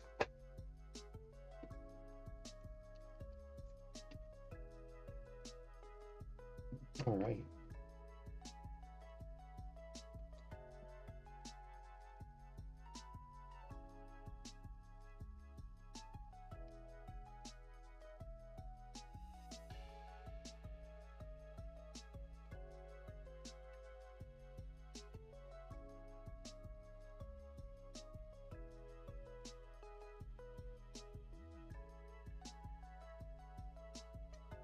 Oh, gross.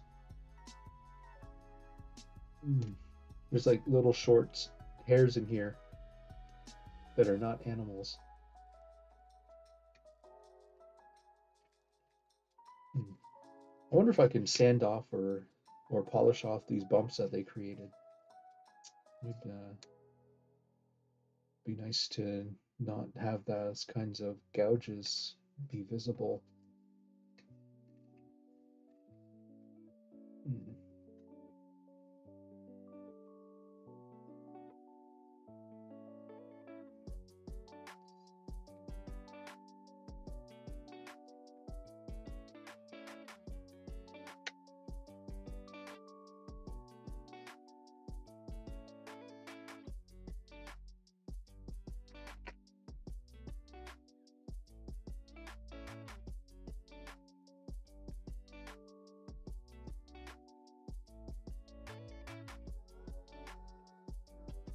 Ooh.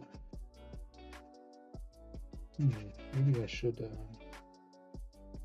Okay, that's not too bad. Ooh, that's a pretty nasty.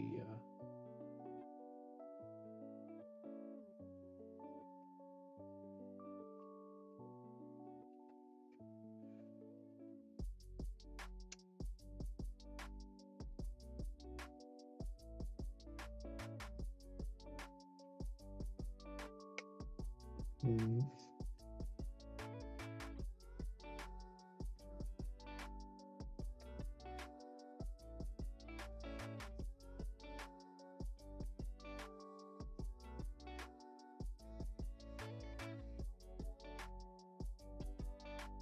Yeah, it looks like they tried to pry this thing open in several spots and just had no idea that there's some screws you have to undo first.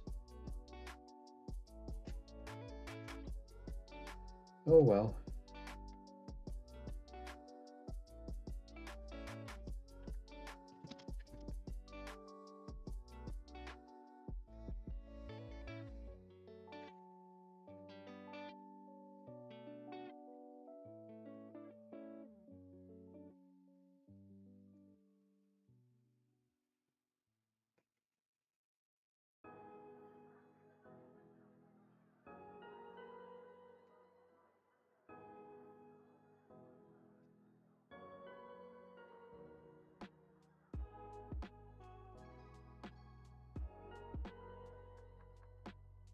Oh,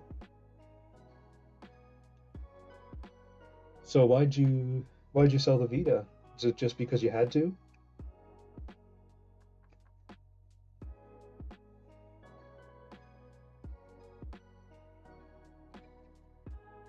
Yeah, it's really sad.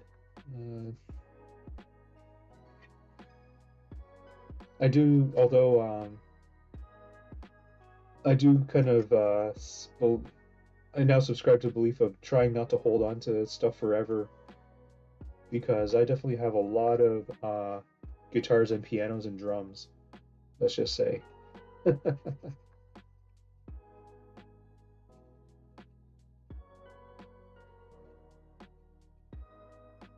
How much? Let's think about it. Isn't it only like 160 to buy a Vita right now? Or am I mistaken?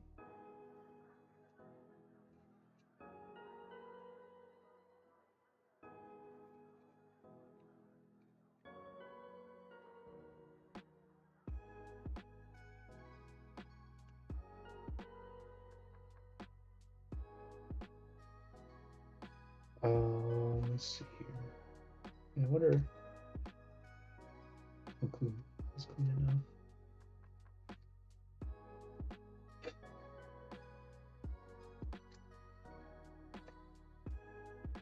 What might be useful is yes,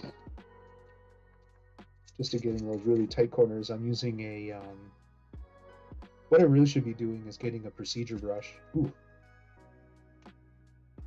I also forgot that. I was using this to clean out the PS5, which this controller came with, and boy, did that stink. Well, you're getting alcohol now. Citrus and alcohol, a winning combination.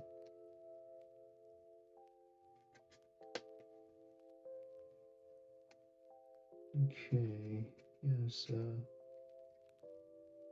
some weird stains that are not coming out. Hmm. Oh, eyelashes. Okay. Well, if anything, this controller is a little more hygienic now.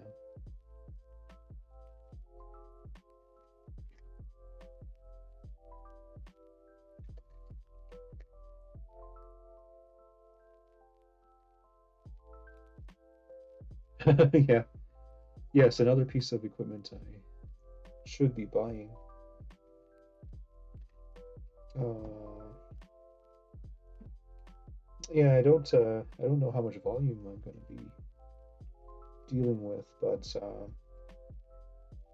those I can't remember what's in the DHL shipments that are coming. One of them is definitely like a box of 6 switches, and the other one I can't remember. It could be a PS5, could be more switches. I think it's a PS5 though. So hopefully I'll actually have a PS5 where I can repair it. Okay, that's not looking too bad. Okay, so this wasn't bad either. Not too much crud building up here.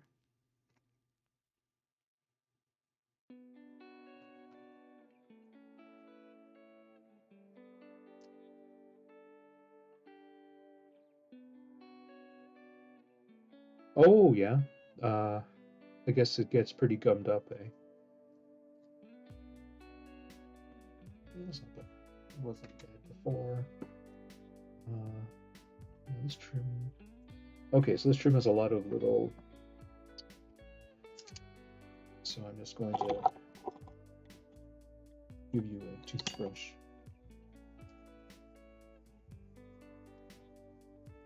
What's $40 now?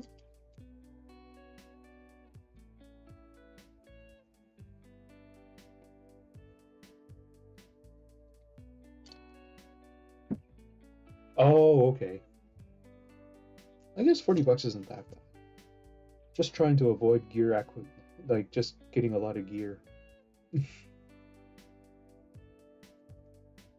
Also, I'm very surprised at how brittle this plastic is, but I suppose I should be used to it.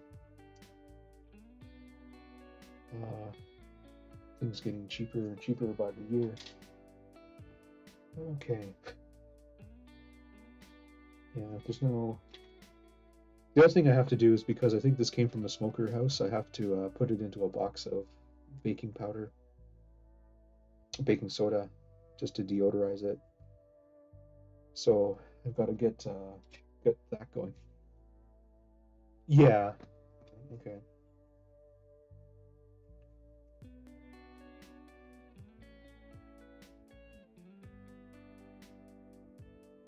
Oh, I guess Squeagle had to go.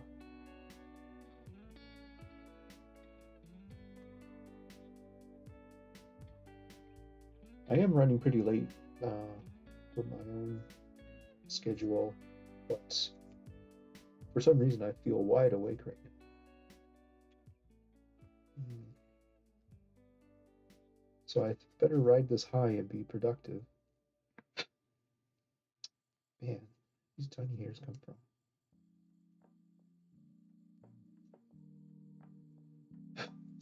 Okay. Surprisingly, very little gunk in the D-pad.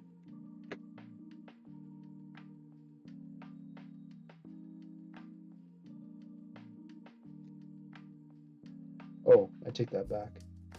I see where it's hiding.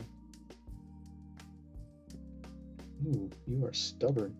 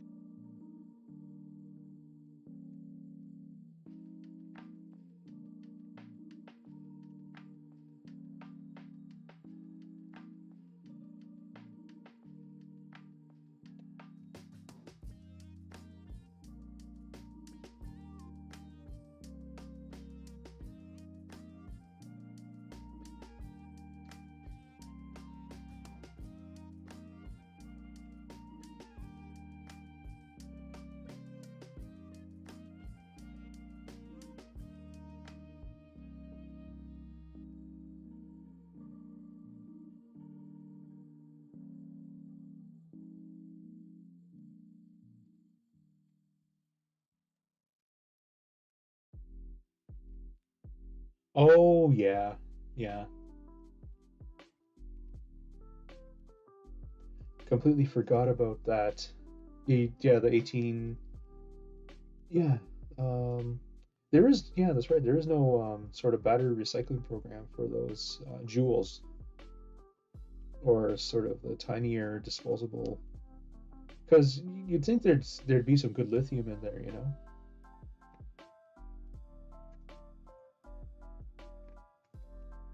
Oh, this controller's definitely feeling a lot less gross. Let's see here. Yeah, the light guide definitely should not have anything wrong with it. Mic, the mute and status light thing. I think the most egregious use of lithium was those one-time battery recharger things you get at the dollar store. Like you've got a rechargeable cell inside the thing, but they don't give you the recharging circuitry. Ooh, this PS logo. Yes. This little PS button is kind of gross.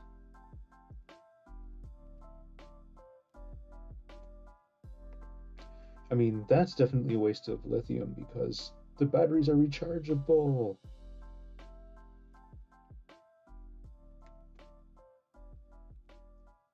Like, why not just spend the extra money and make a power bank? I mean, unless you've got all this. I mean, arguably, maybe the lithium cell was not uh, of a standard that would be good for recharging, but I don't know. Okay, so that's good. Okay. Oof.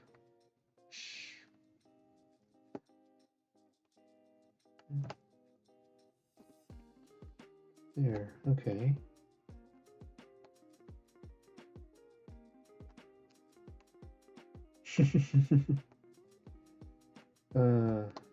What, GM's Chevy, was it a Chevy? I can't remember. No, there's the Bolt, wasn't it? That had the batteries had a folded tab in them by accident and caused fires.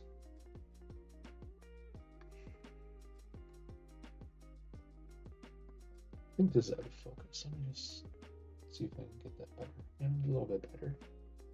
Yeah, it was LG's fault. I was not expecting to see this many short hairs on my desk. Ew.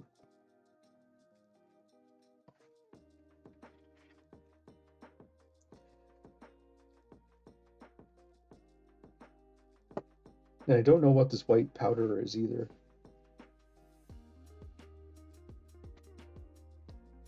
Here's some weird white residue in this membrane. I don't want to think about where it came from or what it is.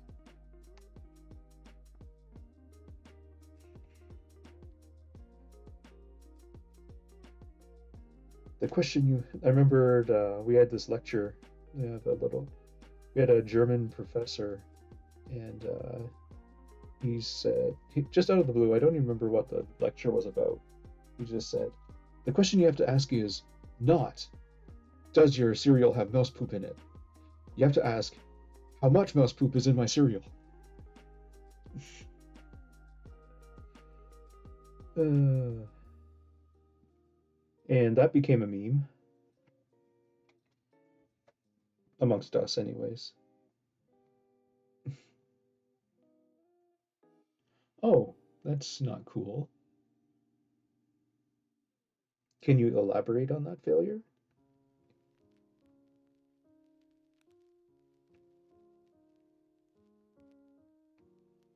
I found, yeah, like Toyota used to be a pretty high quality company, but even they're slipping, bowing to shareholder pressure.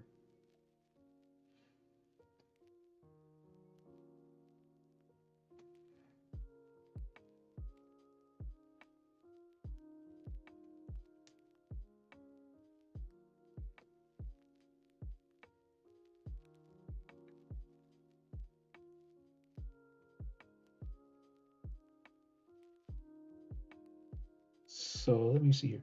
Basically, when drivers would park the car and put it in park, the brake that holds it in place would fail. Oh yeah, the parking brake. Okay. Yeah, that's that's really concerning.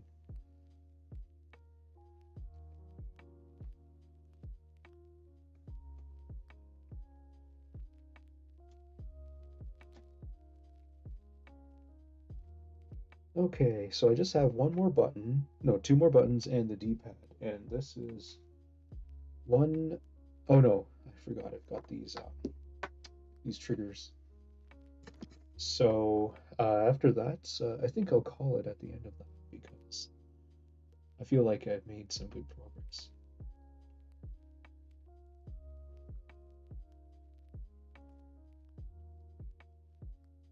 Let's see here.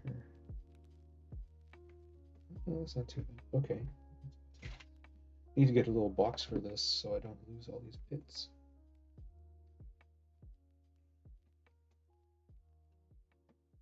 Yeah, yeah, you really should be pulling that e emergency brake. It's something they taught me in driving school. Uh, but it wasn't when you were on level ground. It was when you were on a hill and you had to point your tire into the curb, depending on whether you're uphill or downhill. You would you go hard left or hard right, and then yeah, pull that e-brake.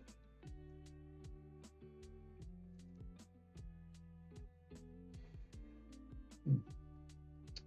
It doesn't seem like no. I think there's more to do here in terms of cleaning.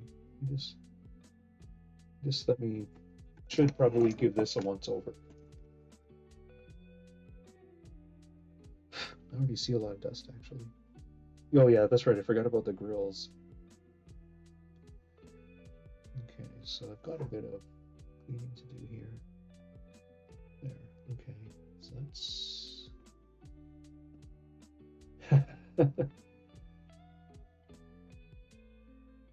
yeah, exactly. Yeah, you can't you I guess now you can't rely on the on the parking brake to stop the transmission. Mm, okay, that's done. Didn't do this button yet. I can't remember. No, it doesn't look like that. Yeah. Okay.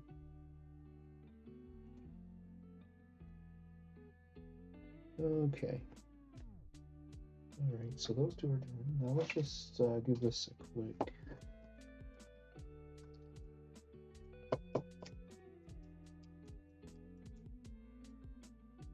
Because this is just where crud falls in. It doesn't necessarily accumulate greasy skin cells.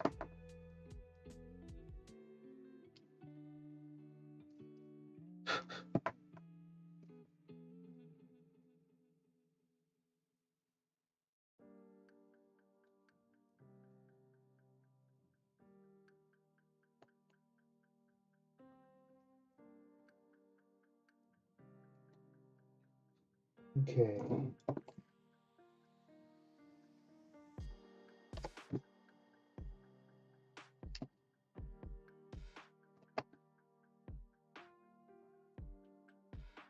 Okay.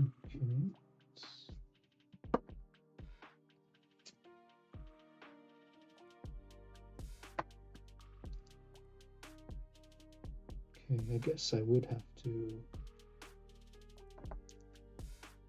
wipe these.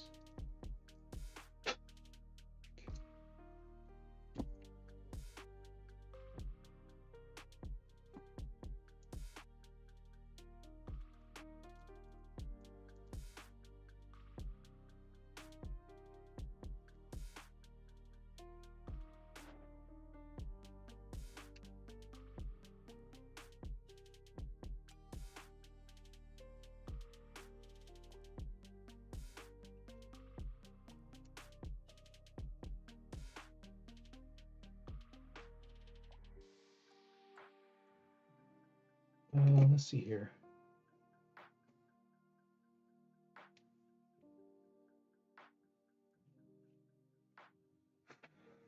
Um,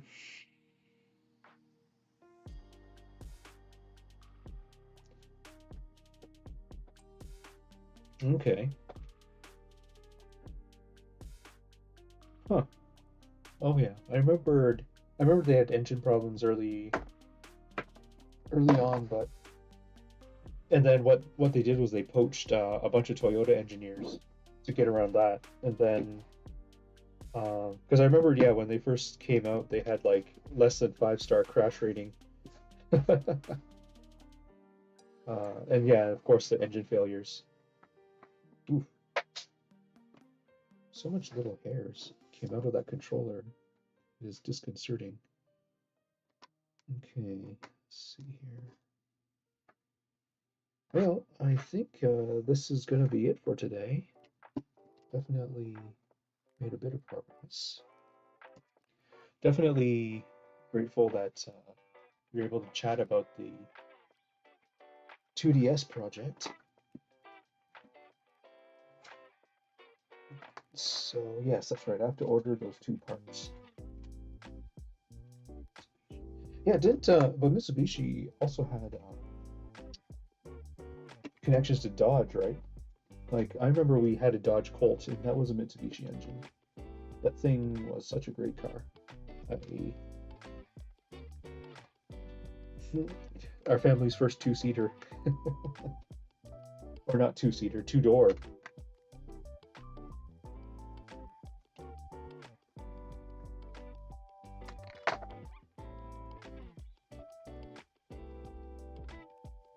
Okay. Okay, well, before I go, let me just do another check. Here, let's see. So,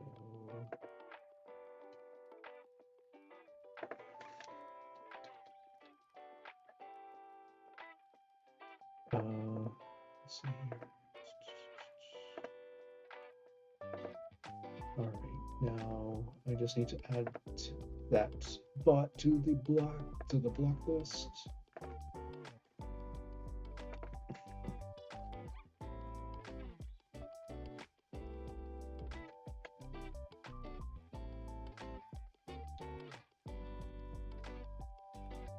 Oh, oops. Let's Control X.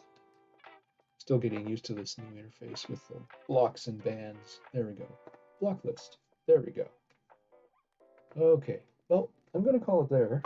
Thanks for everybody who came in today, notably Master 801 and Squiggle Mouse. And thanks to everybody who chatted, like the Arcade Bear and one of four. Uh, Too bad I got technical, really technical, really fast with the Arcade Bear, and he left pretty quick. But yeah, I hope he can come back to streaming because he's definitely a very entertaining streamer, very interactive. But anyways, have a good night, everybody, and I'll be back on Saturday. I don't have any conflicts, so I'm still there, gonna be here, and hopefully we'll have 6 Switches and maybe another PS5. Take care.